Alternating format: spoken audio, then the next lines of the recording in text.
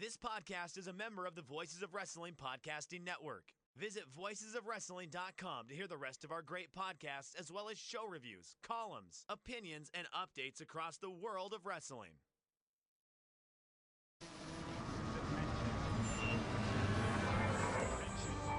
Do I have everybody's attention now?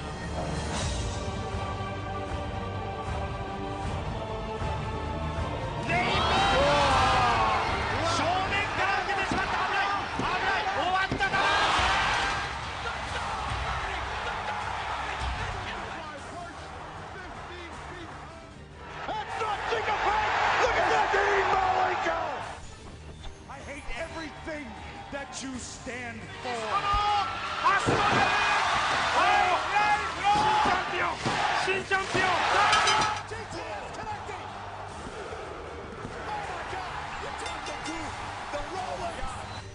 Wearing diamond ring, wearing kiss stealing, wheeling dealing, limousine right, jet flying, son of a gun. Makey, fishy.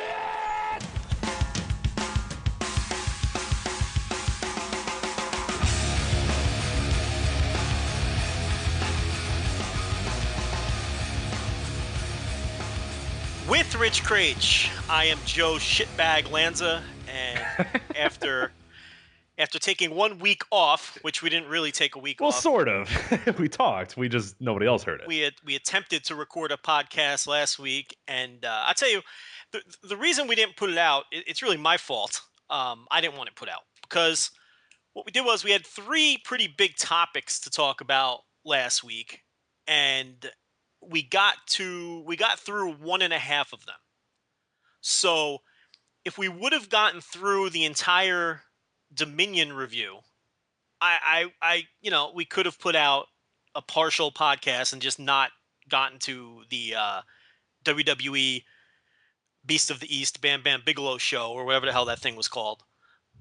Which would have been our 3rd major topic to discuss last week. But we didn't even get through the Dominion portion of the review. No, we got to Goto and Nakamura, and that was it. We didn't even get through that match. Right, so if you want to hear our intro to that, and then that's it, as well as us, complaining about ants, then yeah, it would have been great, but it was no good. We did 40 minutes on Ant Gate.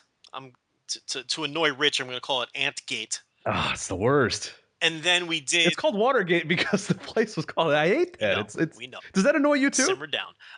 It doesn't bother me as much as it apparently bothers you. It's just lazy. I just hate the laziness of naming. I just hate the laziness of media in general for a lot of stuff. But that is almost the top of the list. It's like insert like word of something that occurs gate to mean like, oh, it's like using the Watergate, and it's not what Watergate wasn't a gate on. It wasn't about water. It was the name of the fucking hotel. Like, oh, okay, just go on. It's one of those things that irrationally, like you get irrationally mad at some stuff. That's the thing that I start like throwing remotes through windows or whatever when I have Colin Cowherd screaming at me about something gate, and I'm just like, oh god. Splitting with ESPN, by the way, Colin. I know they're getting rid of all the dirtbags except for Chris Broussard and Skip Bayless and Stephen A. Smith, but the dirtbags. You're not a fan of Colin Cowherd? No, he's pretty terrible. Colin Cowherd. Don't tell me you're a fan. Let me tell you something about Colin Cowherd. I'm going to tell you something about Colin Cowherd. I don't agree with everything he says, but as far as a radio personality, as far as someone who does radio, as far as someone, he's a person who I have a ton of respect for. He knows how to do a radio show. And he doesn't do a radio show the way I would do a radio show. But he's someone I do study because he gets it. And I think he's very smart. Actually, I would call him brilliant in terms of knowing how to do radio and what works for him. And he approaches things from angles that, he'll bring up a topic, and even if I can vehemently disagree with him at first. And by the time he's done dissecting it, because of the unique angles he takes, he does have the ability to make me come around sometimes on what he's talking about. I have a ton of respect for Colin Cowherd. I think he's great at what he does, and I think anybody who does radio or does podcasts, he should be one of the people that you study. So I think probably disagree strongly on. Well, I don't mind his radio show. On TV, he's an absolute boob. Well, I don't know that I've ever seen. You mean like on those silly ESPN fake argument shows? It is the perfect the thing that has made me never watch ESPN ever again. It's the fake convoluted. You think one way, I think another way. Let's argue about this for an hour. Oh yeah, the worked argument shows that where no matter what it is, right. I mean, like one of the people could say, well, I like that, MLB is raising money for cancer, and because of that, Colin Cowherd then has to conjure up, no, I hate cancer. Why isn't it about heart disease or this bullshit ESPN stuff? That all started with pardon the interruption. Exactly right. So that's the part that I've lost a lot from him. And that's, to be fair, I get it. He's working the gimmick of ESPN. He's a guy that I think once he leaves ESPN, which apparently is going to happen, will probably go back to being a pretty decent guy. But the fact when you're on that ESPN, and I understand that's kind of what they want you to do. And guys, prime example, Skip Bayless, who I never really thought he was anything much, but he has taken that gimmick to the whole different level of no matter what, I'm just going to go counter to whatever the other guy's saying, I'm going to argue it no matter what, because that's what sports discussion is. And it's not. I mean, there are rights and wrongs sometimes. It's not always you having your opinion. I mean, there's a level to your opinion or whatever. So no, but I'm with you on that. I think his radio show's fine, but yeah, as far as like TV, I think he's horrendous on there, as is most ESPN broadcasting whatsoever. Well, that's the model. Completely. They're playing to the lowest common denominator. They're not. Yeah. ESPN does not play to the serious sports fan who wants serious, analytical breakdowns of things. They're playing to the clowns. Right. So, preferably if you like the NFL, because God forbid, anybody go on the air and say anything bad about the NFL. Well, it's fired too. ESPN has about 6 topics that they're willing to discuss. The NFL is number 1. There is no number 2. Number 3 is LeBron James. Number 4 is Tiger Woods. I mean, you know what all the time, and everything else in the sports world is irrelevant. Tim Tebow was up there for a while until he became irrelevant. But I mean, they just pound home the same topics and stories over and over and over, and they run the NFL into the ground. There is no question about it. But it's NFL gets the numbers, Rich. That's so that's why ESPN does what they it's almost like a self-fulfilling prophecy at some point, right? It might be, but we're getting way off tangent here. We are because you brought up Colin. That's our Cowherd. sports show. He's definitely a guy in terms of radio people that I do study. I study a lot of different radio people. I take this silly little podcast quite seriously, and believe it or not, I know people are. Yeah, that's kind of shocking. I'm probably not taking it seriously enough, but I mean, there's a lot of different people I study, and I don't necessarily, agree with their views a lot of the times, but the way that people approach radio and approach broadcasting is always something that's interesting to me and I find fascinating, and you can learn something from people who are successful, even if you don't necessarily like what they do. There's something you can learn from people who are successful. Sure. So, that's probably a topic for another day. That's our sports show. When we launch our sports show, we'll talk about it. Yeah, but my theories on how to do a podcast and the different radio personalities that I study is not something that I don't think anyone wants to listen to Nobody now. cares. Well, they might care. You never know. They might. Might be a better topic if we have enough to do today. Why doesn't someone? I tell you what. Why doesn't someone out there invite me on their show and interview me and break down the brain of Joe Lanza? Talking sheet. They need you. As somebody like that. I was on there a few weeks ago, so yeah. There's a plug. There you go. It's not even too old. Was it about a week old? 2 weeks ago. About 2 weeks ago. Okay, so if you want to hear Rich on, I listened to the entire interview. I thought those guys did a great job, but I do take issue with. I know what it is. This. I'm screaming at my laptop listening to this. They asked you what your favorite mustache in the history of wrestling was, and your response, I mean, all right, if you don't want to go chalk with a Magnum TA, okay, that's fine. I understand. You want to be a little different. Billy Gunn was your choice for Smoking Gun era Billy Gunn. That is a great mustache. It's an awful choice. I mean, there were so many other directions you could have gone. I just didn't understand that one. That one was I explained it very much on the podcast. Like, you heard it, right? My explanation. I heard your explanation. It wasn't purely. It was about like, okay, there's a certain type of mustache that I enjoy. I don't enjoy. There's a lot out there right now. Like, people are like, oh, what about Big Bully Busick or whatever? And it's like, yeah, but that's supposed to be a joke. Like, I don't like ones that are intentionally jokes. Like, I like a mustache where the guy goes out there, the guy has it, and he goes, yeah, this looks good. I look like a badass, or like I am intending to do what I want to do by wearing this. You know what I mean? Whereas like I even thought Rick Rude to a point, and I love Rick Rude, but his was sort of supposed to be a creepy like porn stash. You know? Yes. There was that little undertone there. So I don't want to DQ him. I still think it's a fantastic mustache, but a little bit of it is trying to make it look as ridiculous as possible. To me, there's a little. I mean, I love Rude, and I love TA. Magnum TA is absolutely a great choice. I mean, he is without a doubt one of the best, because that guy thought he was awesome. That guy got in his T-top with this mustache and his mullet and his leather jacket and destroyed. There's nothing the Mid-Atlantic region. What you're trying to say is there's nothing ironic about that man's mustache. I mean, right, exactly. Like Magnum TA owned that thing. Like that was his thing, and he went out to the club and he went to the bar later and was like, "Yep, that's like this is a thing." I mean, mustaches stink. I mean, let's be honest. No, in general, they're mustaches awful. In real life. I mean, they stink, and they always stunk, even when they were supposedly in style. I mean, come on. Yeah, I always argue with my dad about that because like he's got like horrible like through the era. Like he only recently got rid of his mustache, but in the 70s he had like the creepy porn one that went to like your mid lip or whatever. And the 80s he had like the big bushy one. I was like, Dad, that wasn't cool then, like, right? And he was like, Oh no, it was. I was like, it really wasn't though. Like, yeah, you look ridiculous. My old man was a mustache guy too. Like you look ridiculous. Like you knew you did.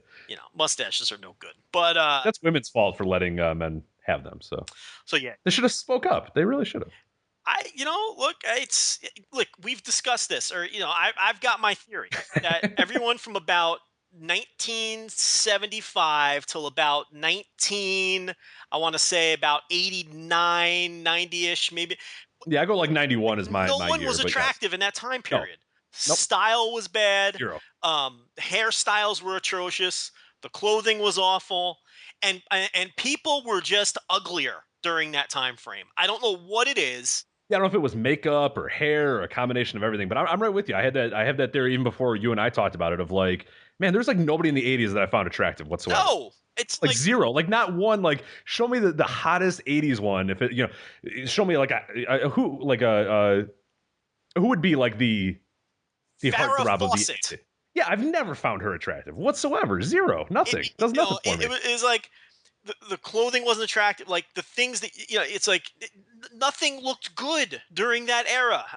Right, like everybody wore like really loose fitting clothing, so you couldn't tell if anybody had a decent body. Like guys just looked like idiots, and like was supposed to be Look at like workout gear from the 80s. Is there? Oh yeah, it's like horrible spandex. Yeah. Oh, trust me, I look at it on a daily because working at a fitness company or whatever. I look in our photo archives and it's just like, oh dear God, like the things that we put people in. You walk in a gym now. And look at what your common 22-year-old girl is wearing in a gym now, and you compare that to what a girl was wearing in a gym in 1984. Okay, yeah, purple headband and purple and pink spandex or whatever. They're awful. Yeah. There's nothing attractive about that. Even like lingerie and underwear from that era, like it's just all right. bad. Everything's terrible. Nothing is attractive, and I'm not letting the men off the hook either because men looked awful too. Yeah, awful mustaches. Put on a wrestling show from the early 80s and look at what these men look like. Who wants to fuck Jerry Briscoe? Can we be completely honest here? Well, I mean, I wouldn't throw him out of bed. But what woman is looking at Jerry Briscoe and going, I got to get me some of that Jerry Briscoe action. Those Briscoe brothers, that's my fantasy. Nobody. No one was attractive during this period of time. Tracy Smothers, I want some of that. Like I was watching a show the other day, and it was one of the clashes, or possibly one of the WWE pay-per-views. I forgot what it was, but he came out. Tracy Smothers, and he's got his curly, long, like kind of. Well, I don't know what you would describe his color hair at that point. Like, it wasn't like a brown. It was kind of light brown or whatever. Either way, he's got that. It's like curly as hell. Like. Yeah, what beige? Yeah, that's fine. And then he comes out later in the show because he went on wrestle. And then he came out later and he's wearing like I don't even know what the hell the shirt was, and they were like orange and black like Zubaz or whatever, and everything was like so baggy and his hair was ridiculous. And I was like, who would ever be like, whoa, look at that guy? Like, imagine lusting over Wahoo McDaniel. I mean, it's just not possible. I mean, Sal Balomo. Like, who was attracted to any of these people? Yeah, who was the 80s WWF heartthrob? Who would that be? Pre-Hogan era. Yeah. Like because then the steroids came into play, and sure, then you had the big bulky dudes, and I get that. Vince changed it all, but I mean that early '80s period where everyone was that was peak ugliness because in like the mid, there's nobody attractive. Like think about it. True. Who is the early one? '80s is peak ugliness in Western culture because like at least in the early to mid '70s when people started getting ugly. You still had some hold. Look, the early 70s weren't bad. The late 60s, early 70s. No, very good. That Mad Men era. I mean, the women in the Mad Men era, those are some decent looks. I can get into that. Joe Lanza could get into some of that. Okay, some of the late 60s, early 70s action.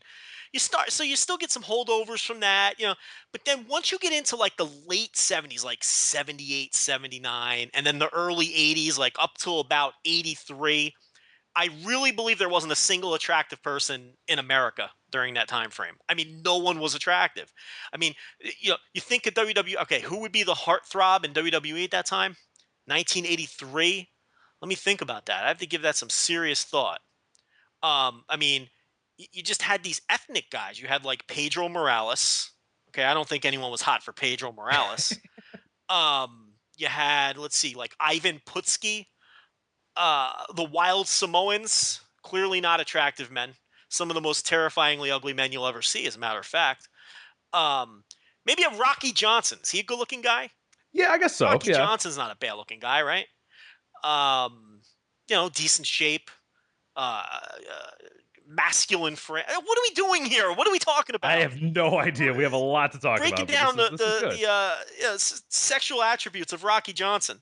But yeah, the point is, ugly era. I mean, and the NWA shows were even worse. I mean, well, those guys, I mean, for sure. But like, yeah, when you look at like the heart, from the female side, like a Madonna, I've never found Madonna attractive whatsoever. But she was like a cultural sex icon. I was like, every time I saw her growing up, I was like, oh yeah, I don't know. Like even in prime, like a Virgin era Madonna, I was like, there's what is this? Like, there's nothing there. It's disgusting. Like, Madonna had a period right before she got like a little too old and a little too creepy, and where she was like, she had that MILF thing going, and I was, I know what you're talking about. Oh, I know you do, because you got that MILF fetish. So there's no question you know what I'm talking about. But for someone like me who, once they turn 30, I'm just, I turn my nose. It says something if I'm into you and you got that MILF look going. I would have done some Madonna there for a brief period of time. I got to tell you, I got to admit. But that's not the period you're talking about. You're talking no, yeah. Young, breaking on the scene Madonna. She wasn't bad, but it's like you said, they're not even close to today. I mean, today, I mean, I can, I live in a college town. I could drive through campus and see, 50 girls, right now who aren't even trying, who blow away anybody in the 80s in terms of looks, and they're not even trying. The only one, so I'm at a clickbait article here of the hottest women of the 80s. I'll give one of these. I've went through all of them. Christy Brinkley. Ugh. I'll give her. Ugh. Not a fan. No, I'll do that. Not That's a fine. fan. I'm never into these 6-foot models. Not my thing. No, that one's all right. That's about it, though. I'm passing on Christy Brinkley. Who's next? Okay. Oh, the rest of them are terrible. Well, let's hear them. Like Kim Basinger, Heather Locklear. Never into Basinger. Gotta agree with that one. No good. Heather. This is strictly 80s. Heather Locklear. Now, okay. I'll get strictly 80s though. Okay, that's fine. Because she got better later. She's one that surprised me later in the 90s. You stole my point, because I was just going to say she's once she got that straight hair, you were like, whoa, exactly. Okay, you actually are hot. Yeah, you nailed it right on the head. Very pretty woman, Heather Locklear. Who else? But when you have like the little wings on the top of your Farrah Fawcett shit. Yeah, Brooke Shields was on the list here. Not a big fan. Well, she's like 6'2", right? She's like an Amazon woman. This is gonna come. Yeah, when Carrie Fisher is in your top 10, that's probably a bad decade. Like Carrie Fisher is not attractive. Never found her attractive. She's fine. I mean, Carrie Fisher's cool. Like, I'm sure I'd like to hang out with her, but like, yeah, come on. If that's like our top 10 hottest women of the 80s, like we're Carrie Fisher's cracking your list. We're in some old major trouble. I've got 10 better looking women that live on my block. I mean, let's be honest. I mean, come on. But this is going to come off very badly considering our reputation. But Rich, I don't like I like a woman I can look down on. And there was a way better way to say that. There is, but listen. Yes, like short. Shorter than me would be an apt one as well, as opposed to look down on. Women must, if I can see eye to eye with her, read into this however you like, because it doesn't really matter at this point what people. People think they think, but I like to be able to look down. I like when I embrace a woman that she's beneath me, not above me. It's weird, man. I can't look up at a woman. It's strange. And here's the thing: most women like taller men, so it's not like what I'm saying is I'm defending myself, and I haven't even been attacked. You're just saying in the absolute worst way possible. Yeah. Well, you gotta. Okay, I think we're done here. I don't know who Tiffany is, but she's. You don't know who Tiffany is? No. Serious? Oh, the singer. I do know. Oh, okay. All right. I was gonna say you. At first, it's just a Tiffany, and then I scrolled down. I was like, I don't know who Tiffany is. I was Okay. gonna say you were never in a mall before 1990. No. You don't know who. Well, no, I wasn't because I was 3. So. Well, I'm sure you were in a mall as a top. Yeah, I don't remember. I don't have vivid memories of my she did mall concerts in the 80s. I don't know if she ever came to the Yorktown Mall in Lombard. I bet you she did. In fact, I'll have to look it up. Tiffany, she would do those mall tours. Who was her big rival? Who was that other? Again, Debbie Gibson. Debbie Gibson was was Tiffany's big rival. Debbie Gibson, who by the way is now Deborah Gibson. Okay, right. She's not a child anymore, Rich. She's another one who blossomed into a very pretty woman later in life. I don't know what Tiffany looks like these days. Yeah, no, she's kind of big. She's a big woman these days. But yeah, Tiffany. But yeah, no, Tiffany. As far as I can tell, did not play at my local mall. But doesn't mean she wasn't there. I just can't find it online. Okay, can we please get to something relevant? Oh, okay. So, what? How did all this start? We were talking about the show. That we somehow I don't know how we got to Colin Cowherd, and that led to Tiffany. That led to all that. This is what happens. It's quick, easy. We were talking about our show last week that went nowhere. Right. And so unfortunately, we've now wasted 20 minutes explaining. But people love this for some reason. I don't know why. Yeah, you people are out of your mind. We did 40 minutes. Thank you. On Ant Gate, which is how Colin Cowherd. That's how it started. Okay. Cowherd calls everything blank gate. So we did 40 minutes on Ant Gate last week, and then we got through some of the Dominion review and got caught up in the Nakamura Goto. We didn't even get to talk about that match. Look, people said, "Look, put it out. We want to hear it." There's got to be some standards here. It was an incomplete show, and it didn't even finish at a full segment. If we would have finished Dominion, I would have been okay with it. But I don't know how you felt about it. Obviously, no, absolutely. I was never even. I almost deleted it immediately after because I was just like, I'm not. Why would I? If we went the whole way through Dominion, like you said, yeah, I would. But no, we missed the important matches of Dominion. The most important match, the one that was probably the biggest part that we were going to talk about. And then we didn't even finish the Goto Nakamura. It was like halfway through. You were in the middle of a thought. I was responding. It was just no. It's I posed a question. It didn't come to a clear end whatsoever. I posed a question about the Nakamura Goto match, and I kicked it to you to answer my question. And I was going to tell you what happened. Like I thought that you were deep in thought, pondering my question, and here's what I did. So there was a few seconds of silence, and I thought to myself, all right, Rich is thinking, and I caught him with his pants down, and he wasn't prepared for this question. So as a good co-host would do, I decided I'm going to fill the time and give him more time to think.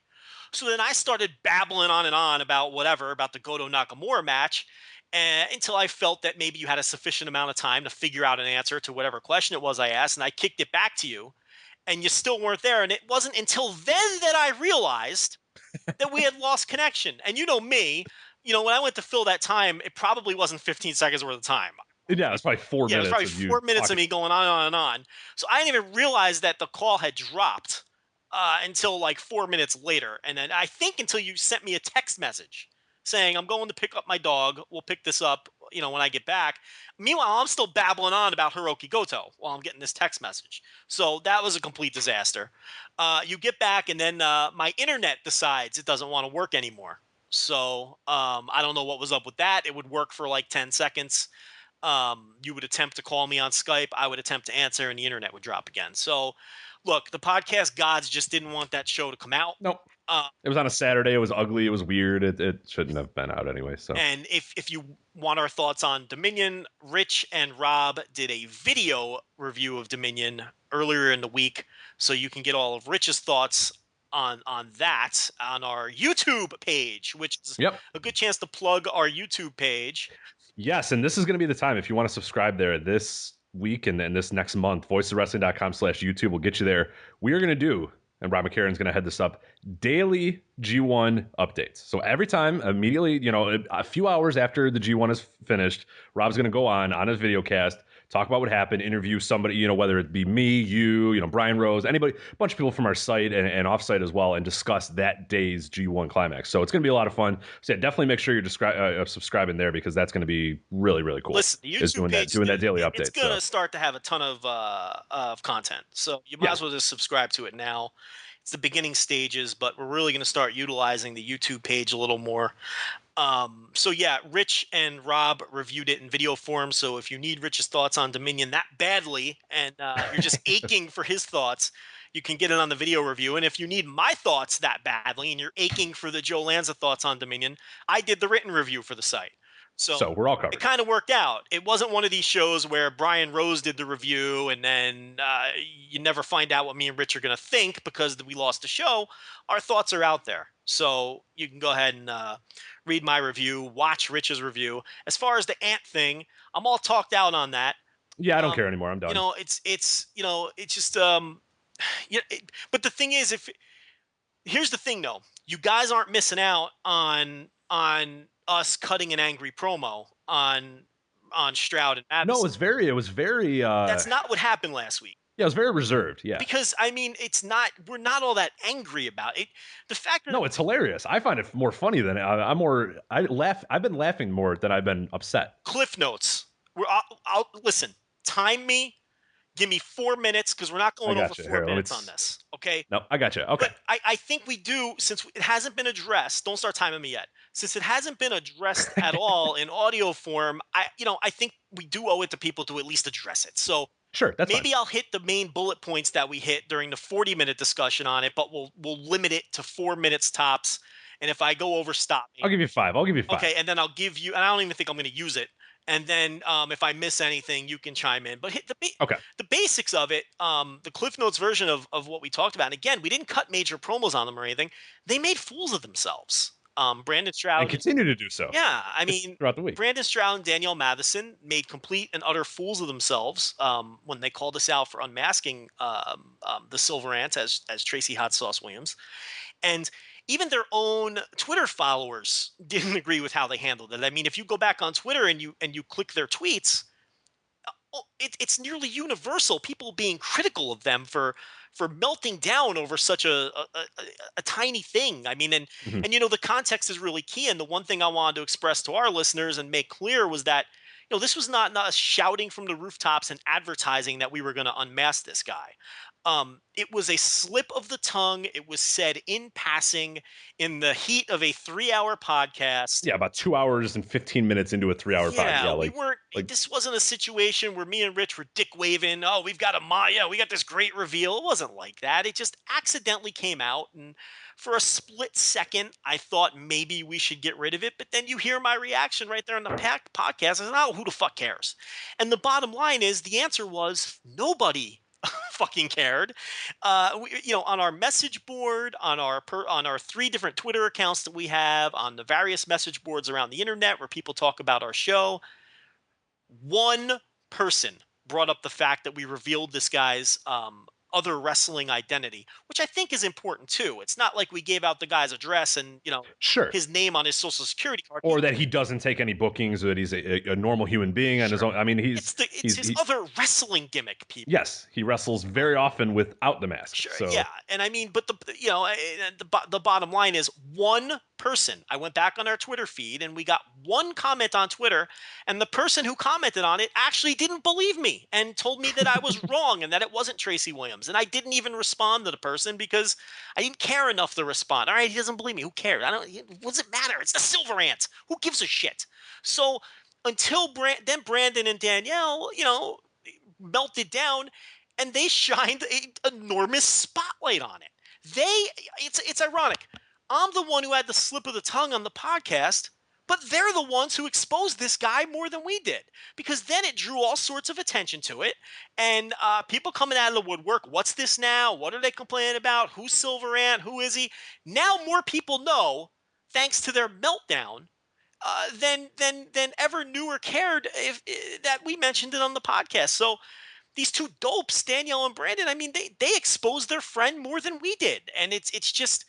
They came off like complete fools. I mean, they came off like petulant children and complete fools. And, they're hypocrites and everything else. But, you know what? I mean, I think people realize that. And there's really not a ton more to add about it. I mean, it's funny because, their website and their Twitter accounts have far more reach than this podcast does. And, they have one of the biggest wrestling websites around. And, Stroud has like twice as many Twitter followers as us, and he basically stood on the rooftops and shouted at everybody that this person's identity was exposed when the entire basis of his rant is that shouldn't have been done, and then he ended up exposing the guy more than we did. And the only other thing I want to touch on very quickly was something Danielle Matheson said, which I thought was completely absurd, and I have no idea where she's coming from with this, but one of her comments was, I may not be the best, and I'm paraphrasing, I may not be the best wrestling journalist, but I do know that you never expose a masked wrestler's identity. Has she picked up an observer in the last 30 years? Wrestling journalists, wrestling writers, wrestling radio shows, wrestling podcasts, since the genre has existed, since those things have existed, have been revealing the identities of masked wrestlers. Including her own colleague, who somebody it was fun. A reader sent in a little screenshot that I hadn't seen. I double sourced and I looked it up too. Brandon Stroud, in doing a preview of Lucha Underground, said, "Prince Puma, you may know him as Ricochet." First line. in intro to the first paragraph of, we're talking about Lucha Underground, and he's going over all the characters and goes, "Prince Puma, you may know him as Ricochet." And then went on the independent scene. His Chikara identities. Yes, and then you might know him also as Helios and Chikara. So it was like, oh, so I mean, come on. I mean, the old stone throwing glass, anything you want to say. Look, Kettle Black, all that. We say that all the time. Brandon Stroud being a complete and utter hypocrite is nothing new. I mean, we all know that. He's Mr. Stand up on his pedestal, but he doesn't practice what he preaches. I mean, that's something, everybody's known for a long time. I mean, he talks the talk, but he doesn't walk the walk. But this idea, do as I say and not as I do. Exactly. He's the classic example of that. But this idea that wrestling, that this is some kind of taboo to reveal men. We're the first ones, Joe. It's pretty. I mean, we can go. We can go nuts here now. I mean, we are those guys. We are the kayfabe breakers. It's insanity to me. If you read, I feel like Dave Meltzer did this in like 1979, so I think we're okay. I mean, if you read any old Observer, and I'm talking old, if you read pick any random Observer from the 80s. And read any pay-per-view report or major show report, and he prints the wrestler's real name next to their names. Read a wrestling book. With Have you their ever read ages. I mean, read a wrestling book, for God's sake. And that includes masked wrestlers. It's like, where would she come up with something like that? That's pure insanity. There's no rule against exposing a masked wrestler. It's crazy. Whether it's Dave Meltzer, Wade Keller, radio hosts from back in the day, John Arezzi, whoever you want to talk about. Bruce Mitchell. Go on. Let's name names. To the beginning of 3,000 names. To the time that CageMatch.net, Wikipedia, anytime, Internet Wrestling Database. From the beginning of time, that when dirt sheets began, first existed, they were exposing the names of masked wrestlers. She's insane. It just all comes down to, look. Here's the bottom line. Chikara doesn't have special rules.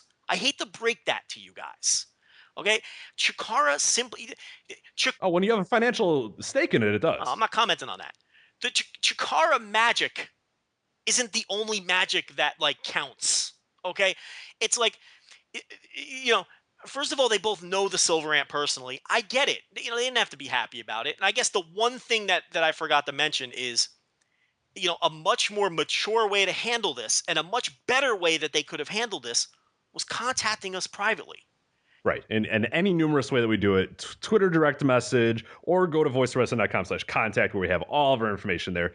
Both email addresses, your email, my email, and then an anonymous form to fill out if you just want to send, and it doesn't have your email on there. It doesn't even, it just sends us an email that says, hey, you contact us. We're not hard to find. We're very, very easy to find. You have an account. You have a personal account. I have a personal account. I have another podcast that I do of basketball. You could, so I have 6 ways you can contact me. We get random emails from our contact page every day. Yeah. So, from listeners, they can find it. From whether it's press releases, people find us.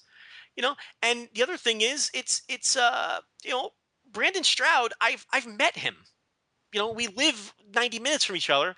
And we have mutual friends, and he knows that. He'll never admit it, but he knows that. We have mutual friends.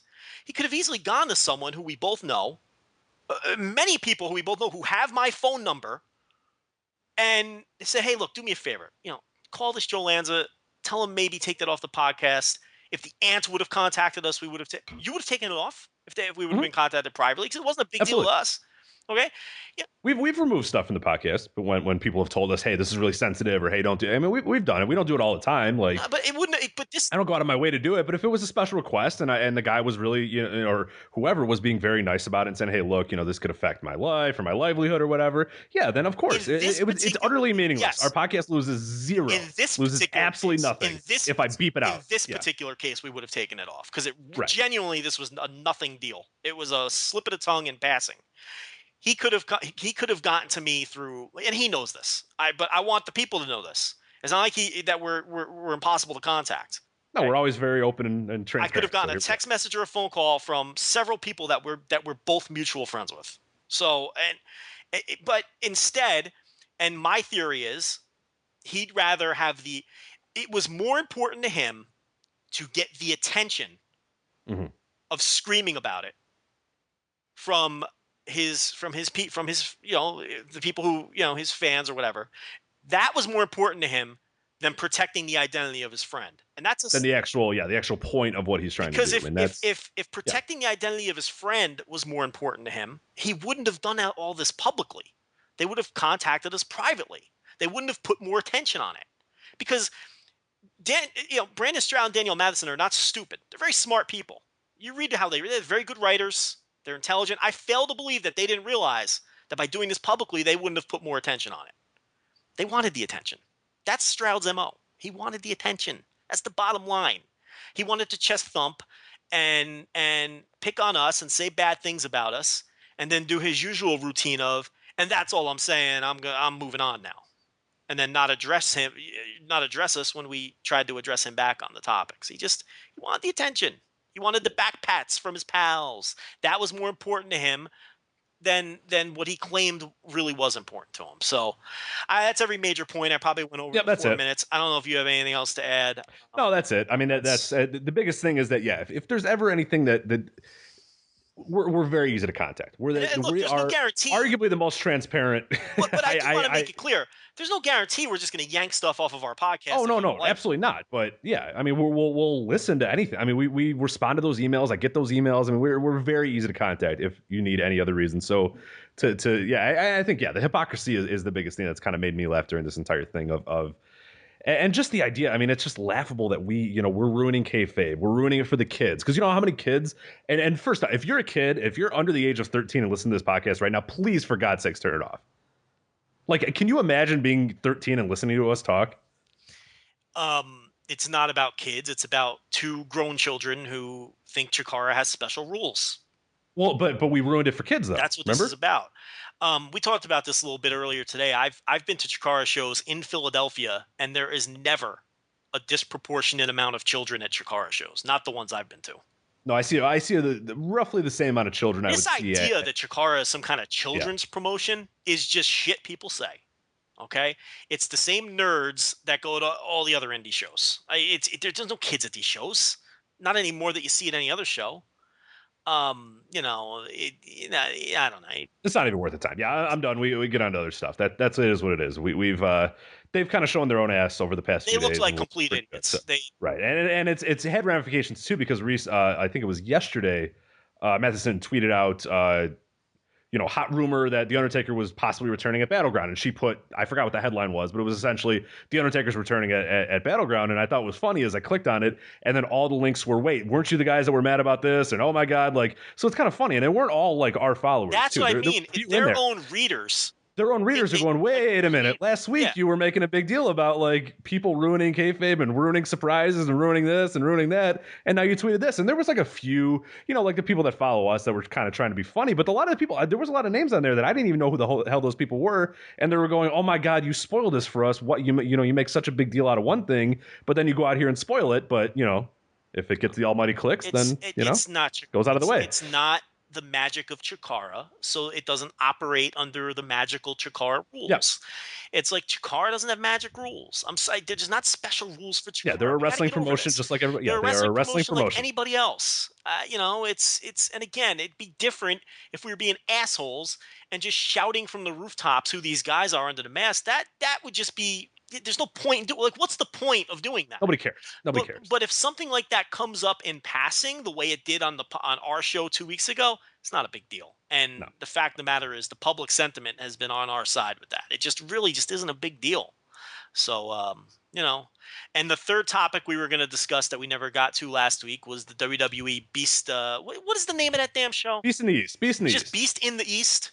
Yep. That's a clumsy name, isn't it?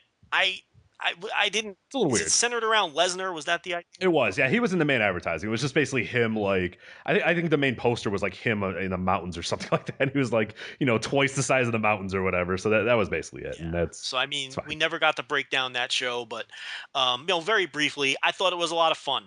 I enjoyed it. I thought it was by great. match here, but it was so refreshing to watch. That's the biggest thing for me, is that it wasn't, purely in ring. It was fine. It was okay. But the thing that got me was the presentation, the commentary, which I know some people have been critical of the commentary. I thought the commentary was spectacular.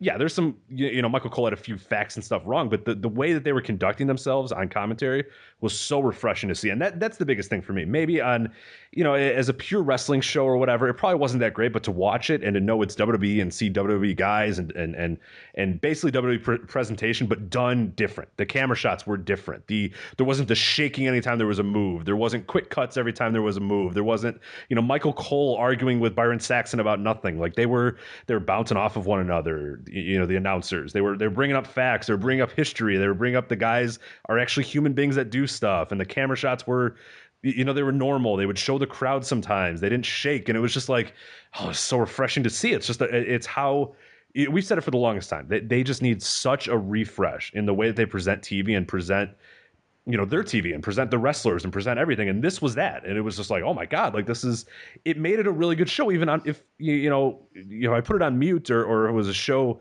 out of context, it probably wasn't that great. And it really wasn't, but it was just so nice and so refreshing to see something different from them. The commentary, you're right. Everything about it was different. The production, the commentary,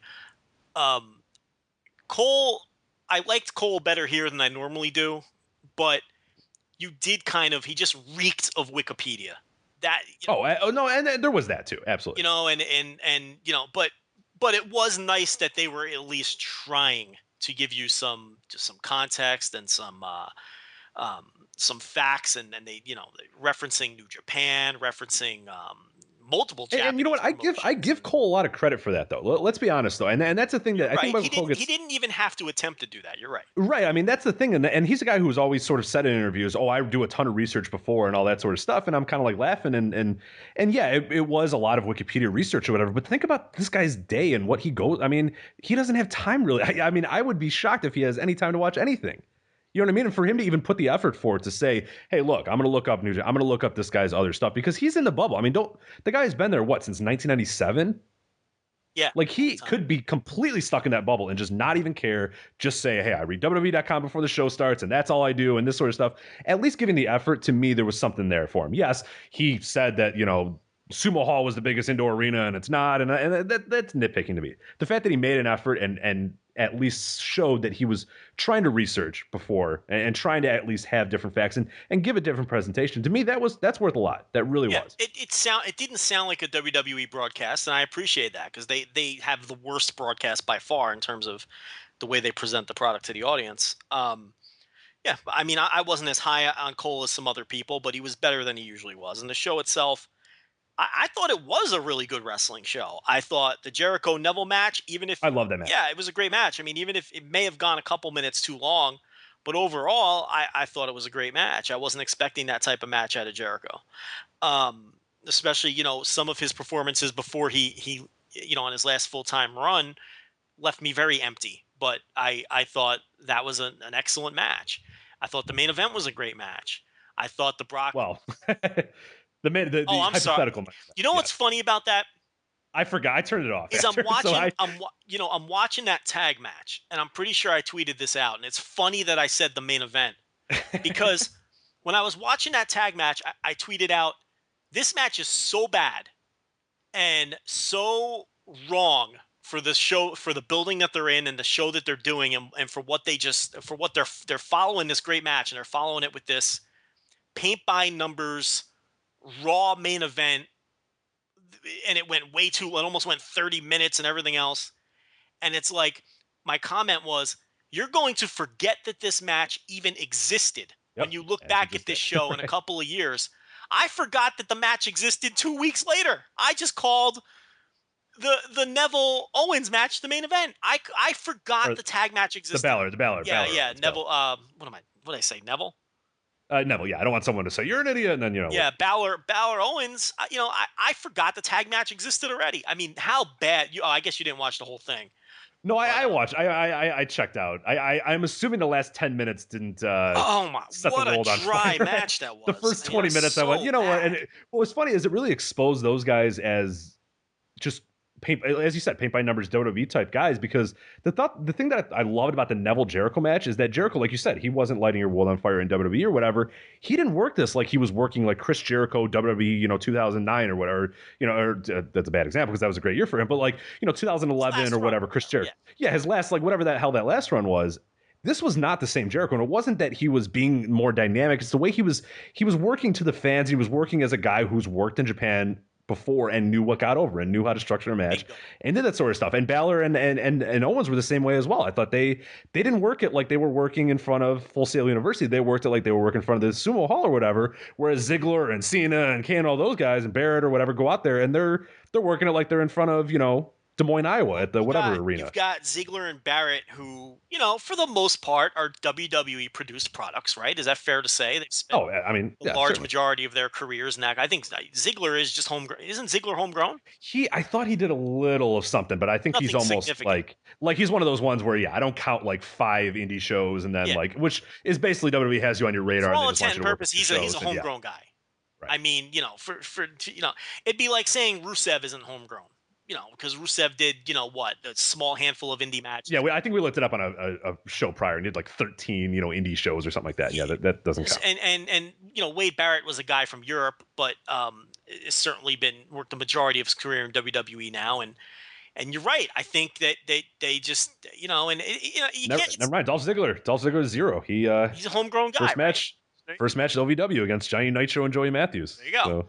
So I mean, it's hard to blame those guys when Cena and Kane are involved in the match. But I know it's only one person. I know it's just crazy David Bixenspan, and some of it is shtick, and some of it is things that he's been told by wrestlers that he knows. But enough with the Kane is a great worker stuff, please.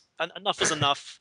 I mean, if this wasn't it's a guy we're going to talk about here in a little bit. This is a guy who, look, if anyone in that match, could have stood up and said, look, we got to do things a little different here. We're in Sumo Hall. Look, they would have, if Kane talked, they would have listened. And so would the agents. I mean, it's Kane, for Christ's sake. Enough of Kane being a great wrestler. I can't listen to it anymore. And I know it's just the one guy, but I can't listen to it. Look, Bix, I can't listen to it anymore. He's not a great wrestler. Okay, you're on you and CM Punk are on an island. I don't want to listen to it anymore. Yeah, they just, the wrong match for the wrong kind in front of that crowd, and it's just the thing with Cena. We're not Cena haters here. People who listen to this show know that, and Cena is having a tremendous in-ring year, but he's still a guy who works to the level of his competition.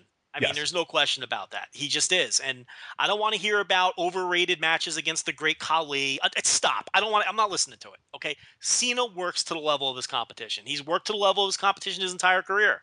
When he's in there at Randy Orton, the matches are long, dry, and boring like Randy Orton. When he's in there with doing an indie style match with Kevin Owens, he goes out there and has a kick-ass match. When he's out there working with Daniel Bryan, who's great, he goes out there and has a great match. When if he's in there with Kane, okay, John Cena's not having 4-star matches with Kane. I'm sorry, he works to the level of his opposition, and there's nothing wrong with that. But I think that's what prevents John Cena. That's what prevents me from putting it over the top as an all-time great. I can't call John Cena an all-time great. I think he's an excellent wrestler. I've enjoyed a lot of his work. The problem is he works to the level of his competition. He has, weights. Yeah, there's hard, even in the most historically that are duds. Right. If you think of John Cena's best matches ever, a lot of them are largely. You don't think of him as the guy that he might be the guy that made that particular match, but like you said, there's never one where you're like, man, that was all John Cena on that one. Like he worked with a broomstick and made something out of it. Like he people bring up the Kali one. I'm with you. I think that match is pretty terrible. Painfully old. Yeah. Like, and then like people bring up the Umaga match. And I'm like, Umaga's really fucking good. Like, no, I'm not letting that one be with everybody during that exactly. time. I'm not letting that one be an example because Umaga's really fucking good or whatever. And that, again, we're not John Cena haters, but there's rarely ever a match where you're done and yeah, he can be the standout guy from the match, but it's never him as like John Cena versus X and X is just whoever, and John Cena carried X to, it's always, as you said, to the level of his competition, which that's fine. There's no problem with that. He's a great dance partner. Exactly. He is. Right. And when he's in there with someone else who's great, he can be great. There's no question about it. But I don't have faith in him to deliver a great match in any situation. The way I have faith in others, but and this match was a complete dud. But yeah, the Owens Balor match was a great match. I mean, Owens just delivers, man. And we talked about Jericho. Now the women's match was a mess, and look, the Brock match, that was exactly what it needed to be. It was fun, yeah, exactly what it needed to be. They worked that perfectly. Lesnar worked it perfectly. Kofi was great. The rest of the New Day was great. That was exactly what it needed to be. So, fun show. I enjoyed it a lot.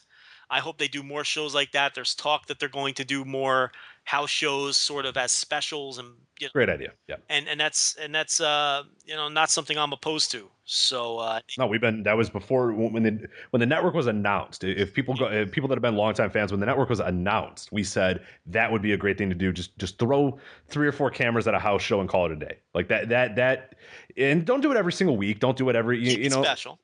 You're right. Once bi-monthly, something like that is fine. I think that is perfect, and you can load it up and make it an okay house show, but I don't think it has to be like pay-per-view quality stuff, because that's why I enjoyed the Lesnar Kofi as much as I did, is because I was kind of worried, and I think on the podcast too, you said, oh, they're gonna. I thought, I mentioned, hey, they're going to go, under 5 minutes or something like that. I think someone said over under 5 minutes. I think you went over, I went under. It might have been 3 minutes, whatever. It's irrelevant. But I like that they didn't do this is a big event, so we got to do a back and forth. No, it was a squash match, which is fine. And it was a fun little, like, Brock Lesnar destroying people, and that was it. And that's the key, that if you're going to do this, don't make them become pay-per-views or whatever. Like, what was it? Elimination Chamber. Yeah. Don't make it become like that. Like, have it be a little bit different. Have production feel different, have the arena look different, have the match structure look different, because you do the other thing so much that we don't need that. Like, nobody is clamoring for another pay-per-view, but I think people are clamoring for just something different, something a little bit, look a little different. You don't even need feel a little different, need the like big set, you don't need any of that. Just it's let it be what it is and do it every now and then. And it's great practice for your, underneath announcers. They can get a little bit extra work. Look, you don't even have to push them all that hard either. No, let the hardcores find it. The hardcores are going to be the ones that are going to watch it anyway. So yeah, you don't have to scream from the rooftops that you're doing this, and it could just be shows from the house show loops. Look, all through the '80s and into the '90s, they did that, and they televised all the house shows from the major markets. I know that's 20 years ago, may as well be 200 years ago, but it's not unheard of. And they used to do it all the time. So yeah, I enjoyed it. Thumbs up from me. Thought it was a lot of fun. It was the most fun that I've had watching WWE in a long time. Yeah, it was fun to kind of, and the timing of it was fun too. I didn't watch it live. I don't know if you did, but I woke up, whatever it was, Sunday or something, and it was great. I, got my bowl of cereal ready, and I was like, "Ooh, this is fun!" Like it was like a really cool event to watch. You nailed it on the head. So everything about it was different, and that helped too. Yeah, and we always want WWE production to be different. It's been the same forever. You go watch a 2004 Raw. It's the same fucking show with the same structure. It's just some of the faces are different. And, we just, something different. And like I said, you don't want to do it every week. It'd be overkill, but every now and then something like this is a lot of fun. So anyway, that's our 54. That was last week's show. Yes. Of last week, which is a full show for most podcasts. That's how we do a Cliff Notes version of the week before on this show. We go, well, I guess not the full 54. We had some off-air banter, I suppose. So this will probably be close, in the 45-minute range, but So what are we doing on this week's show? Well, this week we have plenty to talk about here. We're going to talk, of course, about the G1 Climax, preview it as much as we can. We haven't really had a proper chance to really break it down, go match by match, go, what are we looking for, all that sort of stuff. So we're going to do that. I also want to talk about the Ring of Honor ratings. There's some troubling trends going on with their Destination America ratings. WWE Battleground, that's this Sunday. I don't know if you forgot, but I almost did. That is this Sunday, so we'll do a quick, 1 to 10 game on that guy. And then you want to talk about the NXT ladies on Raw, their much anticipated debut and how it went and how it looked and all that sort of stuff, and probably some other topics along the way because that's kind of what we do. But I think we got to start with G1. We haven't really given it a proper, that's our site. I mean, this is people are coming to us for G1 coverage and coming to us for reviews. Obviously, the Pick'em game, if you participated last year, we're doing it again. I can go to voiceofwrestling.com/G1 Climax 25- sign up if you want to sign up for the G1 Climax this time. Of course, if you want to follow us on Twitter, we're mentioning it and sending out the link a bunch of stuff times 2 and all that sort of stuff. But it's been a lot of fun. We've gotten tons. We're at close to 400 people have entered. I think we had like 200 last year, so that's pretty remarkable to see. It's pretty overwhelming. I mean, there's a lot of stuff coming in. We get people tweeting at us, constantly throughout the day of, here's who I picked for the finals, and but it's fun. I enjoy it, and that's why we wanted to do it. Is we wanted to make it. Yeah, it's fun to kind of sit back and watch the G1, but it's fun to kind of participate and guess, and this is a great opportunity to do it too. It's obviously a huge tournament. It's a big part for our site. It's when our site gets the most traffic it does all year. That's including Wrestle Kingdom, including WrestleMania, all that sort of stuff. I mean, people go to us for that, so it's really fun, and I'm way into it, and it's. We're only a few days out, so what's sort of your read on the G1 right now before we kind of break down the cards here? I think you're not going to get 3 to 4 show of the year contenders out of it this year, just based on the way they've structured it. With for people who don't know, each show alternates each block. So if night 1 is the A block, let's say, you're going to get your 5 A block matches. And then night 2, you get your 5 B block matches, and then they alternate all the way through until the final night, which is different from years past where just, both blocks would be going on at the same time and you'd get 8 or 9 G1 matches per night. Not so this year. This year it's 1 block for each show, and then the undercards, the opposite block, which isn't taking part in G1 matches that particular night, are going to be in, random multi-man tag team matches with non-G1 participants and with the juniors. So, and then there's multiple days off in between as well. Yeah. So what they've done here is they've built it to where these guys don't have to have these hard singles matches in back-to-back nights under any scenario. Right, while they're traveling too, which is another thing that's important to note as well, is that it's not just simply having 2 hardcore, not literally hardcore, but like having 2, grueling matches back to back, but then also traveling across the country, Right. in a day to do it. Like that's the thing that's I think significant as well, and people don't mention enough, is that these guys are traveling all across the damn country too while they're killing themselves. And I So now believe they're starting the tour in Sendai, which is the farthest north. It's Hokkaido is the first. Now that's way up north, I think. Wherever they're starting it's up on that top little island. Well, not little, that big island on top. Yeah, they don't get to Hiroshima or Hiroshima until Sunday, July 26th. So yeah, they do a tour of kind of the north and then work their way back down. So yeah, so they're never. Last year, what they did was to adjust. The year before, nearly killed everybody. So last year, what they did is they worked in a day off for everyone, which, talking to guys who participated, was very much welcomed. Yes. The problem was, I forget who it was, and in fact, I think it was Lance Archer who ended up having the first night off, which means he didn't get a night off. So there were flaws in that as well. And again, and they worked in some day, total. They didn't go 12 straight days last year. There were days off, but this is even an improvement on last year, where there were still scenarios last year where guys worked 2 or 3 nights in a row in hard singles matches, which was still a problem. Yeah, depending on the opponent too. I mean, certain guys are Sure. going to be in featured matches or whatever, and you don't really have a choice. You can't say, I wrestled X yesterday, so I'm going to take it off today. Well, no, you're wrestling Tanahashi today, so no, you're going. So and that was just the thing. Is scheduling. Sometimes some guys would just have a grueling 4 or 5 day run, and yeah. If you're a big star, if you're Okada or Nakamura or Tanahashi, you're never wrestling. You were never wrestling before the intermission. It didn't matter who your opponent was. You were on the back end of that show, and you had to work hard.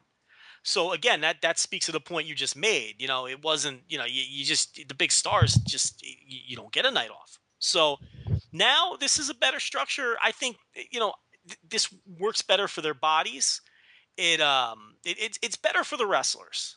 At the sacrifice here is you're not going to get those show of the year contenders where there's like 7 matches that are 4 stars or better. You're not going to see that because you're only getting 5 G1 matches. They're not all going to land. And the undercards, look, they're going to be multi-man tag matches that you've seen a billion times. And on top of that, these guys are going to take those nights off when they're in those tags matches. They're not going to be good. Those matches are going to be bad, yeah. And you can't blame them for not working hard. No, that's how this is designed. So, the thing you are going to get, though, is the non-G1 guys. Some of those guys are going to bust their ass in those matches because they're going to want to make an impression. Sure. Your Tamatongas of the world, your Yoshihashis, some of your juniors, not all of them, your young lions. Look, those guys are going to bust their ass. But when Satoshi Kojima is working an 8-man tag after he just got the shit kicked out of him by Katsuyori Shibata the night before, if you think he's working hard in that 8-man tag, you're out of your mind. Okay, it's just not going to happen. So you're not going to get those great shows up and down the card. That's going to be one difference. In terms of raw, total, great matches, I do think you actually have a really good chance of the tournament producing the same volume of great matches because the bodies will be better rested. And they're, even banged up, these guys were motivated to blow people away. So I agree. If they're less banged up, and, that'll help from that perspective. But you're only going to, most of these shows are only going to have 2 or 3 great matches. Which I actually, you're not going to get a show that has 7 great matches. It's just not going to happen. Yeah, absolutely. And I think it's actually pretty cool. From my standpoint as a viewer, I'm okay with that. I'm perfectly fine. Yeah, sure. I'm not going to be able to sit down at the end of it and go, wow, night 4, night 6, and night 7 were the best shows of the year. Like, we're not going to have that. And that kind of sucks to an extent. But I think also just the consuming of it, and now it's, with New Japan World, it's so much more open and so much more affordable. So I think there's going to be a lot of new people that are trying to get on there and consume it and watch it or whatever. You're going to have it a lot easier. That if you don't really want to, if you don't care how the juniors hustled in their, opener or whatever, you don't have to. You can go and jump on there and watch the 5 G1 matches from that night. And you can watch, and you can be done with those in an hour and a half, 2 hours, and you're done. Whereas before, I mean, it was arduous to get through this G1 where you had to sit through these 4 or 5 hour shows, or not 5, but 4, 3.5 hour, 4 hour shows, because you knew, hey, every single match in here is important, every single match matters, every single match is going to be at least to a certain level or a certain.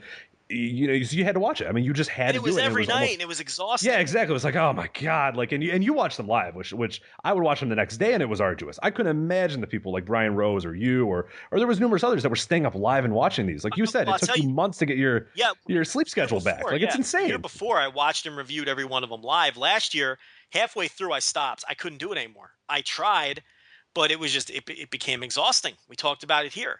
And, we had added staff last year, so I didn't have to review them all. Brian Rose reviewed half of them, which was great. And he's in California, so it was a lot easier for him. So I did the ones that started early. He did the ones that started late.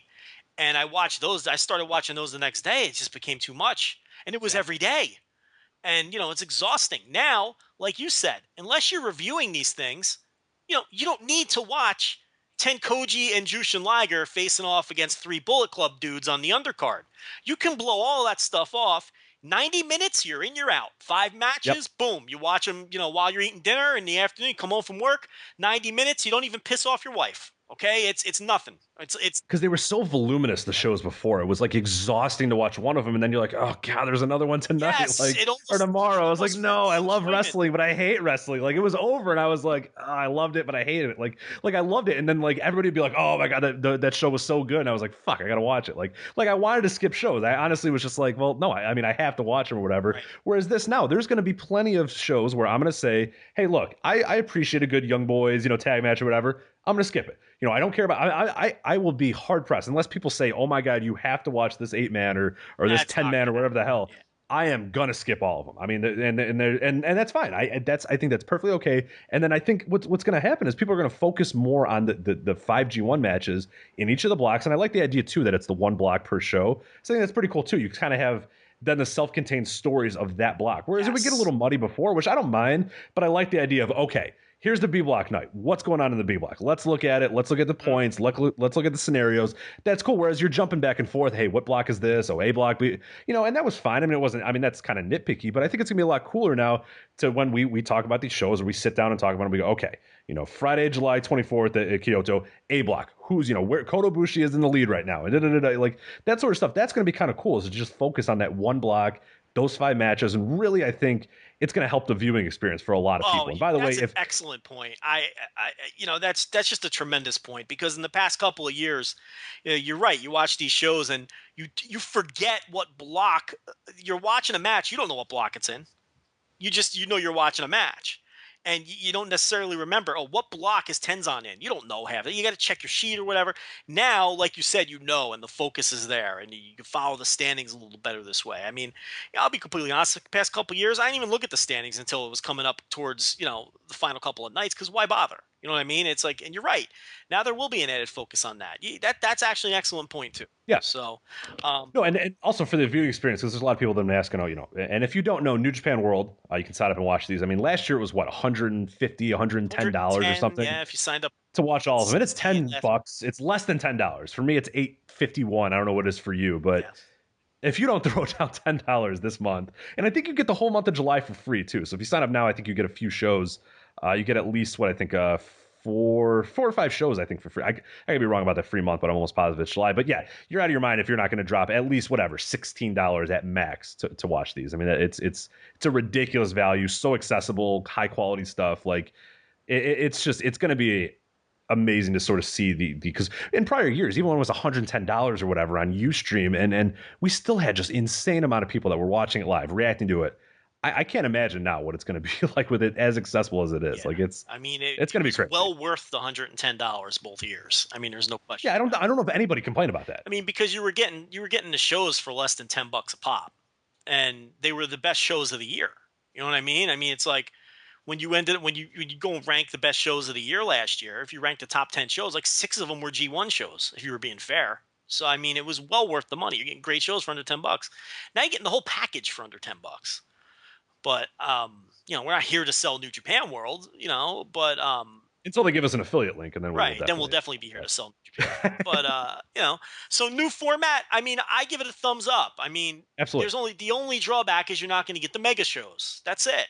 There's no other drawback to this new format. No, your match of the years will still be there. And like you said, I thought you brought up a good point as well, is that there is an added chance that these guys now with a few days rest are going to say, look, yeah, I can go out there and put a lot more effort into this match. You might get a lot more sleeper, match of the year type guys where there's matches that you're looking at right now and you say, yeah, that's going to be great. But you might get things where, and Naito has a few days to rest up or whatever and has a great match against, whoever. Like I think, him and Shibata could be, a spectacular one. I know people are looking at that one, but I think having those extra days of rest, even for a guy like a Tanahashi, or even the older guys, like we mentioned, Tenzan is a guy who always steps up, come G1 time. Nagata is a guy who I always enjoy G1 time. He always seems to get a little added, fire into him or whatever. I think that extra added day is really going to, like you said, I thought it was a great point that these guys are going to have more time to rest. And there's a good chance that, you're not going to get those show of the years, but there's a good chance you're going to get more better matches. Which is insane to think about when last year there were like 40 plus matches, 4 stars or better. Unless we're going on the idea that these guys are just so out of their mind with adrenaline and whatever the hell they're on and just like going out there and just having to top the next guy or whatever. But I don't think it's going to go away just because there's a few days break. I think it's going to be increased. And we know they try to top each other. Yes, we've heard that from guys that work there. They're paying attention. They know what's going on. That when you're in the back and you see a guy has a good match, you go, all right, well, yeah. Here we go. And we all know how loaded the roster is, so it shouldn't be a problem. And you brought up Yuji Nagata. That's a guy who I was going to bring up as someone who, watch out for that guy in this tournament. Yes. Because, first of all, he tends to step up and have good G1s. He always produces good matches against other good wrestlers. But the thing about Yuji Nagata is they're doing nothing with him. And he's actually been pretty vocal about that. Yes, yeah, in promos he's not happy that the company has done nothing with him other than that one token intercontinental title shot in that small building in Sendai that holds 2,000 people or whatever it is, and ended up not being much of a match. And No, he's a guy who I think he knows that this is an opportunity to show that he can still go. He's a guy that I think you're going to want to keep an eye on. That really nobody's talking about. And I'm not even the biggest Yuji Nagata fan, but and never have been. But he's a guy who I can see having a little bit of extra motivation to try to stick it, to the bookers here, the people running the promotion, and show them, look, I deserve a little more attention. I'm Yuji motherfucking Nagata. Okay, I'm not some, I'm a New Japan legend. I should be treated better than this. And I can see him going out there and having a big tournament. What do you think about that? Absolutely. Yeah, he's a guy, I just mentioned him because of that, because he's a guy who when, he'll rest his body up and he'll be ready to go. And yeah, I think he's been a guy who's always impressed me in the G1s. I thought he's always stepped up a little bit. And yeah, I thought you brought up the great point is that, yeah, he's sort of been vocal about, hey, I'm not doing a whole lot right now. And then, his year's been largely just kind of forgotten. And it's almost been about 2 years now. I could see him really going out there and going, hey, look, like you said, yeah, hey, I'm Eugene fucking Nagata. Like, pay attention to me. Like, and he's in a good block to do it too. I think he has a good chance of standing out and really having some great matches. And yeah, I'm really looking forward to him. Tenzan's a guy who I mentioned before is that, whatever you think of Tenzan, the current Tenzan or whatever, get rid of it, because G1 time, that guy will go out there and no matter what and get his knees in shape, and God only knows what he's on, what sort of painkillers he's on to do what he does, but he steps up. He always makes his G1. So when you see Tenzan in there, don't groan and go, oh God, it's that guy. I mean, like, it's not your normal Tenzan in the G1. And Hanma's another guy as well. Oh, sorry. Before we move on to Hanma, Tenzan's a guy who his entire career really over-delivers, at least for me. He's a guy who, even when he was younger, I mean, who honestly looks forward to watching a Tenzan match? Not really anybody. Even in his younger days, but the guy, and even now as an older wrestler who's clearly well past his peak, he always over-delivers. That doesn't mean he's out there having match of the year contenders, but you always come away from these Tenzan matches thinking, that was better than I thought it was going to be. I mean, and it's been that way his entire career. I think it's funny because I'm watching, you're doing this little project where you're watching all of the old G1 finals. TJ Hawk is another guy who's doing that for his site, Old New Japan. He went through and watched all the old G1 finals because New Japan World added all the G1 finals matches. A lot of them previously weren't on there. They added them all, right? They finally added every one of them. Yeah, they did. I've been going back and watching a lot of them. And TJ Hawk, who runs the Old New Japan blog, is Old New Japan at blogspot.com, I believe, or WordPress.com rather. He's been sort of reviewing them. I've been sort of watching them, and they've been fun to watch. And Tenzan's been a guy who, like you said, I initially, it would come up because they have a big playlist and you can watch it one by one. So it makes it awesome for binge watching. And Tenzan was a guy that every time he'd come up, I'd kind of go, ugh, Tenzan. And then like at the end, I'd be like, oh shit, never mind. Like he's really, really good. Like he's a guy who just, for New Japan fans like myself, or not new, but relatively new, or people that have in the past 5 to 10 years, 5 years have watched him, might just kind of groan at the thought of Tenzan. Tenzan, you're not going to get anything. If you jumped in during the Ustream era, that's fair to say. I think that's a good, that's what Alan uses as his 2012 or something, like early 2012 is like the modern New Japan era or whatever. Yeah, you jump into that, you're going to kind of groan at Tenzan because he's just that guy in Tenkoji who, occasionally has okay matches, but largely is just kind of a one half of Tenkoji or whatever. But yeah, you watch him and he's spectacular. And you go back and look at the old G1s. No, he's not having, blow away match of the year contenders, but there's a few there. I mean, he'll throw a few 4-star matches in there, and he's absolutely capable of, if he gets that extra rest and if he can stay healthy throughout the entire thing, of having 1 or 2 4-star matches. And that's not ridiculous. It seems ridiculous to say, but it's really not. I mean, go look at prior years. Like, look at the past 2 years. He has done it. Of tremendous performances. Yeah. He just always over delivers, and he has his entire career. But those G1 finals are great. You kind of see. I'm having a lot of fun watching you two guys react to it. Because what are you, 28? Yeah, I'm 28. Yeah. You're 28. You jumped in around 2011 or so at New Japan. He's younger than you, TJ Hawk, correct? I believe so. Yeah, I don't know exactly how old he is. Out of college a couple. He's like 25 or something like that. So he's another guy. These matches are all new to you guys because you're going all the way back to the 90s. Yes. He's watched every one of them. I think you did a piece for our site. I've almost seen. Yeah, I've seen the first 5. I've now seen the first 10 or so. I'm hopefully going to write about the others that as soon as possible. But I've been kind of busy with the G1 stuff. But yeah, I've watched the first maybe 10 or 15 now. Yeah. So anyway, I've been watching you guys talk about these matches that are long forgotten matches for me. Some of these matches I haven't seen since 2 months after they happened. You know what I mean? And you just never watch them again because, as you've seen, some of them aren't worthy of being watched again. And some of them I haven't. There's probably a few in there I haven't seen at all. So I have to go.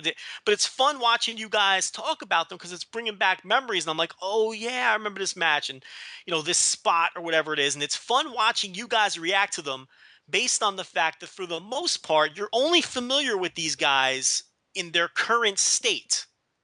And Tenzon's really, I've really enjoyed watching you guys react to young Tenzon. Like you just said, you're expecting him to go out there and be Tenzon, and then he goes out there and he has these killer final matches.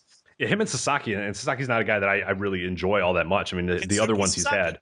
Yes, yeah, I could take it or leave it. I mean, most of the time, I've seen a few of these G1 finals that he's been in, and I've seen a few of his matches, and some are okay, and some are just really, really, really, really bad. But his one with Tenzon in 1997, I went in going, oh, Sasaki and Tenzon, ugh, God. And then, it's over, and I was like, holy shit. I almost thought I was, out of my mind, and then I look, and he says it's awesome, too, and I'm like, all right, cool. I thought I was just being, weird and thinking that, I mean, it was really, really, really good, and Tenzon was incredible in it. I also think, he was the guy. I also think it's funny that no matter how old he is, everyone thinks Nakanishi stinks. Oh my God, he's so bad. There's a run, 1999 through I think they pushed him hard during that. Yeah, he was so bad.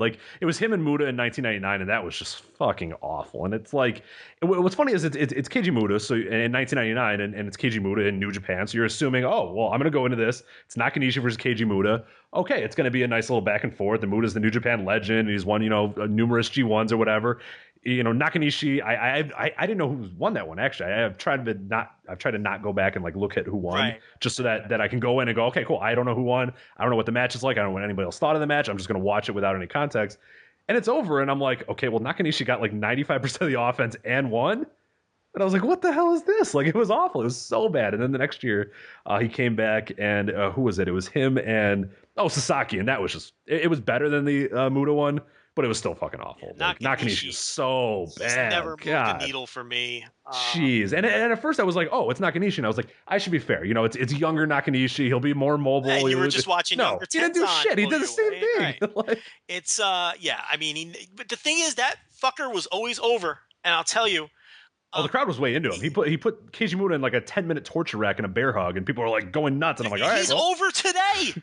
Yeah, I was like, all right, I don't know why. He tags into these matches now, and it looks like he's moving. It's like you think your feed's buffering. He's moving so slow, and the crowd still pops for that dude. I don't get it. It's whatever. But one thing about Tenzon, though, it seems like over the years, no matter when they wrestle each other, and it's odd because they're tag team partners, he just has awful chemistry with Kojima. Yeah, they're terrible. They don't have good matches together. Just historically, I mean, they've been tag team partners over the years. Then they'll split. Then they'll have a little feud. They'll have singles matches, and there's several actually on New Japan World that people can check out. They just never have good singles matches together. And Kojima's a guy who that I'm obviously a huge fan of. I think he's had great matches, with tons of other guys. He always puts up duds against Tenzon, and they just don't deliver against each other. But as far as forget these old jabronis, Rich. Let's talk about the big boys here. Okay. Right. Well, I was going to talk really quick about Hanma, go ahead, for people that are first time. He might be considered a big boy anyway. You could, yeah. And I wanted to say for people that are not quite, maybe it's your first time watching G1, maybe it's your first time watching New Japan, and you're listening to this, or trying to jump on in, and you've seen stuff here and there, you've seen GIFs, or whatever. Hanma in the G1 is an experience. You have to really kind of. I don't know if you're a first timer, if you can really expect what's going to happen, but here's a guy, obviously for people that do know, he's a guy who never wins. He's a perennial jobber, but the fans love him. They hang on every near viral. Every time he's hinting towards the headbutt, the Kokeshi, everybody wants him to hit it. Everybody wants him to win. In the G1, that's amplified by about 10,000. And what they're going to do is, a lot of times, he's going to feel like he's inches away from getting that win. Like you were going to get that one Hanma win and it's never going to happen. But you know what? You're still going to, on every single time, say, no, this is the one that he's going to win. Even if he's against, Okada or whatever, you're going, no. Hanma's going to win this one because, he's gotten there. He's hit the Gokeshi. He's going for the 2. Oh, no. Okada kicks out at 2 or whatever. You're going to see it. And it's going to be interesting to see because we've seen, I've been watching the picks come in. People are thinking Hanma's going to go on a little run here. What do you think about this? I think he's going to strike out again. Maybe win the last one. He might win against Yujiro on the last night. That's about the only one that I would think. But I largely think he's going to go over again, and that's fine. If he goes on a run, I think it's a huge mistake unless it's a real run. Yeah, and we'll talk about it a little bit when we preview. We're going to break down the cards. And his run, or quote-unquote run, Rob and I talked about it a little bit on the Dominion video because we quickly talked about G1. It's kind of ridiculous to think that he's going to go on a run. You'll see, but I'll run down the cards, and you'll see that it's like, I don't really know how he could go on a run unless you're really going to put it out there that Hanma's a dude, because you'll see when the schedule goes down. To me, unless he's going into the final night, like where he wins and moves on, like that kind of run, it's a mistake. He's not somebody who needs to win between 4 and 6 matches. That's a mistake. Because then you're killing what's great about him. And this is why I always argue that he should keep losing. Because once he starts winning singles matches, you're fucking around with that Hanma magic. Right. The whole point is that he doesn't win, and that's why it's great. Because you're waiting for that win. And if he goes out there and goes 4 and 5, well, and he's just alternating. He's Doc Ellis. He's Doc Ellis. Right. Now you're blowing what's special about him, and not just in this tournament, but moving forward. Because, all right, we just saw him go 5 and 4 in the G1. He just got 5 wins. No. You either go all the way with it, and you have him undefeated into the final night, or needing a win to move on, and then, of course, he has to lose at that point. Because it's Hanma. He's got to lose the big one. Okay? Or he goes 0-9 again. Those are the only 2 ways, in my opinion, that you can play it. I don't want to see Hanma win 3 matches. I think that's a huge mistake. And I think you're really running the risk of blowing what's special about him. It doesn't bother me that he never wins. I think that's what's cool about him, is the fact that he never wins. I don't know why everyone's in such a rush to push Hanma. Look, I'm not even sure a Hanma push would work long term. A short-term Hanma push where he finally gets over the hump, I think that's awesome. And I think that should happen at some point. But then where do you go from there? I don't know if he has the same appeal. You can't just make him. I don't know. I'm not sure you could just make him a top guy. So I don't know. If he's going to go on a run, it has to be a real run, a legitimate run, and I can't see that happening. We'll talk about it here in a little bit. It's pretty ridiculous to think he's going to have to really like when you see the structure of his matches and the schedule, like it's. And he's in the block. He's in the B block, which is a murderer's row of some guys there. You'll see. We'll break it down here in a little bit. But yeah, it's kind of ridiculous to think. So who do you think is winning this thing? Oh man, I don't know. There's been a lot of people. It's what's funny is there's been a lot of different picks across the board of people picking different people. To pick them?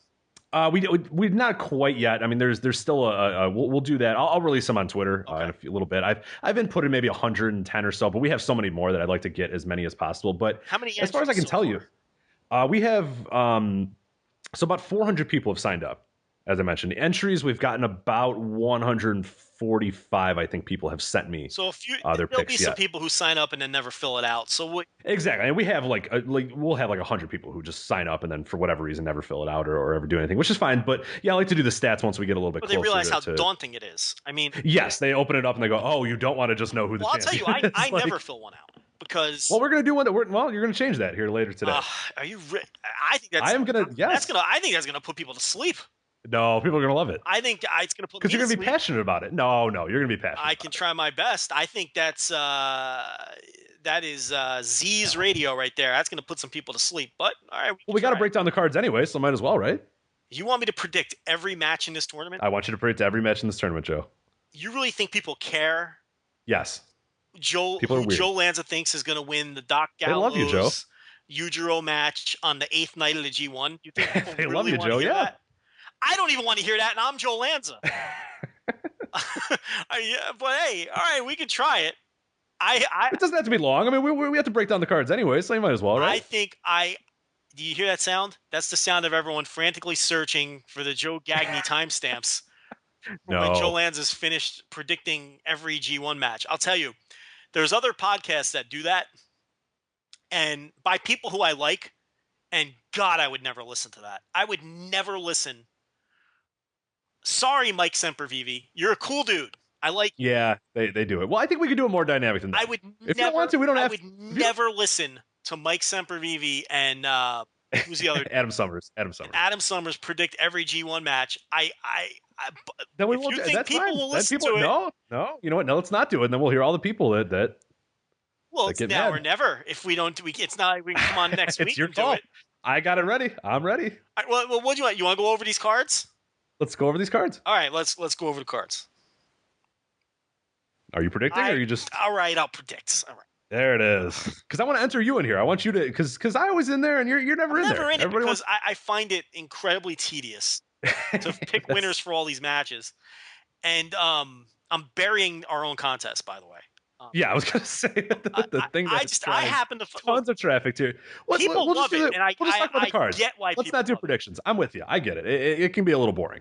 That's fine. I don't care. For me personally, the reason I never enter these things is I always the first couple I started to fill them out.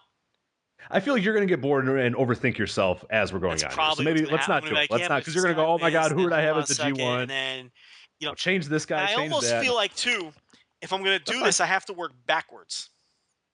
That's what I do. And that's why I guess you were asking me who I think is going to win. Who is going to win the damn thing? Let's start with that before we kind of break down the cards here. For me, there's a bunch of people that I'm thinking, and that's what I really like about this year's tournament is there's a few scenarios that you can go. I mean, there's really not... there's a legit chance that Tanahashi could win. I think he's a solid contender, and there's a lot of people picking him. AJ Styles is the one that I've seen a bunch that people have picked to win it. We have our normal Shibata picks that are just great. Yeah. You got Nakamura, who I think is an absolute. He's my pick, I should say right now. I am going with Nakamura to win this. I've seen people pick Okada too, even though he's the champion. I mean, that's not against the rules. I don't think so, given that the added stipulation of the future title shot or whatever. I don't think that's going to happen. But again, it's reasonable. There's been a few Goto picks. Like there has legitimately been people that have picked Hiroki Goto to win this thing off the momentum of his IC title win and his recent momentum. Kota Ibushi is another one. I mean, I've listed 5 guys now that I've seen, and then that's I think really cool about this year's tournament. Where prior years we've sort of had a few guys that we thought it can go a lot of different ways this year. Who's kind of your favorites right now? Nakamura is going to win. I have Nakamura too. I think that's the easy story. And do you have Nakamura Okada as your final or your main event to Wrestle Kingdom? Or does Okada lose it on the way there? Wait, what? What's your question? So if Nakamura, obviously Nakamura wins the G1, yeah. Is it him and Okada at Wrestle Kingdom then? Or does something happen in between that point? I don't know if I'm ready to figure all that out yet. Okay. But I think he's going to win this tournament. I think losing 2 straight to Goto, and then I haven't figured out. I guess I'll work my way through it as we talk about it. I haven't figured out who he's going to beat in the final. Mm-hmm. Who do you think he's beating in the final? Because so really quickly here, we'll break down the blocks. Tell you what, let's do this too. Give me each person, each block, and I'll give you a Joe Lanza, no chance. I'll give him the hand wave. Okay, that's what we did. We did that last year. I'll tell you the chances that they have to win. All right, let's start the A block. Just run off every name. All right, here are your A block contenders. You have Hiroshi Tanahashi. Could definitely make some noise and could potentially win it. Next. Yep, Togi Makabe. No chance. Katsuyori Shibata. I'm going to say he has no chance to win. Yeah, I agree, but you're making very angry people. Tetsuya Naito. Okay, I would have said no chance, and I don't think he'll win. But with what they're doing with him, I can't completely write him off. Right, as a potential, I mean, even if he doesn't win the whole thing, he could win the block. I mean, that's not insane. It's not insane at all. It's not insane at all. He's clearly going to be booked strongly. Let me put it that way. Hiroyoshi Tenzan. No chance. You got the dream run of Tenzan, no? No chance. Okay, Kota Ibushi. Maybe the favorite to come out of the block, and I'll get to that in a little bit as to why I think why. Definitely a guy who could win. I don't think he's going to win the tournament. He could win the tournament. Might be my my second pick right behind Nakamura to win the whole tournament. Toru Yano. No chance. That would be incredible. What about Toru Yano in the final, Joe? No chance. Can't even. AJ Styles. AJ, I don't think could win this thing. I think people are out to lunch if they think he's winning this G1. He's not winning the G1. It doesn't make any sense. I could see him in the finals, but that's about. I could see him. Yes, I could see someone beating him in the final. He wouldn't even be my top pick to be in the final. No, he's not. Mine I'd have Tanahashi ahead of him. I'd have Ibushi ahead of him. I'd have Naito ahead of him actually at this point. That's close. I don't. And that's neck and neck, but I would. I really would. I wouldn't shock me if he was in the final. I think if their goal is to have a killer match in the final, you can, AJ's as good as better than anyone, but he's not going to win the tournament. He could win the block. He's not winning the tournament. I actually think there's no chance he's winning the tournament. I would go 0% to a win in the whole thing. Doc Gallows. No chance. Bad Luck Fale. He's not going to win the tournament. He could make a run in the block and be a guy. Who's he facing on the last night? The last night he is facing, let me scroll down here, so many shows. Bad Luck Fale is facing AJ Styles in the final night. He can make a run. Oh, sorry. No, I missed that. I messed that up. Sorry. I thought I scrolled down enough. Where is Bad Luck Fale? Where did he go? Toru Yano is his last one, Friday, August 14th. Well, maybe not then because he's winning that. Yeah. Well, you know what? Yano's a real good spoiler. He's the kind of guy who will punch you in the balls and roll you up and ruin your tournament. Fale can make a run, but I don't think he can win the block, and I definitely don't think he can win the whole deal. All right, we'll go to the B block now. So that's our A block contenders there for your people just now filling out your brackets. B block time. Let's go. Satoshi Kojima. No chance. Yuji Nagata. Can't win. Both of those guys, neither one of them can win the block, and neither one of them can win the tournament. Agreed. Hiroki Goto. Stranger things have happened. The problem is, for him to win the block, he's got to beat Nakamura again at some point. Yeah, he can't, and that's not going to happen. So, in reality, I hand wave him. He has no chance to win the block or the tournament. There's no way he beats Nakamura, and that's why I don't think that he's going to get there. I mean, there's possibly a scenario where you can have it where he avoids that, but I'd be shocked. He'll be booked strong for sure, but he's not. Certainly, he's not going anywhere though in this tournament. No, Tomoaki Hanma. Yeah, no chance. No chance. Shinsuke Nakamura. Odds-on favorite to win it, and I think he will win it. Yep. Kazuchika Okada. Now look. Obviously he's going to be booked well here, but the big key for him, he's not going to win it, and I don't think you're going to see a champ. As long as they keep this stipulation going, you're not going to see a champion win it for a long time. Especially with the briefcase gimmick. Back in the day, right. The champion would win it, and it'd be sort of implied that they would maybe get a title shot down the line or whatever, but it wasn't any big deal. Now you're carrying around a briefcase for the whole, the next 5 months or whatever. They're not going to, they have that thing. I mean, it's just, Okada's not winning. So what you're looking for with the champion now, with the modern setup, is who beats him during the course of the tournament. He's going to lose 2 or 3 matches, and those guys are going to get title shots. That's what you're looking for. Tomohiro Ishii. No chance. He's a few that people have picked to do really well. Look, he can. And that's fine. I mean, I get it, but he screams to me. Look, the one disclaimer I'd say: he lost 3 matches in a row to Makabe. Maybe they book him strong to put him back on a decent path here, but I mean, come on, gun to your head: is this guy winning the block? Give me a break. No chance. Michael Elgin. I mean, no chance. Zero chance. But the thing with Elgin to look out for is how they book him. I mean, I could see him going 1-8. Easily can see him going 1-8.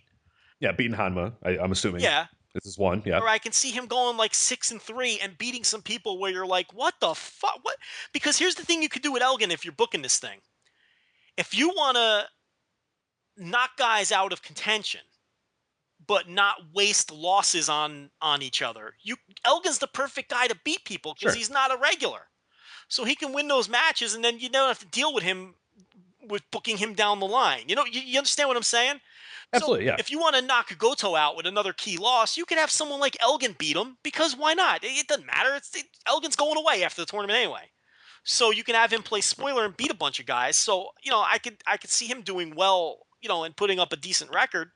Or going like 1-8. So, but he's definitely, or 2-7 possibly, beat something the like Yujiro that. and Hanma or something like that. Yeah. So it's like, but there's no shot he's winning the block. I mean, it's absolutely never not. Happen. Carl Anderson, no chance. Former G1 finalist. You know what? Though, Nah, no chance. Not the way it's No, set not up. anymore. Normally, Nope. I would say, all right, he could win the block and lose a final because he's done that multiple times or whatever it is. But he is with Nakamura, so yeah, and it's like, he can't. He's not coming out of the block. It's just, and because he doesn't even have an opponent that makes sense on the other side. It's just no chance. No, that'd be silly. And then Yujiro Takahashi, I'm hoping that you're going to put him at 0. Yeah, no chance. So the way I really see it playing out is and it's boring and it's chalk, but it's what would make the most sense is Nakamura beating Okada. Is he facing Okada on the final night? I think he is. They are, yes. So he beats Okada on the final night, which is fine because you're setting up that match down the line anyway, and Okada won last time. So he beats Okada to get to the final, and then he could beat Ibushi again in the final to continue that story where Ibushi just can't fucking get past this guy. Or he could beat Tanahashi in the final, which is as strong a win as it gets if you're going to beat somebody to win a G1.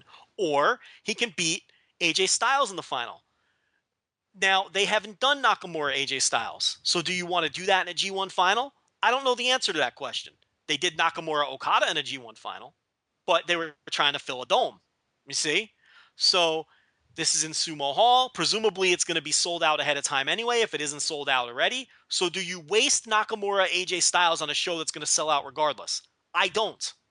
That's why I told you to hold that thought on AJ Styles. You see where I'm going now? Right, yeah. Why have him win the block? You don't need him to win. Because if Nakamura... Yeah, save him. Save those matches with him. If you're of the belief that Nakamura is going to be at minimum in the final, why would you want to burn the AJ Styles match that's on a show that's going to sell out regardless? You've already done Nakamura Tanahashi a billion times, and Nakamura Ibushi makes storyline sense to have Nakamura go through Okada and then go through Ibushi again. And if he goes through Ibushi again, everyone's going to throw a fit again. But I'm telling you, that'd be the right result. Yep.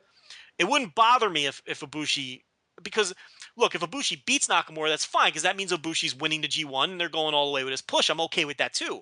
But I'd have no problem with Nakamura beating Ibushi again because I really am into that idea of I just cannot beat this motherfucker. He's a thorn in my side and I can't get past him. And I love that kind of story. Yeah, well, no, and people have to realize too that the way that wins and losses are used and the way they're utilized in Japan is that it's not going to be nothing. I mean, the guy losing it doesn't really. It's going to matter. Right. It's going to be something of sort of an inspiration to him.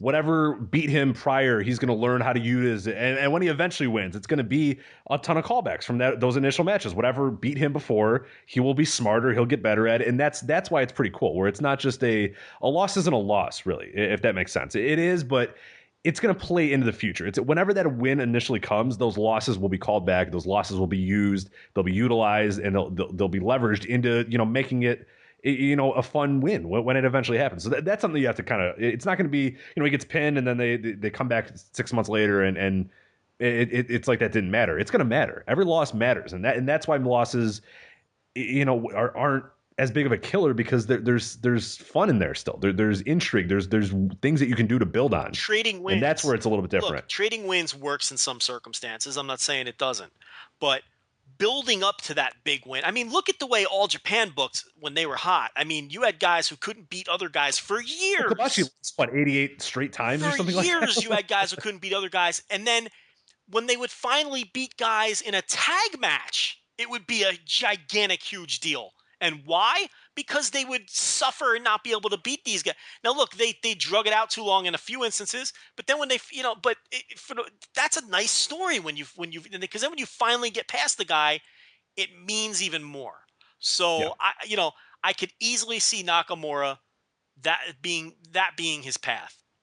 Getting another win over Goto at some point in the tournament because he's got to win that one. I can't imagine him losing that one again. Beating Okada to win the block, which I think is obviously what they're setting up there. And then getting by, I would say either Ibushi or Tanahashi. Personally, I wouldn't do the Styles match. I want to? Now, look, I want to see AJ Styles for Shinsuke Nakamura. Of course. Oh, yeah. But I think that kind of plays in. I think that's like the biggest match they have that they've never done, correct? Would you agree with that? I mean, can you think of another one? Of other... Ibushi has a couple matches. Yeah, Ibushi, and he's got little ones here and there that he's sort of had, in prior times. But yeah, match, as far as Styles Nakamura. I mean, as far as a big time, drawing match, I mean, that is absolutely one. And that's the biggest thing to remember too, is that, yeah, it's important to remember who's going to be in the finals, and that this is going to be a show that's really only has a few days build, a few days to buy ticket. I mean, people have already bought tickets for it. So you don't need to spoil something that could, in the future, sell out a Sumo Hall, sell out a Sakajo Hall if you go back there, sell out a Yokohama Arena, sell out a future Tokyo Dome or whatever. You don't need to worry about that. You've already largely done. That's why I wasn't so hard on them for doing Nakamura Okada last year, because they were trying to fill Seibu Dome. The thing you could be critical there of is they were trying to fill Seibu Dome in the span of 2 days, because you only had like exactly a 2-day build for that. But I get what they were attempting to do.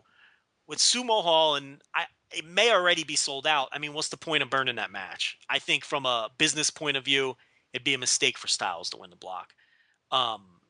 Even from a storyline point of view, I mean, save that match for something else down the line. But build to that better than that. He's got other opponents that work better in this situation, in my opinion, from a storyline point of view. So there you go. I mean, and for me to pick every match, I'd be worrying about, I got to get this guy. Yeah, that's fine. What I'm going to do, I still want to break down the card zone. I want you, when I'm done with the day, is to at least give me 1 or 2 matches, or if there's none, just say there's none, of matches that you're looking forward to, or for the viewer that you should look forward to in this, on this night. Cities are important because it's very obvious how they stack the shows based on the size of the buildings and the cities they're in. The other interesting thing, too, that I don't know if you've noticed on New Japan World, there's 2 or 3 of these shows that are single cam with no commentary. Yes. Which is important to point out too. Well, do you know for a fact which ones those are? I don't know if I jotted those. They have them marked on New Japan World. If you read the asterisk, and they'll have an asterisk next to them, or number 1 or whatever it is. So if you pull up your New Japan World and go to the schedule, and then you read the footnotes on the bottom of the page, it tells you what all those little footnotes mean. A couple of the shows in the smaller cities, and they're mostly B block, interestingly enough, are single cam shows. Now, the commentary thing, I'm not 100%, but I'm figuring if they're single cam, there's probably not going to be commentators. That's just, I mean, so, because that's usually how they've done things. But have I killed enough time for you or what? Yeah, no, I got him now. Okay. So you see what I'm talking about? Yep, I see him now. Yeah. Yeah. So that's important to note as well. They're actually doing some of these as single cam, which, by the way, I don't mind at all. I like that as a change of pace. The single cam New Japan World shows, maybe it's because they're a little different. It's a different way to watch a match. I particularly like it in tag matches because you can see how guys work the apron. Yeah, I agree. Things of that nature. There's a lot of nuance there that you don't get with the big, with the full production, with the multicam and everything else. So. All right, we're going to start Monday, July 20th. This is Hokkaido. Is it Hoki? I don't know if people are going to get we're going to kill these, I can tell you. And I can't even help you. There we go. All right, so we got A Block. Hokkaido, maybe? Hokkaido. Yeah, whatever. Hokkaido works. A Block. This is an A Block night. We have Hiroshi Tenzan versus Doc Gallows, Togi Makabe versus Toru Yano, Tetsuya Naito versus Bad Luck Fale, Katsura Shibata versus AJ Styles, and Hiroshi Tanahashi versus Kota Ibushi. We are starting out with the good one. It's all about those top 2 matches, man. I mean, those are first. If Shibata's healthy, which we don't know quite yet, we haven't heard an official word yet. But go under the assumption that he's healthy until they tell us otherwise. And the fact of the matter is, you know how these guys are. We talked about it before. Even if they're banged up, they're going to go out there and kill it. Especially, look, if Shibata's going to take a night off, it's not going to be in this match. Right, and the Ibushi one last year, and that's why I'm okay with Ibushi's one last year was head trauma. I mean that's a little bit of a different thing where he was in no condition to perform. If Shibata's got banged up wrist or hand or whatever, like they'll tape that thing up and he'll be ready to go. So yeah, I'm not too worried. Now how do you see these matches going? First 2, forget the other 3, but the 2 main events. The big 2. I see Styles getting a big win at the beginning, and then as far as the Tanahashi Kota Ibushi, this is one that I've struggled with even doing my pick'em. You could go either way because I think both these guys are going to be the top 2 contenders. So I don't know if this match is the one that kind of makes or breaks them. I mean, it will make or break a tiebreaker. So that's where I kind of put a little bit of stock in there, is that no, this does kind of matter because it is the tiebreaker. I go with Tanahashi on this one, but I could just as easily see Ibushi. This is a hard one. I sat and stared at this one for about 40 minutes today of just being like, I don't know. That's the main event, right? Yeah, that's the main event. Last. Yeah, Shibata AJ Styles is the second to last. For all the people that it's gonna be AJ Styles that's gonna win that one. I would think so. I mean, you never know with this. This is why you really don't. No, it's fun. Yeah. I think Tanahashi gets off to a good start and wins. He'll beat Ibushi. How many times have they faced each other? Tanahashi and Ibushi. I don't know. Let me look that up for you real quick. Actually, you know what? I actually happen to be on Tanahashi's cage match page. I'll get to it fast. Oh, that's yeah. Candy, let's have a race. They've never faced each other in a. No, I don't know if that's true. Hold on. Let me see. I got They've you. never faced each other in a singles. I couldn't think of one. That's really? Why. They've never had a singles match. Well, there you go.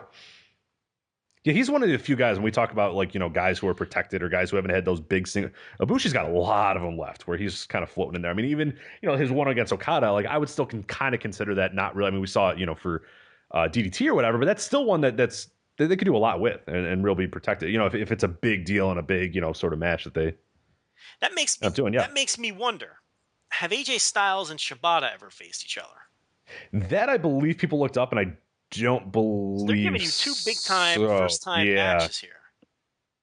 Yeah, let me find that. I'm almost positive that's a no as well, which has made this card, and that's a big reason why I think people are way into this card. But nope, they've actually only faced each other once in a tag match. Yeah, I couldn't. Is that New Year's Dash? New Year's Dash. Remember the New Year's Dash show? Yeah. It was Styles, Gallows, Anderson, and Yujiro versus Goto, Tanahashi, Shibata, and Naito. Man, this everyone had night one circled right off the bat, and for good reason. I mean, just the dynamic too between AJ Styles and Shibata.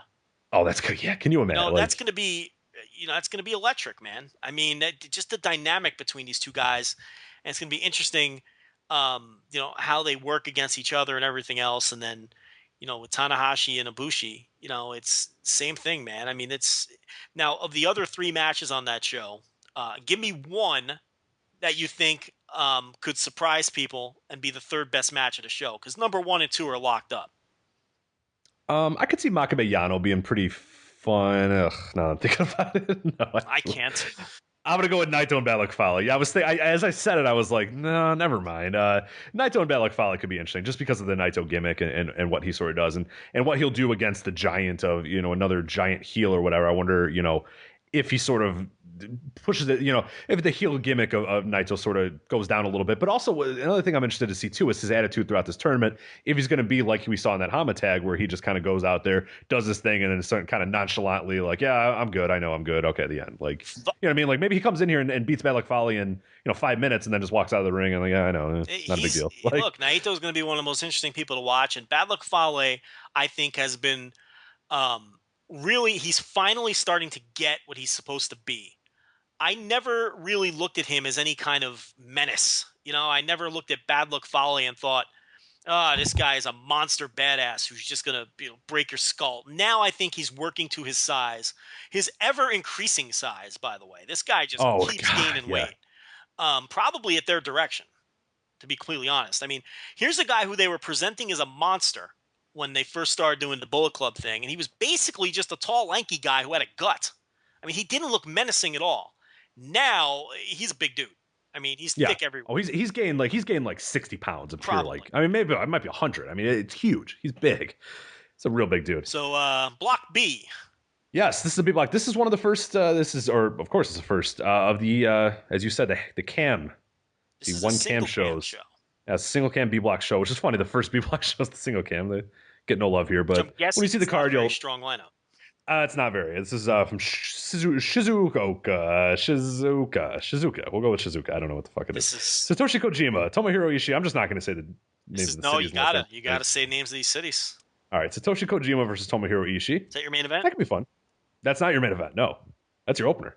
Oh, okay. Well, not your opener, but your first G1. Yeah, well, your first G1. Yeah, your opener to the G1. Hiroki Goto versus Yujiro Takahashi. Pretty awful. Yuji Nagata versus Hanma. That'll be fun. Yuji Nagata versus Hanma. Okay. That'll be fun. Okada versus Michael Elgin. Okay, all right. Then your main event is Shinsuke Nakamura versus Carl Anderson.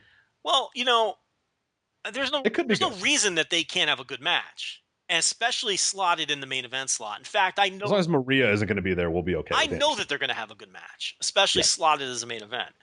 Okada Elgin. Look, I don't know if that'll be a good match. It can be a good match. I have to. Yeah, it's going to be interesting to see what Elgin does. We don't know. That's his first big really spot don't know. of the tournament. Yeah. So this is an important match for Michael Elgin. Because he's getting Okada right off the bat. You're getting one of the best off the bat, and he's getting him in a semi-main event spot. And he really needs to acquit himself well right there. That's a big spot for Michael Elgin. Okay, he's not in there with Yujiro or whatever. He's in there with Okada right off the bat in a semi-main event. That's an interesting match. So I'm looking forward to that. I'm not really looking forward to Nakamura Anderson, but I know it's going to be good. I trust that Carl Anderson is going to step up in a big spot in the main event. And it's Nakamura.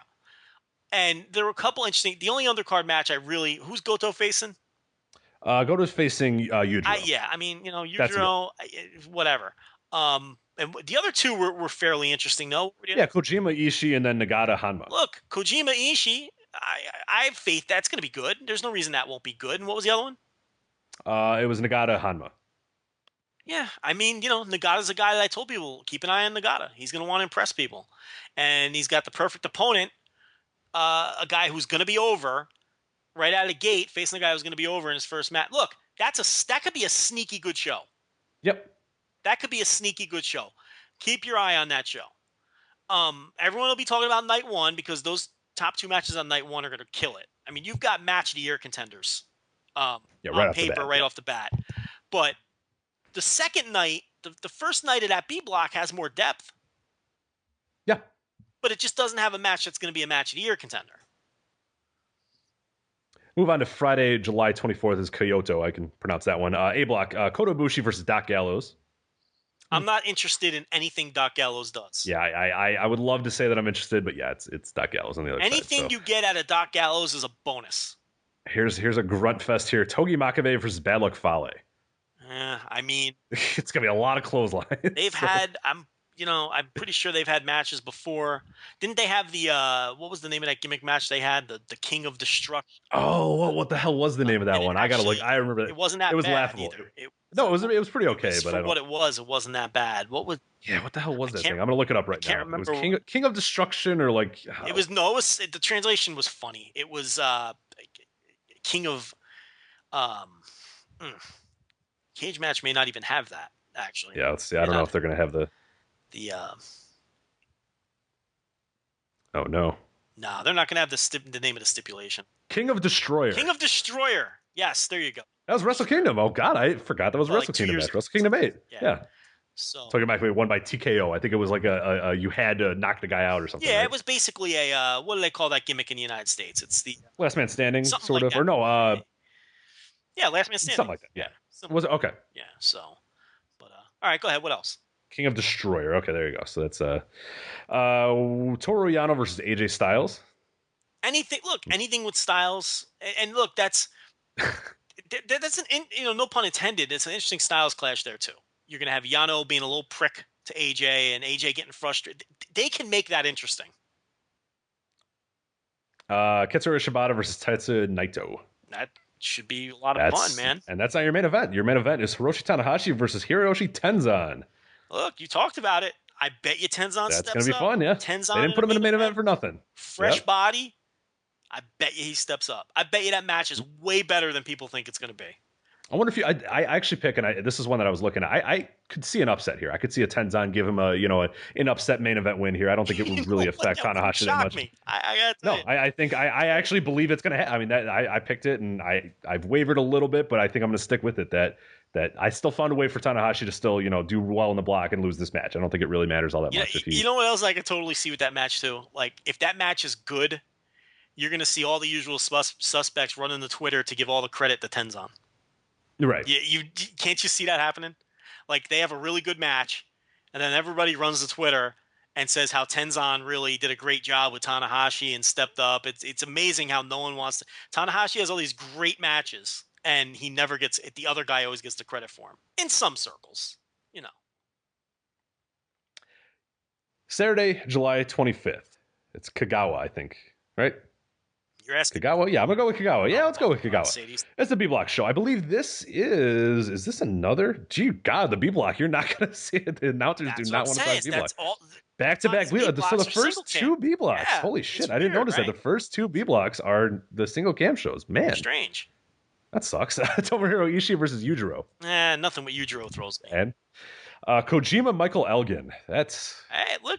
This is, that'll be fun. I don't know what it's going to look like, but I think, That's actually an opponent that I think works to Elgin's strengths. I agree. Yeah, I think that's going to be pretty cool. Hiroki Goto versus Carl Anderson. Right? I like Anderson in a singles environment. I know these shitty tag matches have lowered his stock a bit, but, we kind of, no one heard it, but we kind of talked about it last week. This is the time of year where Anderson gets to thrive a little bit, and we get to see exactly. him. So that could be good. Nagata versus Nakamura. Yeah. That's fun. I mean, they had a disappointing match, in my opinion, at New Beginning. So we'll see what they do here. Hanma versus Okada is your main event. Listen, what can you say? You don't think Hanma is going to go to the absolute limit, and there will be about 15 near falls where you jump out of your couch, seat, chair, wherever the hell you're sitting, where you're like, oh my God, they're going to have Hanma beat Okada, and then, There's no chance that isn't great. And I'll tell you what, I'm glad that's single cam. And I hope there's no commentators, because you get to see the Hanma experience in a main event with nothing but the crowd ambiance and see how that comes off, which I think will be a lot of fun.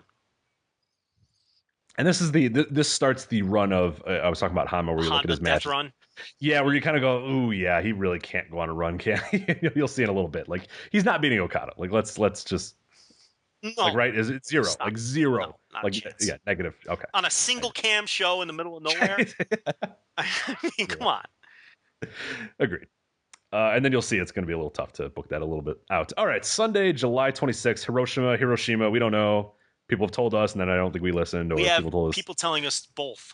Yes, we've heard, no, you idiot. It's definitely Hiroshima. And then, no, I know for a fact it's Hiroshima. These are people fluent in the language, and they can't. Right, so when Chris Charlton, I'll wait for him to, I use him as my barometer. He was one of the two, and then someone else said it was the other way, and I forgot which one he said, though. Yeah, so if he listens to this, who, by the way, he funded his New Japan book. Great. If you haven't seen that yet. Fantastic. So it's pretty cool. Lion's Pride. He's going to do a hardcover if it gets enough money to us. It's pretty cool. It's different than our book, so that's fine. It wasn't, he's not Matthew Macklin out here doing the same thing. He's doing a history of New Japan. Yeah, it's going to be great. I funded it. I can't wait. So, yeah. If he listens, and I'm sure he's listening right now, please let us know, Hiroshima or Hiroshima. And we will listen to you and then never make the mistake ever again until we forget next week. A Block. Doc Gallows, Bad Luck Fale. I told you, I'm not interested in anything Doc Gallows does. Even the Bullet Club versus Bullet Club gimmick doesn't do anything for me. Doc Gallows is a guy where, in order for me to get interested in Doc Gallows ever again, he's going to have to show me something. Yeah, and we thought, we sort of, remember we gave him a chance. If you remember last year, we had this exact same, last year we were saying, let's give him a chance. Let's see what he does. And then it was over, and it was like, nope, okay, no more chances. I just don't think he cares. I don't think. I do too. He's not a guy who cares about having good matches. I just don't think. No, that's not what he does. He's an old school business guy. He's in there to get paid, do his thing, do his gimmick, do his character, and that's it. And that's fine. I mean, I'm not going to criticize for him, but I'm not going to be excited to see him wrestle. No, I don't have to like watching him. Correct. Right, like he can do it, and he's fine, and I don't really care. But yeah, you're not going to get any intrigue out of me, so that's fine. Hiroshi Tenzan versus Toru Yano. That doesn't sound. Tenzan's going to have a stinker there. Yeah, this card isn't shaping up very well, Rich. No, it's not. Yeah, it recovers very quickly. Makabe versus Shibata. Okay. How about this? Kota Ibushi, AJ Styles. Hell of a match. How's that work for you? That works a lot for me. That's got my nipples hard, Rich. You got my attention. What about this main event? That's not the main event, Joe. The main event is Hiroshi Tanahashi versus Naito. Yeah. Rematch of the G1 final in 2012? 13. Yeah, 12 was the Anderson one. Yeah. Oh, 12 was Carl Anderson, right? I believe so, yeah. That might have been 11. I think it was 12, though. Didn't he go to 2 in a row, or did he go to a couple New Japan Cup final? He did a few cups. Did he go to 2 G1 finals in a row, too? It's possible he did. I don't remember now. I have an awful memory. Yeah, apparently I'm not very good either. What's the next night? All right, next night we are going to the B Block. You get on TV. You guys get multiple. The first B Block show that gets announced. Camera cuts. People are going to talk. It's going to be great. We don't know about the commentary, but you'll at least get camera cuts. And I find it hard to believe they're going to have single cam shows with announcers. Yeah, it would just be weird. Yeah, there's no point. I mean, why would you do that? Why would you bring the guys in? That's what I mean. I don't. Yeah, but anyway, so this will be the first full effort B Block show. So what are they giving us? It was 2012, by the way, was the Anderson Okada, and he did not go to 2 straight. Okay. If you meant Anderson did. Carl Anderson, yeah. No, he did not. Yeah, he did some New Japan Cups in there as well. Okay, B Block, Oita, or Oita, I don't know how to pronounce it, but we'll go on. Yuji Nagata versus Yujiro Takahashi. Yeah, okay. It's got Takahashi. Goto versus Hanma. I'm interested in that. Oh yeah. That'll be fun. That'll be a lot of guys fun. were excellent. Yeah. Ishii versus Carl Anderson. That should be really fun. That's when I talk about the Carl Anderson matches I'm really excited about. That's one that sticks out. All right. I think it'll be solid. I think that's a nice blend. Not ripping you. It's a little surprising, but I'm not ripping you. Nakamura versus Elgin. It's hard. We don't know what Elgin's going to do. I mean, we don't know if he's going to bring it. We don't know if he's going to Doc Gallows it or if he's going to bring full. I believe he's going to bring full effort, but effort. Oh, listen. I don't think effort's the issue. Well, it's but sometimes he's pumped when up for this. But his effort sometimes can get a little out of control. You know what I mean? Like, well, effort from the standpoint of is he going to try really hard? I don't think there's any question. Because he's been wanting this, and I think this is a big deal to him, and I think he really wants to go out there and do well. The question is he going to mesh with these guys? And the question is he going to be, crisp in these matches? I think that's the bigger question to me. I want him to have a great tournament just so I can be an asshole on Twitter. Yes. Because I like they'll still hate on it. Well, yeah, I know. You know this. Yeah, and but I like Michael Elgin. I don't love Michael Elgin. I like him. I overdo it a little bit to play up a gimmick. I think everybody realizes that. But I do like the guy. And I do think for a guy who's had as many great matches as he's had, he takes way too much shit from people. It's just it becomes a thing with certain guys. Yeah. And with this is a really bad card. Why is this one not a single cam? Sorry, go ahead. I'm and with him, it's become a thing. And I think I would love for him to go out here and have a really big tournament to where the people who are going to say bad things about him anyway look like morons when they do it. You know what I mean? It's like, right. You can't pick on a guy if he's out. But they look like the weirdos everybody else is saying one thing and you're saying the other. So, but I mean, some people are going to be stubborn, and he can go out there and have a 5-star match, and there's people going to say, he didn't limp on his leg after he took you're going to get a lot of that anyway. So, but this is these are the kind of matches where he has to deliver in these matches against big time opponents, though. He has to.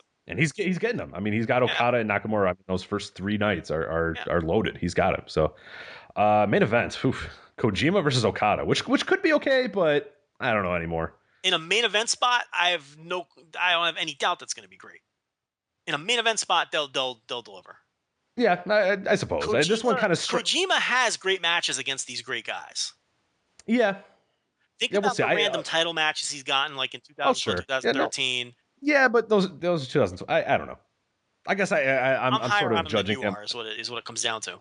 That's really it. Yeah, to me, this would be one of the single cam ones I would do, and because those 2 others weren't terrible, but whatever. It's not a great main event in terms of but I mean, Kojima's a guy to me. He just doesn't age. I mean, he's not all that much different than he was 10 years ago. Yeah, that's true. Yeah, he really hasn't shown. He doesn't show his age. He's older than Tenzan. Think about that for a second. That is true. Yeah, I forget that. Yeah, that's something that look, it's only by a couple months or whatever, but right. The fact that man is older than Tenzan blows my mind. Don't smoke, people. Here's a good example of do not smoke cigarettes. There you go. Or that happens. If you smoke cigarettes, you look like Tenzan. And your tag partner who is older than you is 10,000 times more athletic than you. So I have breaking news. Uh-oh. I have just received a text message. It's probably all over Twitter, too. The anonymous GM, yeah. I'm not looking at Twitter, so I have no idea. Jushin Thunder Liger has been announced for NXT. What? That's what it says. What? You want to check the Twitter machine real quick? I gotta. What? I don't know. I'm presuming for Brooklyn. I don't know. Oh, yeah. Here we go. Okay. I could read you the exact text. It's someone ripping. Yeah, let's see. Let me see if I can. I won't tell you who it's from, but they're ripping Meltzer to shreds for some reason. It says, and I quote, "You can't find Meltzer when Liger gets announced for NXT. Dave sucks." So this person is angry that Meltzer is not on top of this Liger news. I don't know.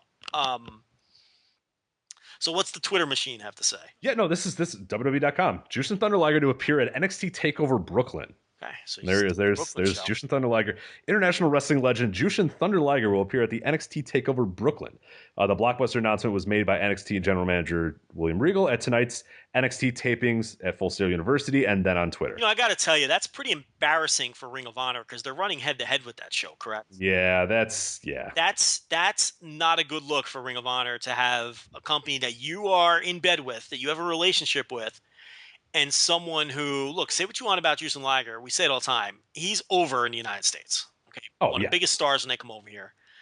And for him to be working the competing show, which is directly competing for the same fan base. Yeah, like when we don't say competing as in they're running in the same area. No, like head to head. Right.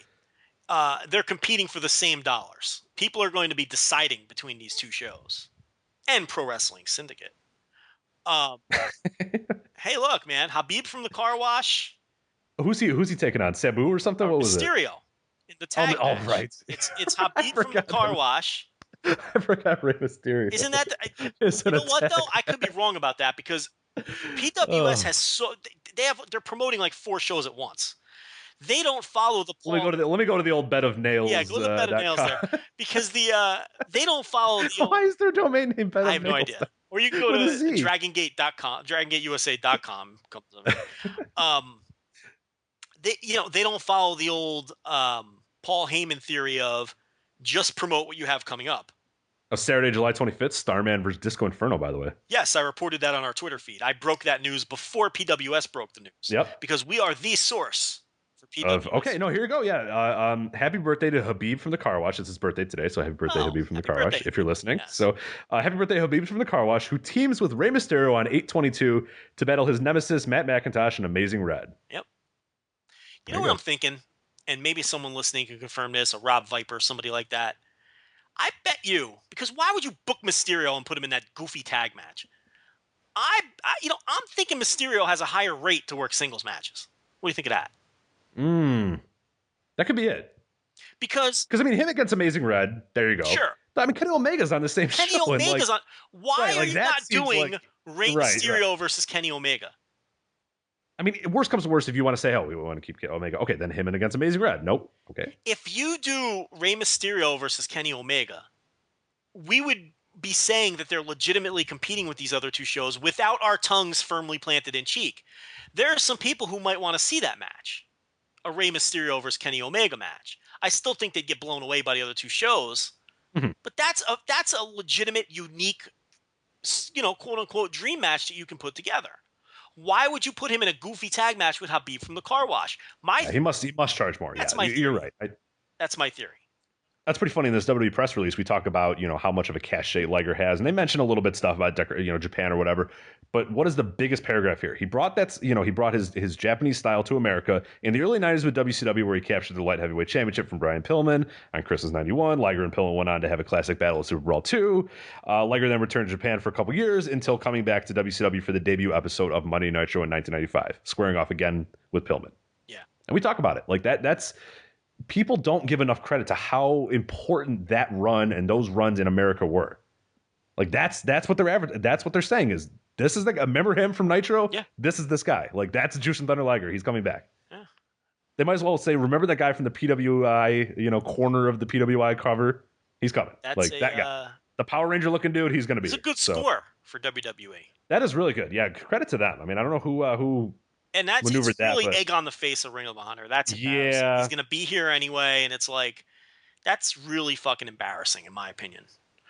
Were we in the middle of a show when I cut in with that, or did we do that whole show? What show were we talking about? Oh, what were we talking about? I think we were done. We're what was going the main on event of the last show you were talking about? Kojima and Okada. Oh, right, we did that already. All right, let's move on. So, Wednesday, July 29th. This is an A Block 1 in Fukuoka. We have Toru Yano versus Doc Gallows. Am I the only guy who's a Kojima fan? The people listening, it's like, am I the only one? Am I the only one? Let's see. We'll have people chime in. I don't know if I think you might be the top dog. But I listen. I may be the biggest Kojima fan. I happen to think he's one of the most overrated wrestlers of this generation. I really do. When you look at his body of work, he doesn't get nearly enough credit that he deserves. Underrated. You said overrated. Underrated. Yeah, I meant underrated. Yeah.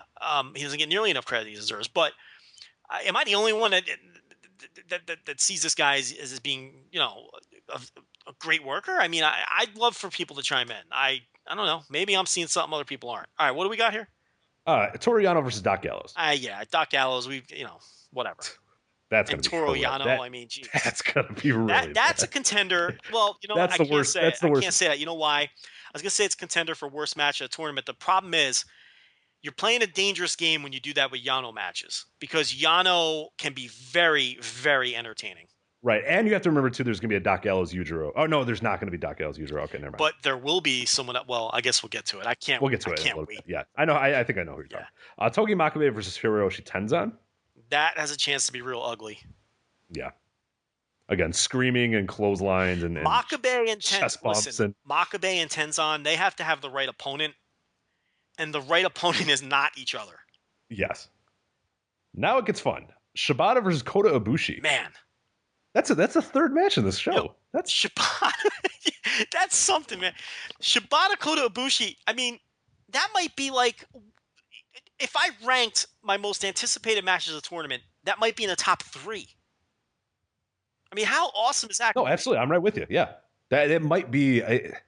I'll rank it or I'll kind of look at it at the end. It's up there. Yeah, top 3 I think is fine. I would go. It might be. When I saw that one, I went, whoa. Top 5 for sure. I mean, for my style and my taste and what I like, I could make a case for number 1. I like legit could. I mean, that's right up my alley. And that's that's third from the top. Yes. What the fuck is on this show? I'm not looking at it. One of these is a little. The next match is Tanahashi versus Bad Luck Fale. Oh, okay. So Tanahashi got a higher billing. Yeah. All right. Well, right. That makes sense. That's yeah. And then your main event, which is interesting enough, a main event. I'm kind of shocked by this. Even though, it's on Wrestle Kingdom and that's but Naito versus AJ Styles is your main event. Rematch from Wrestle Kingdom. Right. Which speaks volumes to where because last year that was a big talking point, remember, is that AJ Styles was not, a featured guy on he wasn't in the main event of any of the G1. He wasn't a big deal. Opening night. It's just the opening night. And that was against Okada. So, right. I mean, how much credit at that point can you give to Styles? That wasn't it. Now he's been given, against Naito, who's not a huge slouch, but Styles is drawing that. I mean, people are going there to watch AJ Styles in the main event. If this were last year, Tanahashi Fale would be the main event. Exactly. I think it's very telling that he's in front of those. That would be the main event. Kota Ibushi Shibata is a first-time singles match, by the way. Wow. Yeah. That's what I thought. Man, that's my match. I'm making it number 1 until something else comes up. But they faced each other in one tag match in New Japan. That's it. Okay. They've been on opposite sides one time, and then they were on the opposite sides on some on an indie show in 2006. I know they teamed together. It was Shibata and Kota Ibushi losing to Marufuji and Morishima. Oh, okay. I was gonna say, who'd they lose to? That okay. On a show.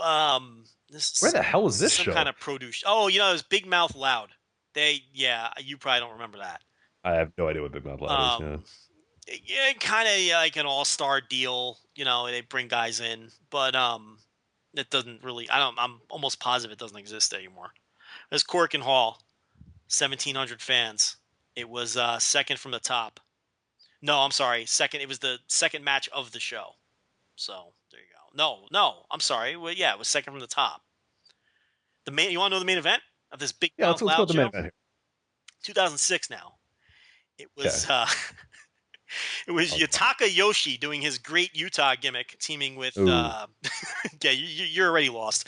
Kanazunari Murakami, and they defeated Minoru Suzuki and Yoshiaki Fujiwara. I think I'm okay. That was your Big Mouth Loud main event. Yeah, I don't think I ever have to watch that match on that particular night. Let's see what else you had in that show of interest. Really nothing. Kikutaru was on the show. Munenori Sawa was on the show. Okay. Early Evolve star, Rich. Yeah, I do. I know. Star might be a little strong. Well, he main evented an Evolve show. Is main eventing an Evolve show? I guess in the context of Evolve, I have a funny story about that, but I can't. It sucks because I can't tell it. But I will tell you the funny story. And there's someone listening right now going, "No, don't say it. You cannot tell this story." The person who told me, and you'll understand why when I tell you off. That just annoyed every listener. I apologize for that. But I hate when people much do that, like the Silver Ant thing. I kind of blurted that out, and I forgot that I was talking to several thousand people and not just one person. So I'm sorry, but I really can't tell this one on the air. But if you remind me, I'm going to tell you this funny story of Sawa main eventing that Evolve show. Okay, well. Maybe I'll type it to you so I can hear your reaction on the air. Do that now. Oh, okay. Do that while I'm listening. I'm going to list this Osaka card. Yeah. And you type it for me real quick. B Block. B Block, it's Osaka, so they get a little bit of chance here, and it's a decent card. This is Osaka, so keep that in mind. This is a show. This is a big town for them. Yep. Kojima versus Yujiro. Yuji Nagata versus Carl Anderson. Hanma versus Michael Elgin. That should be fascinating. Nakamura versus Ishii. And then the main event, Goto versus Okada. Should be awesome. Should be no reason that won't be tremendous. In Osaka, they're going to be working hard, and the crowd's going to be hot. What was the semi-main event? Semi-main was Nakamura versus Ishii. Okay, yeah, that should have plenty of heat in Osaka, and then that Elgin Hanma match. It all depends how, but that could. I don't really see a scenario where that's not going to be at least somewhat pretty cool. And people, what's going to be awesome about that is I think people are going to generally, especially in Osaka, are going to think that Hanma has a chance to win it. And realistically, if you want to pick one, I mean, there's two Hanma matches that we're going to go through here. If you realistically wanted to pick a Hanma match where they have a legit chance of having him get a win, having it not matter, that who he beat and that guy doesn't lose anything, having it in front of a hot crowd, you can make a case that Hanma beating Elgin here is a possibility. I don't think so, but I would listen. I think it has the right stuff to sort of, if you wanted to pull that trigger and do it, this is one where you could do it. But I would still think it'd be better for him just to get to that limit and then not be able to do it. But we'll see. This is a match Hanma can win. There's no question about it. Oh, wow. Huh. Oh, you saw what I typed there? Yeah, and he got to a main event from that. Okay, well, that's swinging a you see why I can't say it there, right? I can't say that on the air. I can't say that on the air. But that does it surprise you? Not really. But I just might have. I mean, man. Yeah. Main event though, from that to main event is a hell of a leap from. Right. Okay, this is annoying the shit out of everyone. Yes, let's stop doing this. Yeah, nobody cares. Nobody cares. Okay, so that was Osaka. Aichi, A Block, Saturday, August 2nd, rather. Hiroyoshi Tenzan versus Kota Ibushi is your opener. Your opener, Joe. Kota Ibushi. Well, again, post intermission G1 opener. Remember? Yeah. Sorry, when I say opener, I mean the opener of. And we're getting the format of the shows. By the way, is you're getting 4 undercard matches, presumably before the intermission.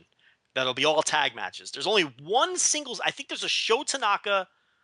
Yeah, I didn't pump those up. I don't have those up here. If you want to see, there's a few. There's like one singles and then one junior tag match somewhere thrown on. Yeah, there's one singles match on the tour between a couple young lions, I think. And other than that, so you get 4 matches, then you get an intermission, presumably, and then you get the 5 G1 matches. So yes. Right. So when I say opener, I mean the opener out of the intermission. So for context, in case you're curious, Shibata versus Bad Luck Fale. That should just be fascinating from a chopping a tree down type deal. I definitely have some interest in seeing that. Absolutely. Yeah, like that's just Shibata kicking the hell out of the thighs of Bad Luck Fale, right? Yeah, or just trying just literally chopping the tree down. Down, absolutely. Yeah, that'll be fun. AJ Styles versus Doc Gallows. Nothing with Gallows. Listen, I'm not giving Gallows any credit for anything until I see him produce something. Yeah. Which he's never done.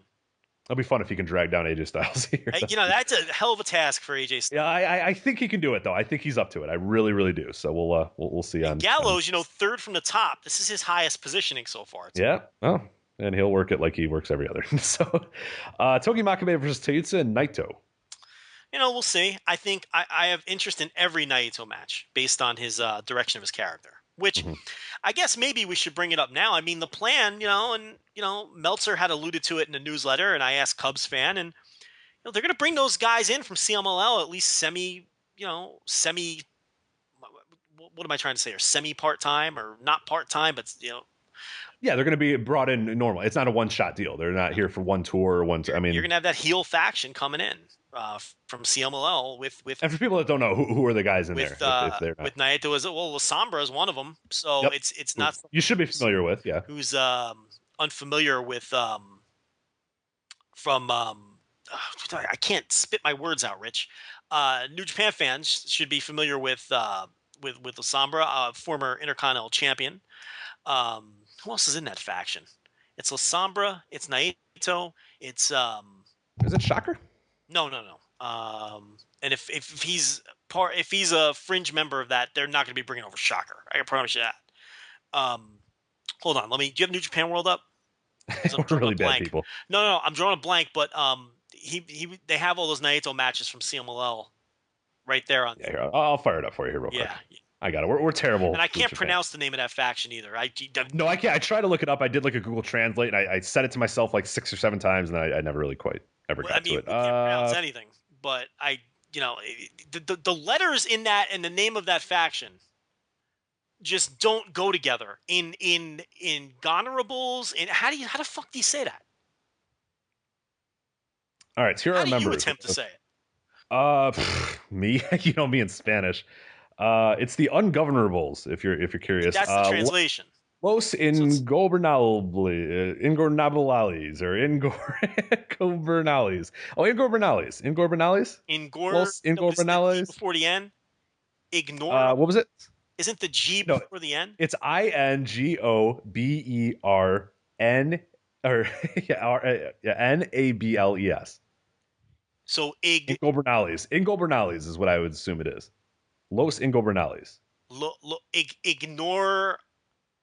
Ignorabales? I don't know. Is the G in the end first? Hold on. It's ignorables? No, INGOBERNABLES. So it's Ingobernales. Or Nables. Ingobernales. You're missing a B there, but that's fine. There's a B? This is what I'm talking about. These letters don't go together. Ingobernales. Ingobernales. Or Nables. Ingobernales, I believe it is. Ingobernales. Let's go with that. Ingobernales. Is it Rush that you're thinking of? Yeah, Rush is part of it, yeah. La Sombra. There's Corleone. Corleone is La Mascara. I'd be surprised if Corleone came over. La Sombra and Naito are your 5. So it's Rush then. I think right? Rush and La Sombra would be locks. I don't think Corleone's coming over. Were you right about Shocker? No, he's not in there. No, they wouldn't be bringing. They face each other all the time. Yeah, I think they were in a match together on the one of the New Japan World ones. That's where I think I got mixed up. Well, that was our Lucha segment. In case you're curious why we never talk Lucha, that was our Lucha segment. The problem is, what I find odd about it is, what is CMLL getting out of this? Nothing. They're sending Rush. CMLL is not a very good business. They don't really quite understand how you make money. So I don't. They're sending Rush and La Sombra over here. Rush is a big star. La Sombra is a big enough star. And they're going to be doing these Japan tours. What are they getting out of it? I really don't understand what CMLL is getting out of it. I hope that, Japanese fans start watching their TV show that doesn't exist anymore. Is the idea that they just stop showing? I don't know. Does it make, in Japan? Okay, a big deal in Japan is we're going to send our guys to America because then our Japanese fans will see them as bigger stars, right? Right. So you can kind of see at least where they're coming from when they do that. I don't know, will the Mexican fans see these guys as bigger stars if they're doing New Japan tours? I don't know if that's the case. I would guess no. Is it a case they got a pretty big wrestling culture there, so I feel like they don't need that. Well, Japan has a big wrestling culture too. No, I agree, but there's always that caveat of America is True, that's a good point. I don't think Mexico has that whatsoever. I think they understand that they're a pretty big deal in their own right, but I could be wrong. I don't know. So, what are they getting out of it? Unless it's now what Cubs fans said was, well, CMLL is really not focusing on those guys right now anyway, so they can afford to not have them. But so maybe it's a situation where La Sombra, Rush, and if some of the others, I don't know if some of the others are coming over or not. I would assume just those two. If those guys, maybe they're asking to come over because you know how much those CMLL guys love to come to New Japan. Sure. Because they think the money's great and they sell their gimmicks and whatnot. It's confusing to me what CMLL is getting out of that relationship. Unless CMLL is just trying to keep that relationship going of hey, you send us some guys, we send you some guys. But the thing is no one ever goes to CMLL. Like Naito was there for a couple weeks. Exactly, and that's the thing. Yeah, Naito was there for a week. I don't see what they get out of the relationship. I really don't. It's they get that. What's the junior there, or the young boy that's been there for like 9 years? Well, yeah, and they had Desperado was there, and now Kamatachi, I guess they call him. That's it. Yes, yeah. He's there now. So they get these guys on excursion, but they only get pushed to a point. And they're not getting. It doesn't seem fair. Russian La Sombra is not what Japan is giving back. Japan isn't sending Tanahashi and Tanahashi was there a couple years ago. Nakamura has been there once or been there. Yeah, twice. but like not for like months at a time. Right, that's like what I mean. That's where it's a little bit different. They come in, they Naito was there a month. It just seems like New Japan gets the better end of that deal. They do. So, but that's a CMLL thing these days. They also stopped airing their TV show on top. I mean, they got Mascara Dorada for the entire year. I mean, the guy left CMLL. I mean, he's gonna go back. We think. But I mean, unless they hold him hostage, the guy's under New Japan contract. He came over for Fantastica Mania and just stayed. Never left. Yeah. And signed he's like a Cuban baseball player. Just skipping out of the hotel and he's there. Yeah, how I live here. Just showing up in America. I mean, it's crazy. I don't know. All right, where do we leave off? Sunday, August 2nd, we're going to Aichi here. Oh no. We already did that. We did the main event. Yeah. Did I give you Makabe and Naito already? Yes. That's what sent us off on this awful aside. Okay. I didn't think AJ Styles and Doc Gallows sent us there, so that makes sense. Our main event, Joe. Tanahashi versus Yano. You ready? You excited to see that again? Those two guys having their first time, affair this year, I think. I am absolutely not excited to see that again. But, it's Tanahashi, and it's a smaller city, and he's headlining, and it is what it is. So, what are you going to do? They're going to go long. They're in the main event spot. Not looking forward to it. That might be, top to bottom, so far, the least impressive card. Would you agree with that? Agree. Yeah, and I don't know for a fact. Do you know if the schedule, can you see if those... Because the schedule that I have only goes until the end of July. So I don't know. That strikes me as a single a New Japan World, yeah. I don't know, because they don't have August on there. Yeah, so if I would not be... Well, I don't know. That kind of strikes me as a single camp show if they wanted to have another one. It would make a lot of sense. That's, yeah. Anyway, we'll go to Tuesday, August 4th. This is Miyagi. Michael Elgin versus Yujiro is your opener. That is the match I am looking forward to. That is the... What? That is, yes, because that is the Twitter hater's dream. Okay. Michael Elgin. I was hoping they'd be in the same block, and indeed they are. So everyone, and not only that, it's like the first match after the intermission. It's going to get the least amount of time. Mikey Elgin is going to try to squeeze in as many spots as he can. But what's interesting is he's in there with a lazy guy who might not want to do all of those crazy spots that Elgin wants to do. And he's in there with a sloppy guy. And Elgin tends to be sloppy at times. There's a lot going on there, Rich. I'm looking forward to this Michael Elgin. Yujiro will have a babe. Elgin will probably attempt to put her in a pile driver or something. There's a lot going on in that Elgin Yujiro match. So cannot wait. Was so excited when they announced that A block and neither of those names came up. And then you knew they were going to be in the same block. This is your card. This might be your card of the year. All right, what's next? Kojima Hanma. That should be excellent. There you go. Nagata versus Ishii. Okay.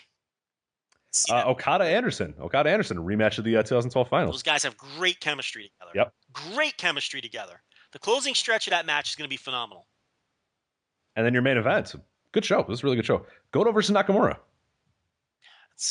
I mean, August 4th. Keep a lookout for that one. A little predictable on the main event. There's no way Nakamura is losing that match. But, and I think, I'll tell you, because we didn't get to talk about it last week, I like Goto and Nakamura in the G1 setting where they're going to go 17 minutes or whatever it is. Agreed. 30 minutes is a little much for them. That match at Dominion was about to be a dud. And I'm talking a dud until they turned it on for the closing stretch.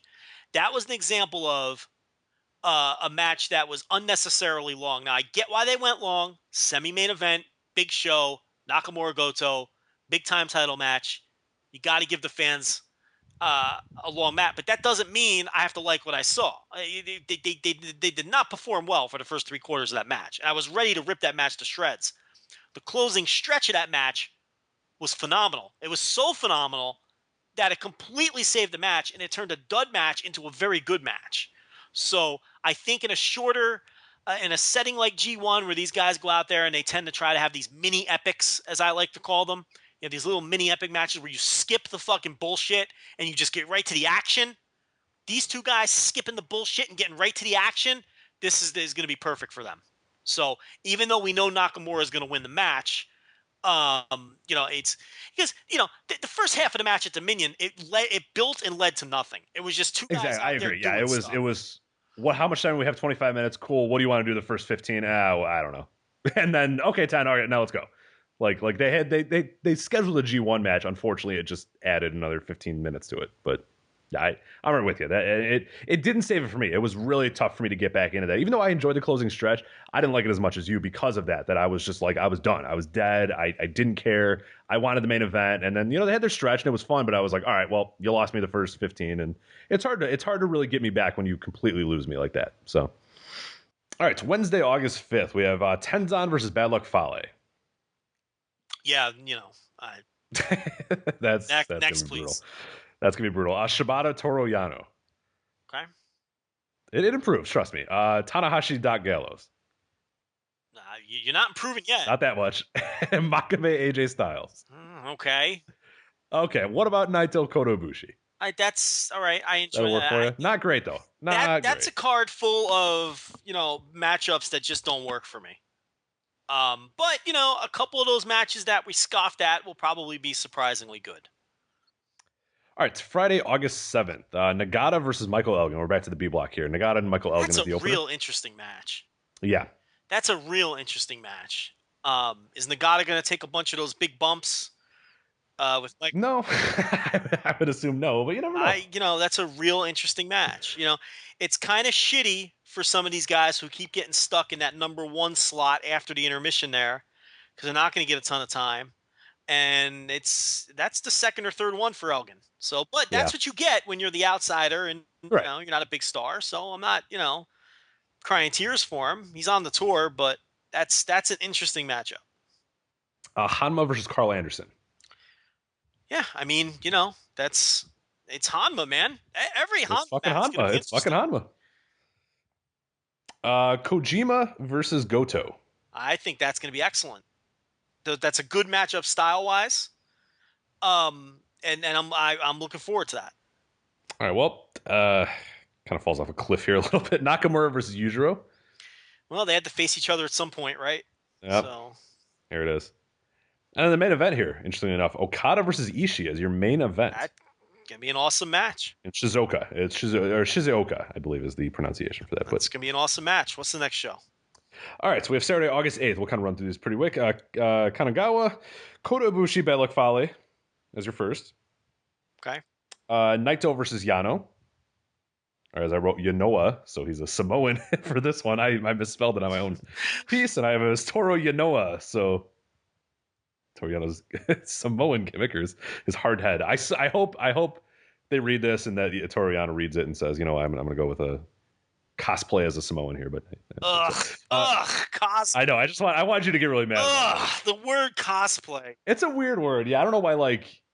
It just act like, dress up, like the word cosplay just gives me images of glory holes and like it's just such a dirty. When I think of cosplay, I think of the people that dress up as the My Little Ponies and have sex. Yeah, like the furry. Like they have orgies. Furries. Yeah, the furry. Yeah, I think of furries. I immediately think of furries. I don't think of you dressing up as Link from Legend of Zelda. I have you having an orgy in your furry costume. So the word cosplay just gives me the worst chills, the worst kind of chills. Like the hottest. I could be flirting with the hottest woman who ticks all my boxes. If she brought up that she likes to cosplay, it would permanently kill my boner. It's just such a weird word, and it's probably a porn site thing. I feel like there's always a category, and if you click it, you don't want to click it. You're oh fuck, you meant to click something else, and you clicked the cosplay category, and you're like, oh no. And the thing is, cosplay doesn't have to be sexual, but it gives me images. I always have. Yeah, it gives you images of weird sexual fetish things. And listen, Joe Lanza's got a couple fetishes. I think we all do. Cosplay is not one of them and never will be. I just don't call it cosplay. Look, if your girl likes you to dress up like a fireman, dress up like a fireman, but you don't have to call it cosplay. That word it's just a gross word. I just don't like the word cosplay. Get lost. Tenzan AJ Styles. Okay. I'm just going to immediately snap you out of that. Get to you the next thing. Makabe Doc Gallows. Yuck. Yeah, that's oof. And then the main event, which will redeem you, Tanahashi versus Shibata. Yeah, I mean that's a one-match show, and last year they had one of my favorites, if not my favorite. So yeah, I'm looking forward to that. And Makabe Doc Gallows in the semi-main event spot. That's really tough. It's like you couldn't give me Styles and Tenzan in the semi-main. Like why is this? Well, yeah, I think it should be. I hope I made an error. But Makabe is considered a big star over there. That's the thing. We've talked about that before too. But so he's higher on the pecking order than Tenzan these days. But Styles, Tenzan, I agree that probably we're really nitpicking if we're nitpicking semi-main event. Right, but come on. But I mean, Makabe Doc Gallows is like the cosplay of G1 matches. It's just it gives me chills, like the wrong kind of chills. All right, now Sunday, August 9th is our first one in Tokyo. This is Cork and Hall, though, before they go to the Sumo Hall. So this is our first one in Tokyo. B Block, again, Michael Elgin versus Carl Anderson. Michael Elgin in that number 1 slot again. Yep. It's going to be hard for him. Kojima Nagata. Okay, all right, that could be good. Yep. They actually had interesting Okada. interactions on the New Japan Live show. Exactly, yes. Or was that Dominion? It was one or the other. I don't remember. Those two blend together so much for me right now, even though they shouldn't. It was the dark match of Dominion. Yes, I think, yeah. And I think so. I forget. Yeah, no, yeah, it was. Yeah, that's it. Yeah, because I remember being like, oh, that'll be that. It kind of built to a future pretty decent G1 match, and I looked and they're in the same block. So yeah, that was that one. Yeah, no, I'm looking forward to that one. Okada versus Yujiro. Whatever. Yujiro. Hanma versus Nakamura. In Cork and Hall. Come on. I mean, can you imagine the crowd? And Hall. Those two fucking guys against each other? I mean, come on. Yeah, it's going to be great. What's the main event? The main event is Goto Ishii. Well, I mean, you would think Nakamura would be in the main event there, but look, Goto Ishii's going to be a hell of a match. Again, Cork and Hall. Ishii, if you notice, has not, I believe that's his first main event. Mm-hmm. So he's going to have something to prove. He's going to want to show him something. And Cork and Hall loves Tomohiro Ishii.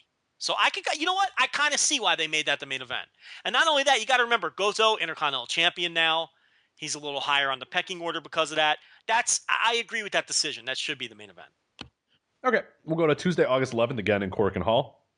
A block here, we have the opener, Naito versus Doc Gallows. Doc Gallows, I'll move on. Tenzan versus Shibata. Anything with Shibata has my interest. Yep. Unless it's with Doc Gallows. Yeah, that's something that nobody can. Kota Ibushi versus Toru Yano. That's a weird match, right? That's gonna be very interesting. Yeah, that'll be Ibushi kind of having fun, and of all the Ibushi matches where you're kind of gonna, this is it's gonna be a bunch of high, this is gonna be a comedy. That'll have some fun. Ibushi's great at that. Ibushi's very, very, very good at that. So I expect this to be really fun. That's a good point from the environment he comes from. There's gonna be a DDT match. Like you're right. Excellent point, and it's gonna have some fun near falls. Absolutely. AJ Styles, Bad Luck Fale. That again, another challenge for AJ, but I think he can get a great match out of Bad Luck Fale. I don't know if he will, but I think he can. And your main event here is Tanahashi versus Togi Makabe. I mean, I can understand why that's the main event completely. Yep. All right, so one more in Cork and Hall. We have Wednesday, August 12th. B block here. We have Carl Anderson versus Yujiro. Goto versus Michael Elgin. So Michael Elgin, not the number one. He finally gets up to the second match with Goto. Again, he drags former main eventer Goto to the second match of the night. Intercontinental Champion. But I'll tell you, that's a good style match for Elgin. Mm-hmm. If they want, that's a guy. If that's a guy who will Goto will slug it out with you. Yeah, that'll be interesting. I'm with that one too. I think that one will be a lot of fun. Kojima Nakamura. That could be a ton of fun. Nagata versus Okada. This is one I'm really, really looking forward to. Yeah, man. This is Nagata stepping his ass up and second from the last in Cork and Hall. This is going to be awesome. Yeah, I think our pal Alan is going to like this podcast because we've been putting Nagata over. Yeah, this is the pro Nagata podcast. We never put Nagata over. No, you usually hate him. So what? I'm usually the voice of reason. I'm usually the not the voice of reason, but the one who at least will give Nagata a little bit more credit than you. Hate's a strong word, but I'm not a big Nagata fan. No. Yeah, we'll go with that. And then your main event, Joe. Main event, Cork and Hall, Wednesday, August 12th, Hanma Ishii. Main event, Joe. Hanma Ishii in Cork and Hall. Goto second, of the G1 matches, Nakamura the third with Kojima, who like those are two dudes that are New Japan like come on, Nagata or Kojima and Nakamura, and then Nagata Okada. Those are all undercards to Hanma Ishii. I can understand where they're coming from with them. I do too. That's gonna fucking be awesome. It's gonna blow the house down. Like those are two guys that are super over in that building, and that is that the third Cork and Hall show. That is the third and final. Yeah, I can see why they're going with that as the main event. I totally see it when you look at the rest of the card, and that has a chance to be a real special match because of how the crowd is going to treat it. And both of those guys are great too. Like, yeah, I think that's my favorite. My favorite of the whole of shows. I think I love the structure of the show. I always like when it's like a unique new sort of main event. But then those other guys are also in good matches too. So that right now is the one that I'm looking at as one of my favorites. I think. Yeah. All right, and now these are match order. We do not know the match orders yet because, of course, this is your first time doing a G1 or your first time following us or listening to us preview a G1. The match orders aren't going to matter because right now they're not listed because they're going to matter. And how that match order is structured and who's in front of who and who's the final match and where this guy is on this is going to matter a lot when this comes. So they don't want to reveal it quite yet because you're going to have a lot of ties. You're going to have guys that could get knocked out. There's guys who can win and then, win their place in the finals. They don't, they don't have the match orders for all three Sumo Hall shows? I thought it was just the last one. No, the final two, the A block and the B block ones. They don't. And then, of course, the final we're not going to have order for the finals because we don't want any of the matches.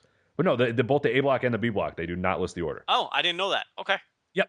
Yeah, I got initially confused, and people, I didn't do that initially. I put that this was the way the card was listed, and then someone said, no. If you look back, no, it is official that both of these will be named, at the day of the show, or that's what they're saying. Oh, yeah, because one night's A block, one night's B block. Okay. Right, so you got to remember that, too, because I said, no, and they said, no, well, of course, if the A block's going to not have it listed, the B block's not going to have it listed. So, yeah, no, these are both, we don't know yet. I mean, we can, obviously it's coming down to Nakamura, Okada, and, well, actually. And the way I listed it, you could realistically think that this is the way it would be listed as well. They don't officially list it as that, but you can sort of. Yeah, they don't want to give away the booking. Right, exactly. So this is the A block here. We have Toru Yano, Bad Luck Fale, which. So both of those guys will be out of it at that point. Agreed, yeah. So that is going to be a meaningless one. Shibata, Doc Gallows. I believe both will be out at that time. But this could be, maybe Gallows. It could be a Shibata spoiler. It could be a Shibata or a Gallows spoiler, yeah. Right. Tenzan Naito. Again, this could be Tenzan spoiling for Naito. Which is very plausible. Yep, in Sumo Hall especially. Makabe Ibushi. You figure one, if not both of those guys will be in the mix.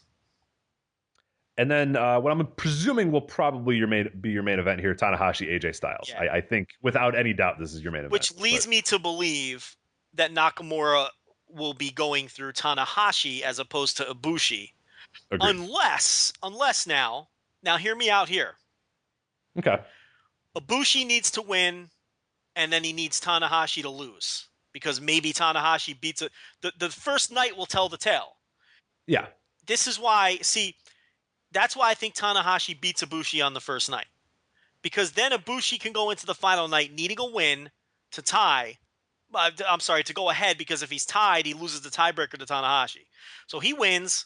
He needs Tanahashi to lose. AJ can spoil it for Tanahashi. Okay, and then go to the final if they choose to go that route. Or they could just go chalk here and have Tanahashi beat AJ, which is what I would do. Because for the reasons I already gave earlier, I wouldn't put... Well, actually, no. If AJ can spoil it for Tanahashi, but send Ibushi to the final. That's where I think is a potential scenario as well. Because then you could have Tanahashi AJ as a dome match down the line. You know what I mean? You can have them go off and have a little program at that point. Right. And that will occupy both of those guys for the dome, and that would be a big supporting match for the dome. Sure. 2 draws, two proven draws. Yeah. And you can send Ibushi right into that final against Nakamura, which was my path before. So that's going to be I've talked myself into it. That's the official Joe Lanza prediction. Final night, A block, Ibushi wins. Who's his opponent? Ibushi and Makabe. Yeah, so he beats Makabe. Okay? He needs Tanahashi to lose. AJ spoils it for Tanahashi. AJ and Tanahashi face each other at the Dome, and Ibushi loses to Nakamura in the finals 2 nights later. Okay. I haven't officially done it yet. I'm still working on my pick'em, so I won't go with my scenario quite yet. Wait a minute. Hold on a second. Oh, I'm joking. I like that one. No, Hold on a second. What? You were going to make me pick every single match in this damn thing, and you don't even have your final your winner picked? No, not yet. What a shyster you are. That's unbelievable. You were going to make me do all that work. I'm going Nakamura and Tanahashi as my final. Thank God I talked myself out of I talked you out of that. That would have been such a sham if you made me pick every one of these damn matches and sit here with a spreadsheet, taking notes, making sure my points added up, and you didn't even pick a final yet? Let me tell you, you're incorrigible. You are incorrigible. That's unbelievable. Ingovernable. I'm ingovernable. Yes, or however the hell I still can't pronounce it. Whatever. Okay. No, I have Nakamura and Tanahashi as my final, but I like the Ibushi scenario as well. You like that? You think that's? I think that'd be cool. Either one of those is fine. I think Tanahashi Nakamura is a fun one where Nakamura just kind of beats him and sort of solidifies himself. But I like the idea too that if Ibushi and Nakamura in that final, you have Nakamura win, and again, he of course solidifies himself. But then you also have a story of Ibushi getting there, almost got it. Damn it, it's Nakamura again, and Nakamura beats him. And okay, I still need I need to do something to beat Nakamura. But I think you can stretch that out even farther. I think that they just go with Tanahashi Nakamura and sort of. But Wouldn't Nakamura Tanahashi in a G1 final in a sold out sumo hall be a lot of fun?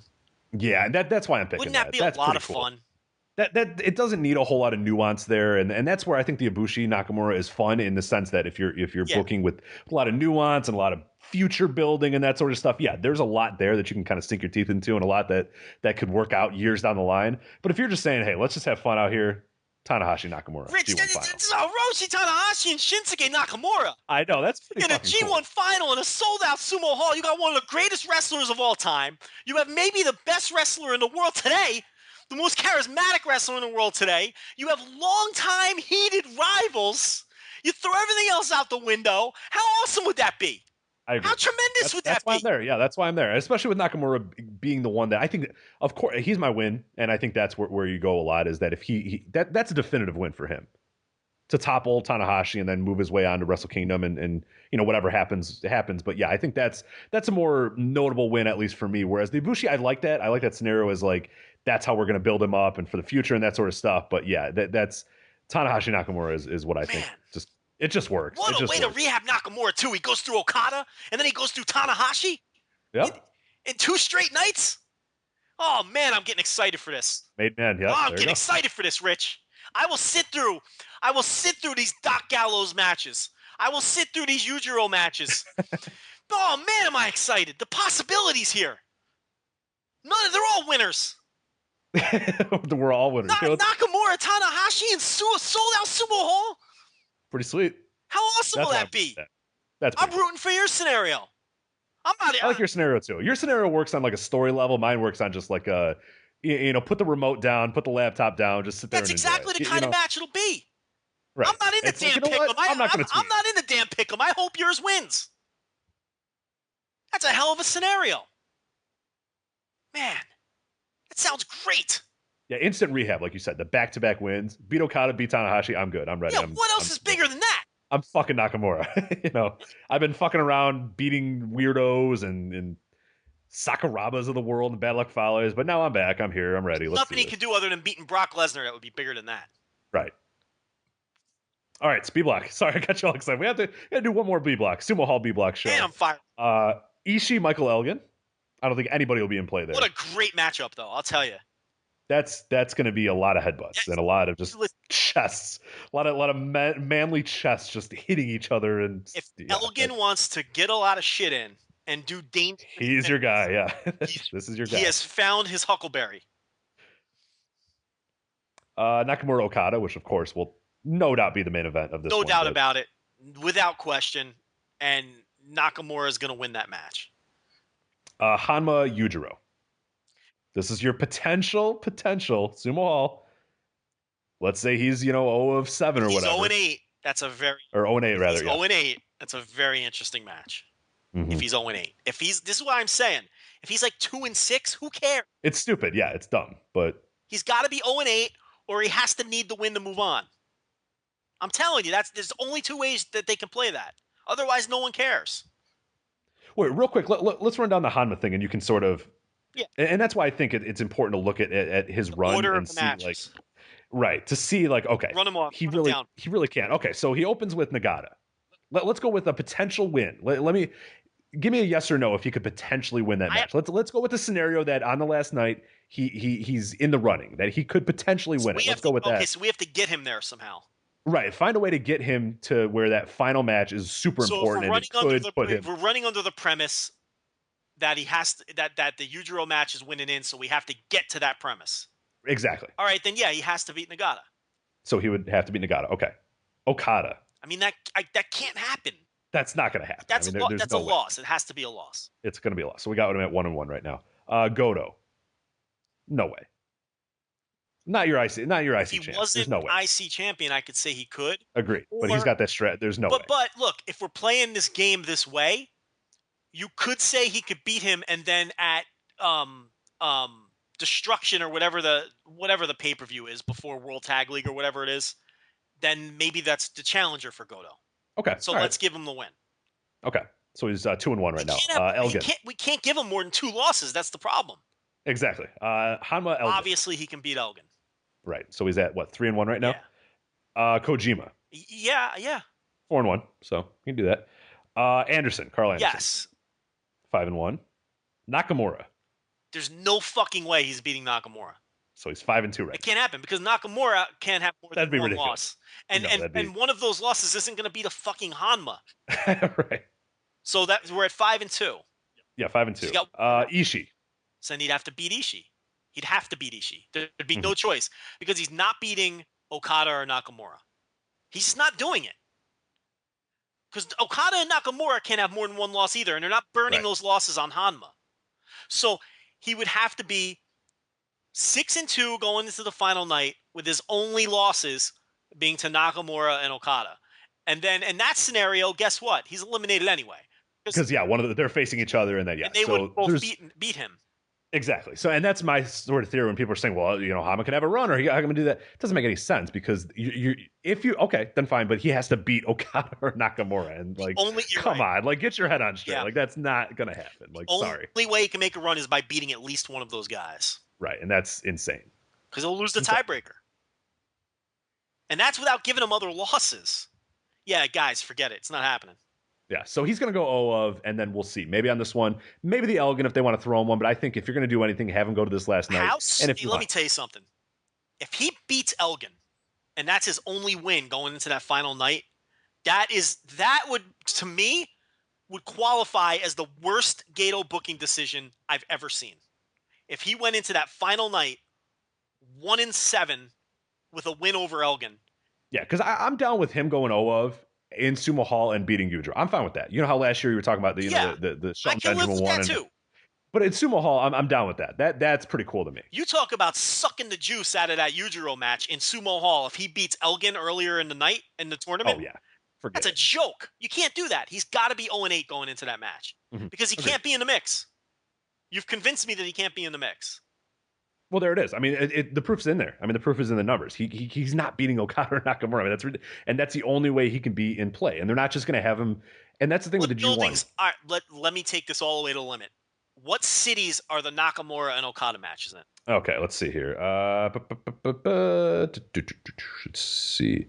Okada is Kagawa. I don't know what Kagawa is, but is it the main event? It is the main event. Yes. Okay, and what's the Nakamura match? On that card? No. What's? What town is in? Okay. And where on the and where? That's in Korakuen Hall. That's in Korakuen Hall, and it's not the main event. It's the semi-main. Okay, he's not winning those matches. No. He's not winning those matches. He's just not. He's not winning either of those matches. What's the main event of that Korakuen Hall show? Shoot, I got rid of it. Goto Ishii. Yeah. It's like that's the bone they're throwing fans on that show. The Goto, the Ishii going up against Goto in a minute. He's not winning either of those matches. So yeah, you're right. He's going to be now. Will I be up in arms if he beats Yujiro? No. Personally, I'd have him lose that match. I know people are going to be mad at me, but I'd have him go 0-9. I really would. I don't know if that's the right spot for him. I don't think Yujiro is the right win. But I'll tell you what, I have a feeling he's going to win it because he's been feuding with this Bullet Club B team. Mm-hmm. You know what I mean? I do too. So that'll probably be his win. It won't be the worst way to give him a win. Sumo Hall, all that, G1 tournament, but it wouldn't be – I'd have him lose that match.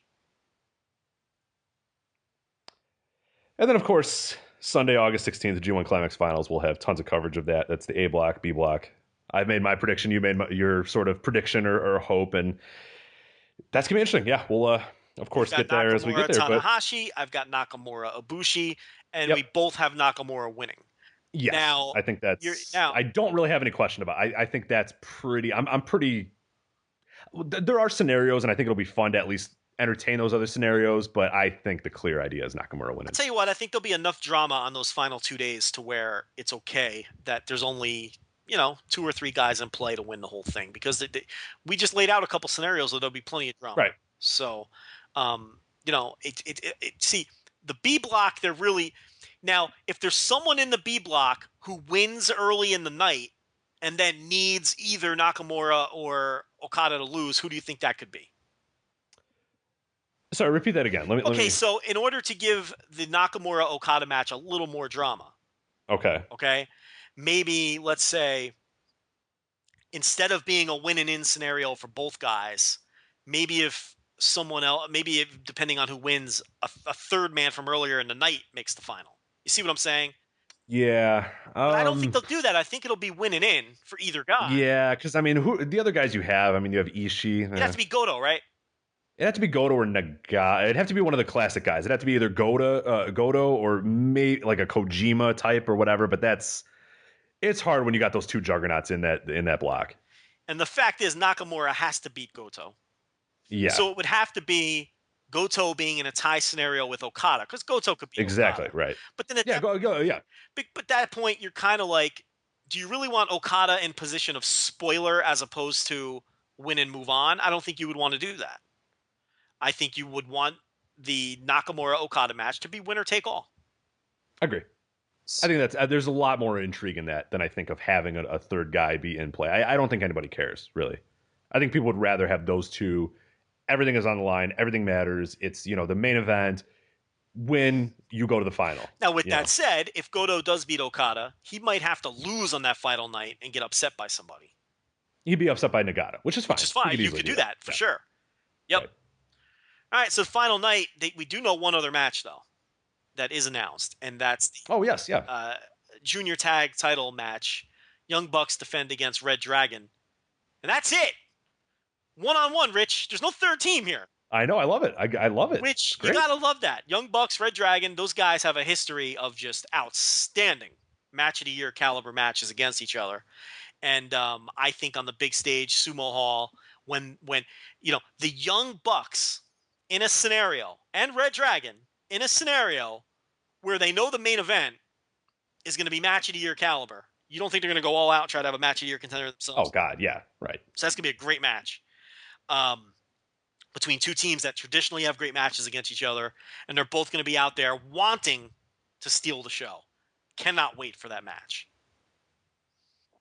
All right, that's our G1 coverage. Of course, if you have not joined the G1 Pick'em, we talked about it a little bit. You can go to voiceswrestling.com/G1 Climax 25-sign up, or you can go on the forums as well. We have tons of links there. Follow us on Twitter, because chances are we're going to tweet it out throughout the day. You have until the first show starts to send in your ballots. You have until all the way through basically Sunday night, early Monday morning, but don't risk it. We'll try to get it in, hopefully get it in by Sunday, but I will not accept anything after the first show has started. So the second that first show gets going, even if it's not the G1 matches, we're locking the ballots and everything is in. So make sure to get that in, but it's a lot of fun. You can win some good prizes from our sponsor, ivpvideos.com.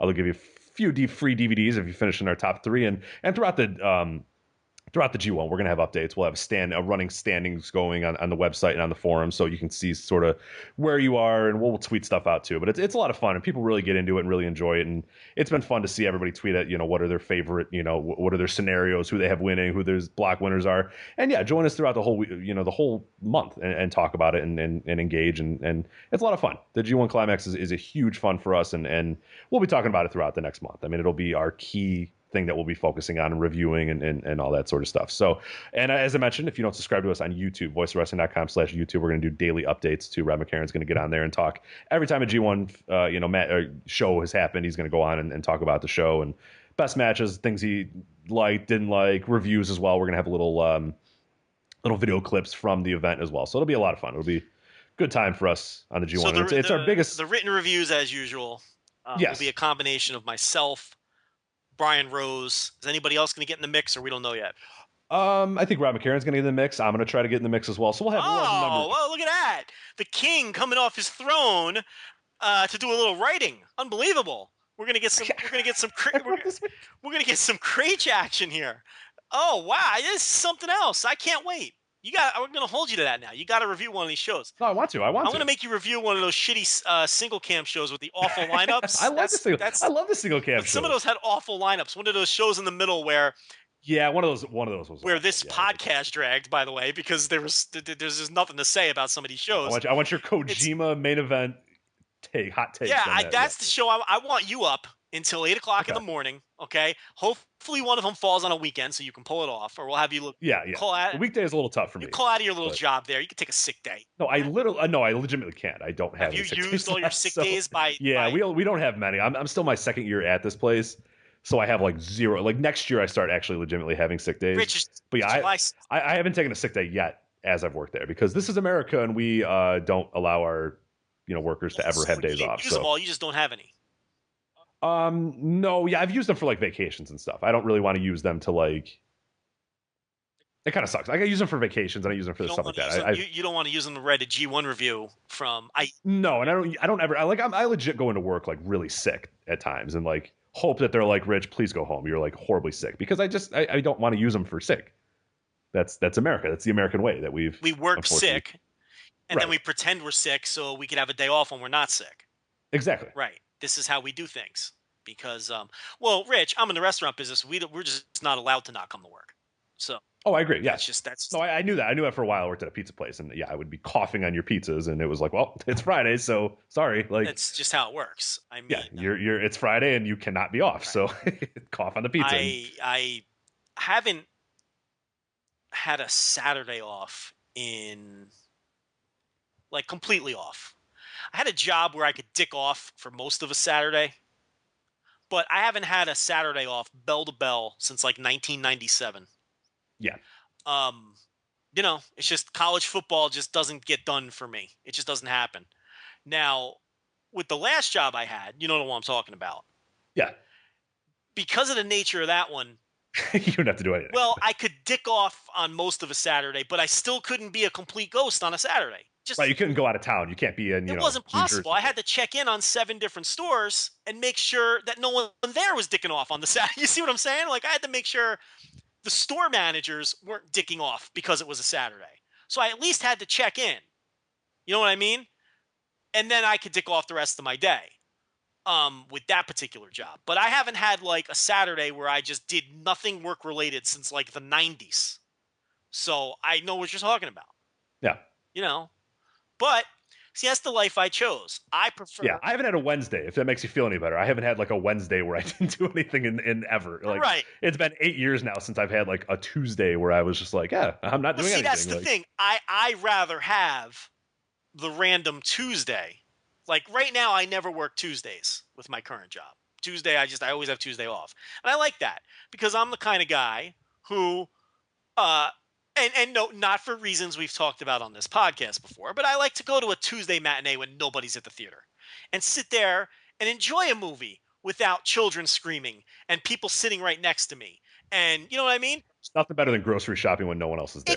That too. Thing in the world. So I prefer to have random weekdays off. Which I figured out. The other day I had to stop at. I was way early to work. My dogs had woke me up like 2 hours early, and I was like, well, I don't want to fucking sit around the house for a while. So I left early, and I said, I need to get some stuff done, so I'm gonna grocery shop. So I went grocery shopping. It was like 7:30 a.m. or something.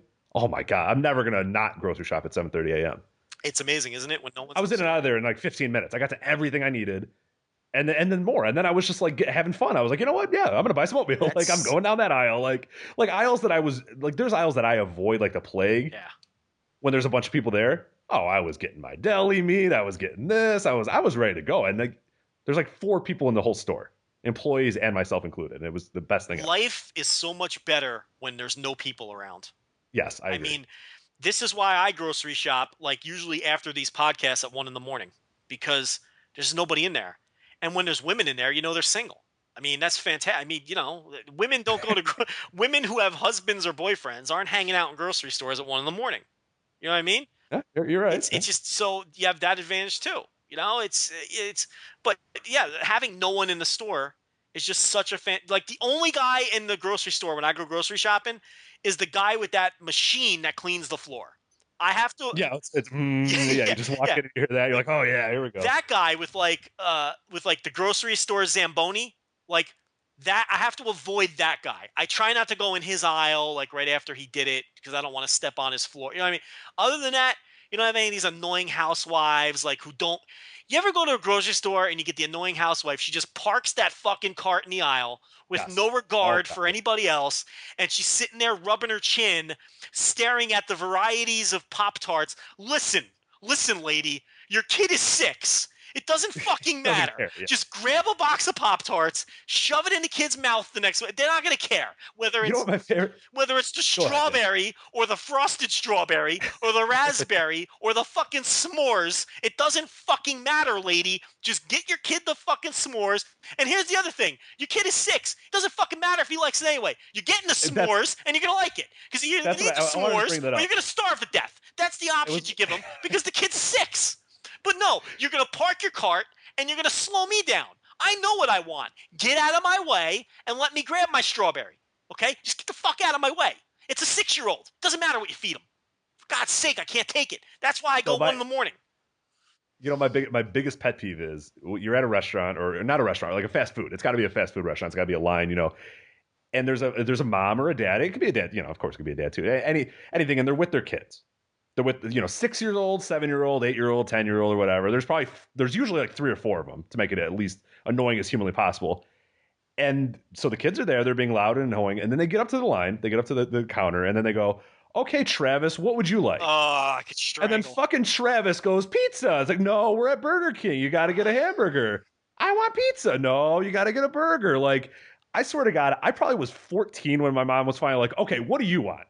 My dad would go and get me a fucking hot dog, a fucking whatever the coupon was or whatever. That's right. And that was it. I got the fucking double Whopper because that's what my mom had a coupon for. You ate it? I didn't get to say, no, I want the grilled chicken. No, my mom said, buy one, get one free Whoppers. You're getting a fucking Whopper. And I said, okay. That's right. That was like till I was like 15. And if you don't like that I had any say in it. And if you don't like the tomato, you're picking it off. That's the way it works.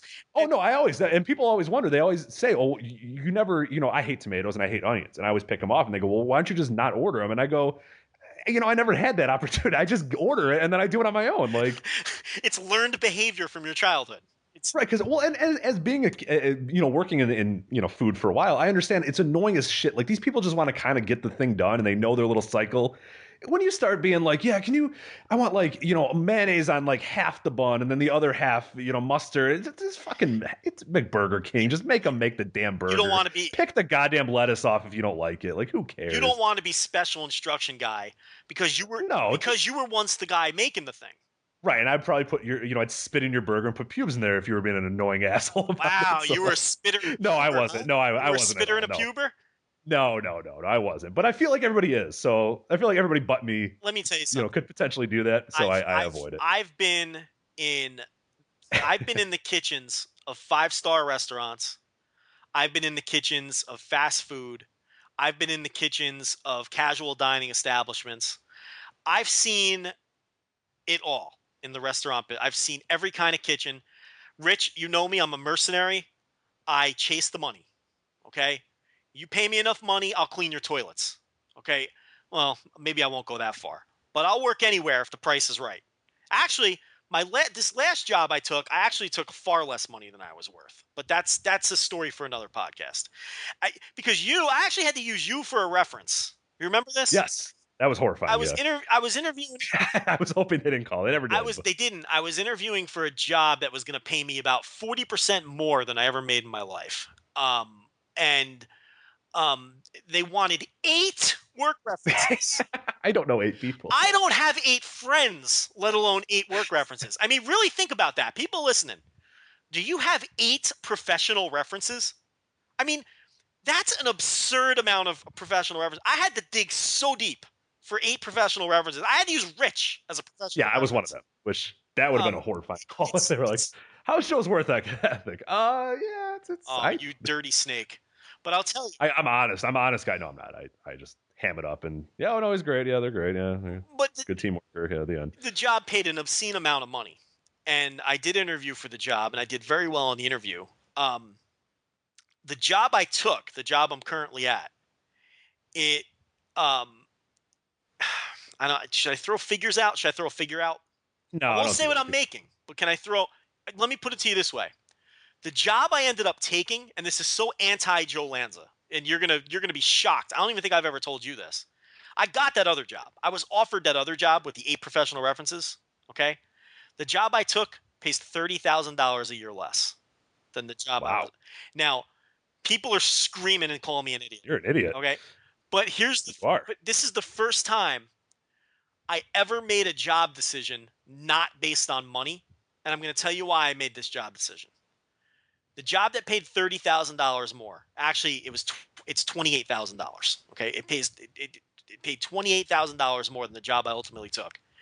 It required constant travel to multiple states, which is kind of what I was getting away from with my other job, if you recall. Mm-hmm. Lining up, and I was just thinking about lining up dog sitters. Just never being home. Just imagine trying to do this podcast. Sure. And the job that pays. So you're guilting me into somehow making $30,000. No. Now, no, absolutely not. The job that pays me $28,000 less, which is the job I ultimately took, which was a pay cut, by the way, from the job that I left. It's 10 minutes from my house. I can do it in my sleep. It's the easiest job I've ever had in my life. And look, I have money saved. I'm not hurting for cash. I'm single. I have no kids. I'm responsible for nobody but me and these 2 dogs. Okay? I have investments. I do. Look, I'm not a rich man, Rich, by any means. I'm a middle-class guy. But I'm decent with money. And I thought to myself, kill myself for $28,000 a year more and hate my life, or chill out and relax a while and work 10 minutes from the house and do a job that I can do literally in my sleep. And then, if I want the money, I can go get it later. You know what I mean? So for the first time, I'm not convincing you. You would have taken the $28,000. I can tell by your silence. No, you know what? No, sometimes where I'm at in my life right now, yes. Right. But maybe if a few years, the way possibly, I laid it out, yeah. It's like. Right now, I would do anything for extra $30,000. But see, here's the thing: I own my house already. Exactly. Yeah, I'm not. You're getting married. You're looking for a home. You would have been a fool to turn down the $28,000. Shit, I might have been a fool to turn down the $28,000. But I wasn't looking forward to putting in that much effort again. It would have been a high stress job. Look, with money comes responsibility too. The job I'm at now, I'm responsible for like 11 people. You know what I mean? It's 10 minutes from the house. I'm spending nothing. I fill up my gas tank, once a month. There's flip sides to it too. I'm not on and off airplanes, and I'm not living out of hotels 2 weeks out of the month, which is what that other job would have required. So, the first time ever in my life, I made a job decision not based on money.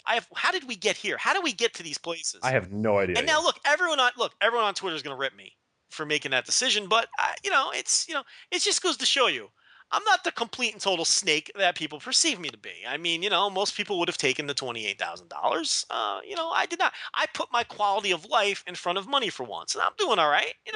Look, the way I look at it now, I got money stored away, and all my bills are paid. What more do I need? You were good. Right. Joe, you want to take a quick break here, and then we'll finish up the show? Sure. Let's do it. We're going to have a few words about a little promo for the website, and then I want to talk about a little thing that one of our contributors is doing as well that I think is a very worthy cause. We'll talk about that when we get back from this break, and then we'll finish up with the show. So we'll be right back here on the Voice of Wrestling podcast. New at voicesofwrestling.com this week. Show reviews of WWE Raw, SmackDown, NXT, Lucha Underground, and more. Also this week on the website, a special look back at the first 2 Survivor Series events. Rich Craich looks at the first 5 New Japan G1 Finals matches. And Brandon Howard takes us inside the language of WWE. You can help support Voices of Wrestling with your Amazon purchases. Before you begin shopping at Amazon, visit voicesofwrestling.com/Amazon, and we'll receive a small commission at no added cost to you. Shopping at WWE Shop, Use our discount code to save on your order. Visit voicesofwrestling.com/WWE shop and use the discount code WWE Voices5 to save $5 on any order over 30 on top of other great deals. That's voicesofwrestling.com/WWE shop and the discount code WWE Voices and the number 5. You can support Voices of Wrestling also by subscribing free to our YouTube channel at youtube.com/voicesofwrestling. Liking, sharing, and commenting on our videos would really help us out, and it's a free way to show your support to us. Our audio podcasts, including the Voices of Wrestling flagship podcast and Shake Them Ropes, are free on iTunes, Stitcher, TuneIn, Downcast, and more. Want to voice your opinion on something you heard on our shows? Try out our new forums. Join the community at voicesofwrestling.com/forums. We'd love to have you, and we appreciate you hanging out with us at voicesofwrestling.com. All right, and we're back here on the Voice of Wrestling podcast. Thanks, Rob McCarron, for a little update on the website and everything going on here. One thing I wanted to mention, Kevin Wilson, who does, we've mentioned him numerous times, and if you're a fan of the site, you know him from most of the Joshi reviews. He does a few other stuff as well for us. He runs PuroCentral.com, a fantastic website that does, Puro reviews, profiles, of Japanese wrestlers, a bunch of other good stuff. And he's a great Twitter follower as well, because he is the Joshi guy, like of American, English Joshi. I really don't think there's anyone that's doing it better than him right now. One thing he's doing on his website too, and you can check it out at PuroCentral.com, and it's something that we definitely wanted to help him out, is he's doing a fundraiser for ALS. He explains a little bit that he had an uncle who had ALS, and he's trying to do a little bit more to give back, and it's something that he does. So he sets up a donation, page for donations, and you can go in there and give a little bit of money if you want. But the good thing that I really like about this too, and that's what makes Kevin, sets him apart from a lot of other guys, is that other than just strictly a donation, he's going to give you a little prize as well. And they're really, really cool prizes too. And you shouldn't think of it as I'm giving money to get these cool things, but you kind of are, and it's pretty cool what you are getting. So, he's got cards, he's got Japanese wrestling cards, WWE wrestling cards. WWE pop figures. I know people love those. I don't quite get it, but hey, people enjoy them and they love them. IVP videos as well. The sponsor of our G1 contest does stuff for him as well. You're going to get, if you donate, $25 or $50, you get 5 random DVDs from him. He's got like Wrestle One programs. If you like Joshi, if you like some of the more attractive Joshi competitors, they have like calendars and stickers and that sort of stuff that are pretty fun. I know you're into this. Attractive, you say? Oh yeah, have you seen like Hana? Oh, there's a few in there that are. They know it too. There are bikini catalogs that they. I am not into the women of Asian persuasions, but right. Well, there are a few that are. That's what you dig. Yes, this is your. Oh thing, yes, that is your thing. And then you're all about this thing. And I know I don't know if you've. There's only one, so you might want to get on this real quick. The officially licensed plush doll of Shima. Have you seen this thing? He's got one. I indeed have. So he's got one. Someone's going to win that. And your Mr. Pogo autograph photo, I know you're in on that one too. So, Mr. Pogo autograph photo, I tell you, like this is where else you're gonna get an opportunity. I mean, you throw $25 at a great cause for a great guy, and you get a motherfucking Mr. Pogo autograph picture, and it's bloody as shit too. So you can't like show it to anybody. If you want that Mr. Pogo, look, that would. I think a autographed Mr. Pogo photo would complete any home office. Is that right? You got a fan from the WAR promotion. Have you seen that thing? That's pretty sweet too. Literally like a fan, like something like a paper fan. Fan as a noun, right? Like actual object. Yes. So on a hot summer night. Yeah, you can use your WAR faster than I just look. I say war. I know people don't like that because you take your war fan and you cool off on a hot summer night. You can't beat that. Wrestling and romance. WAR. Exactly, yes. Yeah. That always shocked me when I first, because what the promotion was, and then I found I was like, Wrestling in Rome? What? No, that can't be the name. But yeah, a bunch of other stuff as well. Tenru is a romantic fella. I guess he is, so I'll give him that. But yeah, a bunch of other good prizes as well. And it's really cool, just thought I wanted to say that out there. So if you have a few dollars to throw, and even $5 gets you, some stuff. $10 gets you. It goes up. I mean, $50 gets you a bunch of good stuff. But yeah, whatever you can give, I think Kevin will be most appreciative. So PuroCentral.com. It's PURO Central.com if you're curious and you want to donate that. So anyway, just wanted to get that out of the way. Joe, we got a few more topics here. We've gone very long, but I wanted to get into a few of these things. Do you want to talk WWE Battleground, or can we just skip it? We'll go 1 to 10. We'll do the 1 to 10. All right, we'll do 1 to 10. Give it. If you want a longer preview, Shake Them Ropes, obviously this week did a very, very good job of it. So go on there, video or on the podcast feed. You can find the Shake Them Ropes. They did a great preview. There's also a video that's strictly the preview if you don't want to listen to the whole show and just want to listen to the preview. They got you covered. All right, channel. So, on their YouTube channel, voicewrestling.com/YouTube. Let's do this.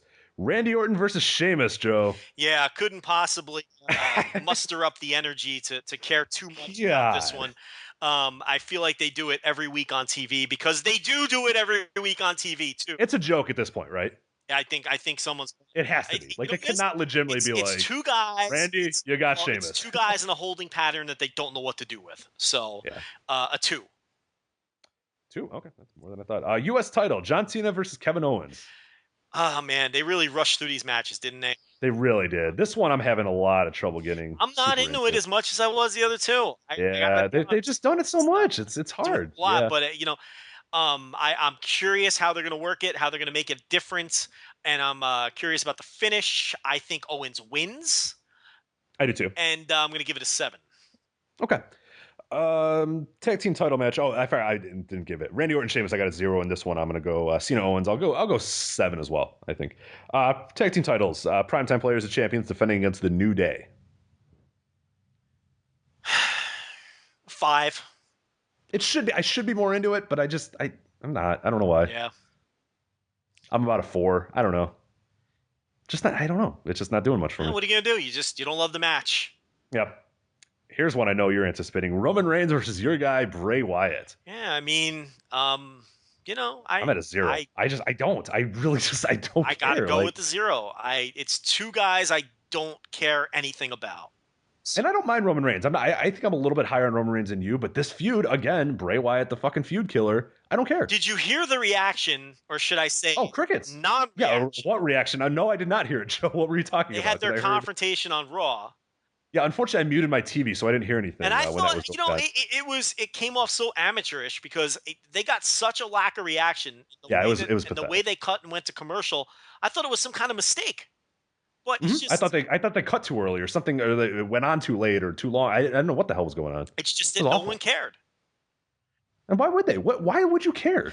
Who cares? The only thing that people care about with Bray Wyatt is turning on their cell phones when he does his entrance. Mm-hmm. And beyond that, the people just don't care about Bray Wyatt, and he sucks the life out of everybody he faces. It's killing, and this is not just like a one. This is now numerous people that when he faces them and they're in long feuds, he kills them. His gimmick is like a real life thing. Like he really sucks the life. He sucks these guys to the abyss. Yeah. It's fucking awful. Oh God, it's awful. Like he's just the worst. I skipped this match. I apologize. It's a pre-show match. This is a singles match for Barrett's King of the Ring crown. The crown is on the line. R-Truth versus King Barrett. Yeah, I mean 0. 0. 0 is like, could not fucking care. Don't care. Battleground off to a really good start. Well on its way to being another worst show of the year possible contender as it was prior years. This one always just sits there and just sucks. Our main event, by the way, Brock Lesnar is in a main event for the title. I don't know if you knew that. It's hard to really get into it, but Seth Rollins versus Brock Lesnar for the World Heavyweight Championship. I'm at like a 6. Like that's fucking awful that I'm at a 6. Well, it's ridiculous. I mean, I'm at like a 3 because it's Brock Lesnar in a title match. Like, come on. They've managed to make me. What are you doing? How is that possible? They managed to make me not care about Brock Lesnar. It's amazing. Think about that. How could you not? A year ago, if I told you it doesn't fucking matter who he's facing. Yeah. Brock Lesnar is in a title match, main eventing a WWE Network pay-per-view. It's You would, and I would say you gave it a 3, Joe. You are not interested. You would say, what the hell happened? What went wrong? I'd say you were nuts. Did he lose it? Did he lose all the matches leading up to that? No, he's dominant. He hasn't lost any matches. He hasn't been pinned in years. How did they do this? I'll tell you how they did it. The Authority. I don't give a single fuck about anything involving the Authority, and that's not going to change. It's not for me. It's never going to be for me. I don't trust that it's just going to be a match between these two. And I can't muster up the energy to care much about it. The title that matters in this company is the United States title right now, not the World Heavyweight title. Unbelievable. All right, well, that's Battleground. Again, if you want a more spirited recap or a preview, rather, Shake Them Ropes did a great job of it. So, Joe, any other things you want to talk about? We have two other things that I kind of had on my little list, but you wanted to talk NXT Girls on Raw and their initial debut. Yeah, I mean, I watched it 2 or 3 days after. I didn't watch Raw until 2 or 3 days after everybody else did, and I saw the initial Twitter reactions to the angle that they did. And a lot of people were super excited about it. There were some people saying it was the best thing on Raw in months. They were all jacked up. And I kind of get that from the perspective of people really like these three girls. But then I watched it, and man, did it fall flat for me. I agree. I did not, because I wasn't watching it live. And like I said, I went onto I grabbed my phone and I saw these reactions and people are saying, oh my God, the NXT Girls debut. And I went, oh, okay. I ran right to it. And luckily WWE.com immediately put up a video. So I was like, cool, I'll watch this video. And it was over. And I went, oh, really? Okay. Yeah. That was it. That was the thing I had to, like, you're not going to believe this. Like, yeah, first of all, it's like Meltzer kind of stole my thunder with the Observer, but to be fair, I did tweet it out a couple days before when I watched the segment, and you know where I'm going with this. It's like a big problem in this company right now is they don't feel like they feel like that either a McMahon family member, including Triple H, or John Cena has to be the one to get someone over. They you must have the rub from a McMahon family member or John Cena, otherwise you can't get over on your own, which is absolute bullshit. Look, they did not need Stephanie McMahon's endorsement. And when I say they, I'm talking about Sasha Banks, Charlotte, and Becky Lynch. They should have come out and cut their own promos on their own merit and be their own people. Be their own people. And start their own angle with Nikki Bella. And there's a million different ways you could have gone with that. You could have had the Bellas bullying Paige in the ring, or you could have just had these girls come out and say, we're sick and tired of what we're seeing with Nikki Bella. And there's a million different ways you could have gone. I'm not going to fantasy book it. But what they did was horrible. I mean, Mother Goose coming out and assigning, assignments. And she's a heel, or supposed to be a heel, which is another big part of it. And it's just, they don't let them get over on their own. Why can't, let them go out there and cut their own promos, or let one of them, at least the one you have the most confidence in. I don't care which one you pick, go out there and cut their own promo. The segment, had enough time for everybody to talk on their own and get themselves over. And the other thing that kind of alarmed me was, Sasha Banks really didn't get any kind of reaction. Not at all. No, she was not much. And I think a lot of it was disappointment in where she, I mean, it could be, that people weren't aware, but I think a lot of it was a disappointment of, oh, she's with Tamina and Naomi. That kind of sucks.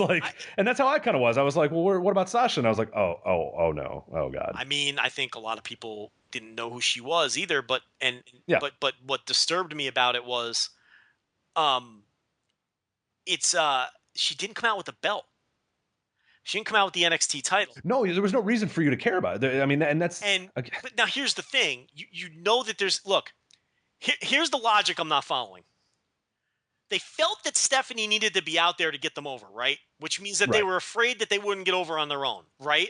Okay, you following me? Correct. Yep. So why not have her come out with that NXT title? You just had Kevin Owens put his NXT title over tremendously over the last month or so on Raw, correct? And you're going to get that Kevin Owens rub. If Sasha comes out with her title, the people who don't have the network or who don't follow NXT, who didn't know who she was, what they're immediately going to do is say, oh, wait a minute. She comes from NXT. Kevin Owens comes from NXT. Kevin Owens is pretty great.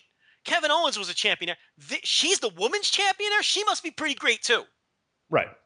But they didn't, they announce her as the champion, but then she doesn't come out with the title. She came out looking like a nobody. And she got a reaction like she was a nobody. I had people tell me, oh, well, they reacted to when she announced her as the boss. Well, no. You go back and watch that. Maybe the 800 people there who knew who she was reacted to when Stephanie said the boss, and that's fine. But when Sasha came out there and did her ring walk and got up on the apron, she got the worst reaction out of any of the three girls. And to be honest, Charlotte really only got a reaction because of her connection with Ric Flair. Let's be honest.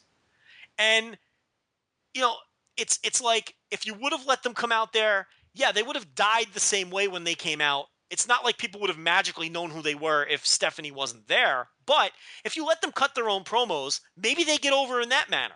Maybe they get over by talking trash to Nikki Bella. I just didn't like the way it was handled at all. Agreed. It was a poor introduction. I think people who thought that was some kind of tremendous segment are out to fucking lunch. I think there's so many other ways that I've read and that people have mentioned and people have had fantasy books from months prior that I thought was way better than Mother Goose coming out and assigning people to, you know, their positions. Like that just kills it because it's they don't come in as badasses. They come in as Stephanie kind of is forcing them. Hey, you team with these people. Okay. Yeah. You know what I mean? Like there's such a weird just a weird way of doing it that I don't get. Look, Sasha hardly came off as the boss. She came off as an underling of Stephanie McMahon. Right. They all did. They all came out like Stephanie had handpicked these people from wherever. And then they had that horrendous brawl. Yeah. I mean, that wasn't good. That brawl wasn't good. The triple submission spot was good. I thought that looked impressive. The This Is Awesome stuff, again, that was those 800 people who knew who they were.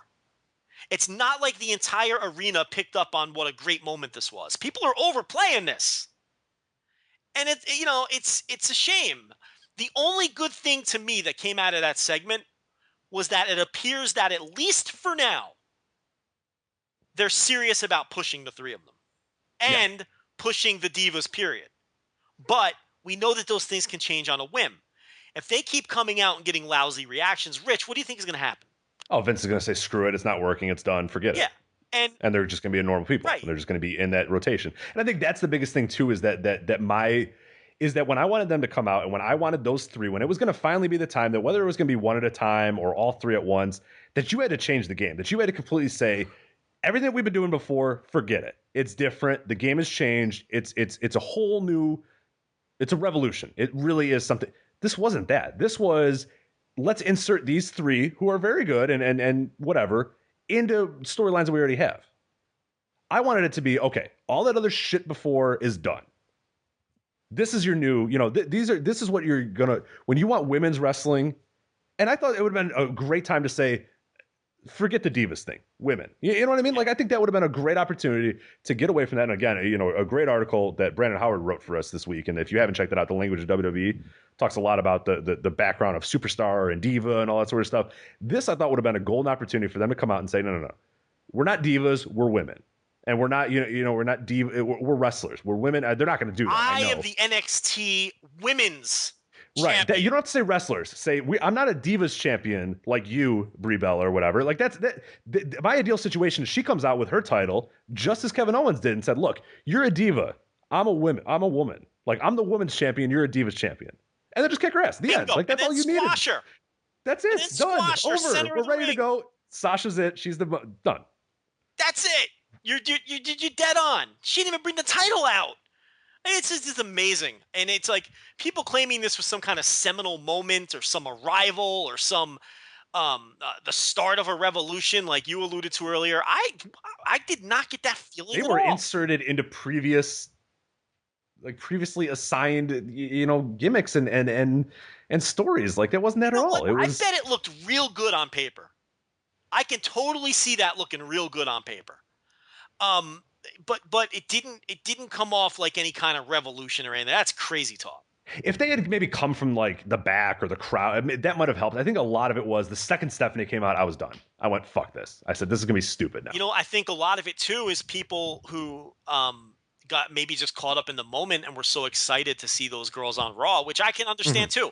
Sometimes you get caught up in the moment, and we had the benefit of watching it, knowing what was going, with the benefit of hindsight and knowing how people reacted to it already. And we didn't see it in the moment. Maybe it came off more exciting in the moment. Look, I'm sure it did.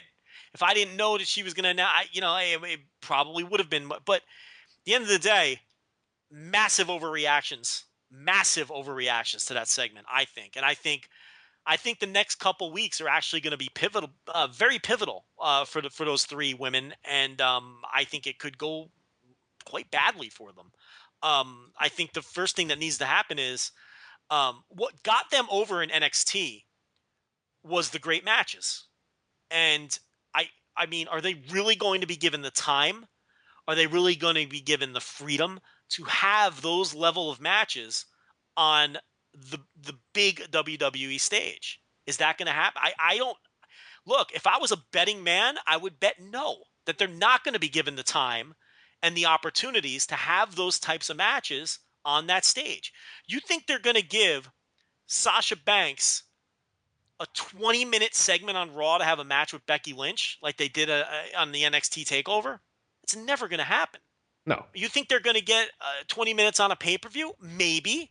They have a better shot at that. But I don't think it's going to happen. They're going to have to get over. They got over with their ring work in NXT. But, now Charlotte is going to have to get over on her ring work in 6-minute matches. I don't know if they're capable of doing this. And I think that they're all good. And it's like, I think they're great, yeah. But especially Lynch and Sasha, I think they're great. I think they're awesome. But the fact they're the best women's. I think Sasha Banks is the best, and I said it a few weeks ago. I think she's already at this point the best woman that WWF has ever had. WWF has ever had. Presented that theory to me months ago, and I could not come up with another one, just based on WWE work. In a year, she's 23, by the way, and I would say already she's already had the best in-ring career of any WWE female wrestler. And in fact, I'm not sure you can make a cohesive argument for anybody else. I mean, who would be second? Trish Stratus? Yeah. What Trish Stratus match? Yeah. What? Forget her match. I know. I heard people, and I was just like, no. It's like, stop. What Trish Stratus match can sniff any of these takeover matches that Sasha Banks had? I mean, I don't. You got the Mickie James one. You got a few little ones here and there, but yeah, those are. I mean, I think the whole game got changed when Natalya and Charlotte, and then Sasha and Charlotte, and all those. The whole grading curve just got changed. It's any match prior to that, forget it, throw it out. Yeah, I mean, even the legendary All Japan Women versus Alundra Blaze stuff, those matches they weren't that great. They weren't that great. Go back and watch them. They're not good. They're not that great, and it's like. They're not All Japan. I know people think, oh, well, it's Aja Kong, so they're not good. They're not that good. Right. I mean, obviously people like Aja Kong and Bull Nakano, their careers dwarf Sasha Banks. But we're just talking WWE here. Right. WWE matches, WWE rings, bell to bell. I mean, she's already the best. But I have more questions. Yeah, I was moving forward. Yeah, I'm kind of worried. I'm worried about. I'm shocked that people thought that it was some kind of seminal moment, though. That's why I sent out like a yay or nay thing and saw what people said, and like the overall majority, there was like one or two that said nay, and then the rest said yay, and I was like, okay, well, I guess I'm out to lunch here. A lot of people in the middle, to be fair. Sure, a lot of people are wait and see. Yeah, but it left me with more questions than answers. I did not come out of it thinking that we saw a revolution or. I'm not thoroughly convinced that this is going to be, they're going to be pushed on an equal level playing field. Not even close to any of that. I don't see it. So I don't know, man. I don't know. I wish I could say better things about it. I really do. And I hope that eventually they get time to prove themselves the way they did in NXT, but I don't know if the big guy is going to allow it. See, yeah, it wasn't, I thought if they were going to do that, if they were going to really, it would have to be a really quick, like, as I said, a revolution. Like, they come out and they completely change the game and they say, okay, that was old, that was that, this is this. Yeah. I didn't get that one. I got no. You're divas. You're now WWE divas. Yeah. You might be good. You might be better wrestlers than a Rosa Mendez or whatever, but you're still a WWE diva. And you're going to have weird Dragon Gate style 3-way 6-man matches. I mean, is that what's going to happen here? I don't know. Because, if you're having these 9-person matches, no one's getting over. No. Naomi's going to get over just as well as Sasha. How are you going to get over in 6-man tags 5 minutes, or 3-way 6-man tags? That's, I don't know, man. I got a lot of concerns. A lot of concerns. I'm with you. Sasha Banks should have came out there and beat Nikki Bella in 3 minutes. Yep. I'm a woman, you're a diva. The end. Boom. Bank statement, you're done, gone, bye. Let's go. But no. All right. Something I want to talk about here real quick. I think this will be any other topics you have before I got nothing, brother. I think we okay. We've exhausted everything. I want to talk about. We're not going to bounce around Japan. No, we stayed in Japan for quite a while earlier, so we'll stay there. I do want to bounce to America here and Destination America, Ring of Honor. The ratings came out for their most recent show, and they are not good. Ring of Honor has been doing okay ratings, getting kind of close to TNA on certain weeks. This week, not so much, and I have a kind of interesting theory, and I want to see what you think, and I'm sure same theory that you have, but let's look at these numbers here real quick. I have it going back all the way to June 3rd. So this is 1, 2, 3, 4, 5, 6, 7 shows. So I have their total viewers on those shows. Sure. I'm going to use the APM hour, but I suppose we could use both as well. So, actually, what? Well, I'll use both since that's, I think that's fair. Let me do a quick little calculation here so we have it. Okay. All right, so I have the full sum of both. So this is the 8 p.m. show. This is the first run, and then also the replay that comes on after TNA. So the first week that we're going to look at here, June 3rd, they had 273,000 people total watching those shows. Mm-hmm. As we said, not that bad when you compared it to TNA. The next week they had 299,000. Week after that, 272,000. Week after that, 330,000. So that's their high so far, and that's the June 24th show, 330,000, as I said. July 1st. 238,000. July 8th, 262,000. So we're on a good. I mean, we're staying within a pretty good range here. It can fluctuate by about 50,000 or so, but for the most part, we got this range. July 15th, the last show, this week's show, 169,000 combined. 80,000 for the first run, 89,000 for the 10 p.m. run. 80,000 for the first run. It's not good. And more for the second run. Yes. An extra 9,000 picked up at the second round, which is after Impact. So you could potentially assume that maybe 9,000 people that were watching Impact stuck around and said, what it tells me is it's just completely random and no one's turning on the show. It's just people already watching the channel and everything. That's kind of what I'm thinking. It's because it doesn't make any sense, and that pattern hasn't existed prior to this week. Look, I talked about it a couple weeks ago. I don't know if this is where you were going with it, but I had speculated that it's entirely possible that the New Japan matches is what brought people to that show. And it peaked with the Nakamura Styles, the Nakamura Strong episode, correct? I did, yes. Yeah, which was the match that had the most hype coming out of those shows. And at the low figures that we're talking about, the relatively low figures that we're talking about, the hardcore audience turning on to watch the New Japan, the highly regarded New Japan versus Ring of Honor stuff could make that much of a percentage difference. Sure. When we're talking about numbers this low. And I think it's too early to say, but if the next week or two come out in this same range, because 80,000 is a bad number. That's not Lucha good. Underground does that sometimes. On that station, that even less people than Destination America. Well, what's troubling is that they lost 93,000, so they lost more than they had total. Which is terrifying. I feel like people came to watch the New Japan stuff. Well, and what's an interesting theory about that too is, so you look at the cards, and July 8th was the first non-New Japan one, and they still had 262,000 people that tuned in. My theory is that they turned that on not knowing that was the last New Japan one, watched it and said, "Oh, well, I'm done." Absolutely, entirely. And they were done because the next week, yes, 80,000, 93,000 of those people said, took off. I'm gone. Because thank you. We know the New Japan tapings are done, and that's why I say the next week or two, that'll tell the tale. I mean, because what else would have turned off nearly 100,000 people? Nothing. I mean, what's the only thing that's different?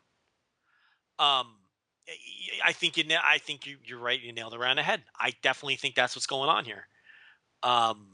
It's too bad. I don't know. We don't know internally what the expectations were.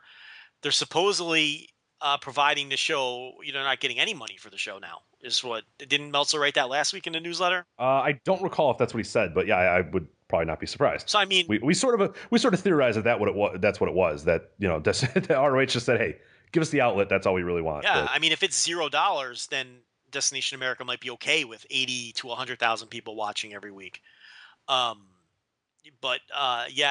lost in all of this is TNA did their second worst number this week. Exactly. So it's not good. I mean, it's really talk about the Wednesday Night Wars. Well, the Wednesday Night Wars is that nobody is watching any wrestling. Is apparently what the wars have done is that people are just turning it off in droves, and It's too hot. It's too cold. It's too rainy. Who knows? But what's kind of fun, I want to look at it. The trend of this as well is really disturbing. If I was Ring of Honor, is that looking at the APM, I want to look at just that first run. From their debut week, we'll go to the second week, the 610. They lost 2,000 viewers. Not a big deal, 2,000 or whatever. The week after that, they gain 11,000. The week after that, they gain 13,000. Then after that, they lose 28, and it's 28,000. Lose 29,000, and then this week lost 48,000. Yeah, it's not good. Not good at all. No way. And it was summer. It was summer in late June as well. So yeah, but I mean, people going out and having fun on summer. Look, you know how I feel about that stuff, though. If it's good, people are going to watch. I don't want to hear it. Look, week to week, small trends, okay. But the swing that we're talking about here, I'm not going to blame sunshine or rain for that kind of shit. I don't listen to that shit. If you're giving people something they want to watch, they're going to watch it. Right. So they'll open the windows and watch it with the windows open if it's a nice night out.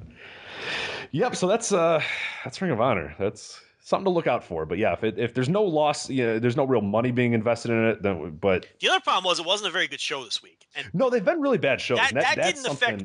I don't think the bad show this week affected the bad rating this week, unless we saw. No. Unless we saw quarter hours that dropped significantly. But I didn't. Yeah, all I saw was the raw numbers. When you're trying Wolf Ferrara out there, I mean, and it seems like noted draw BJ Whitmer is on TV every week. I mean, what are we doing?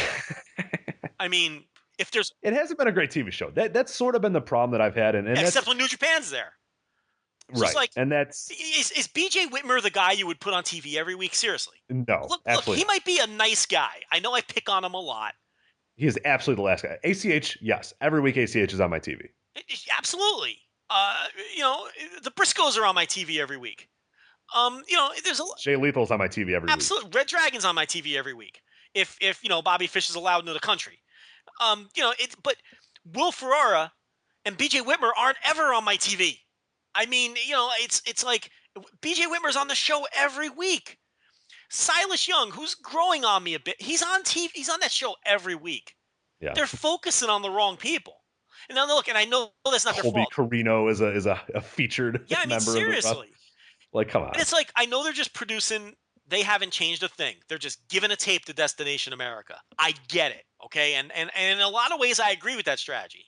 We talked about that when they got on there. Don't change what you're doing. Just do what you do. And if people like it and if it's good, they'll pick up on it.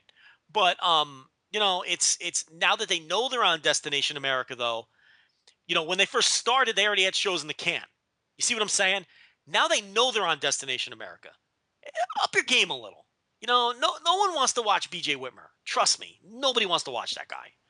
So, that's no way to build viewers, doing angles with BJ Whitmer every week. I don't know. Not good. I want them to get picked up at the end of this 6-month trial. I really do. I do. Yeah. I want all promotions to do well. We'll see. Give it another week or two and to see if this trend continues. Maybe it was just a random thing, but it doesn't feel that. That's not what my gut's telling me. No, it's bad, and that trend. A lot of the trends are not good. It wasn't just a one. I mean, it's been now 3 weeks of losing, 28, 29, and now 48,000 people. That's not good at all. Joe, any final thoughts before we get out of here? No, man. How long? I don't even know how long this. It's a long fucking podcast. I had a feeling it was going to be. So it's all right. Up a couple times. I don't know the total running time. This is going to push the record, I think. So it's going to be close. I have nothing else. I'm dead. I would like to eat food at some point tonight. So anyway, for Joe Lanza, I'm Rich Craich. Of course, voiceofwrestling.com, voiceofwrestling.com/forums. We have affiliate links at voiceofwrestling.com/WWE shop.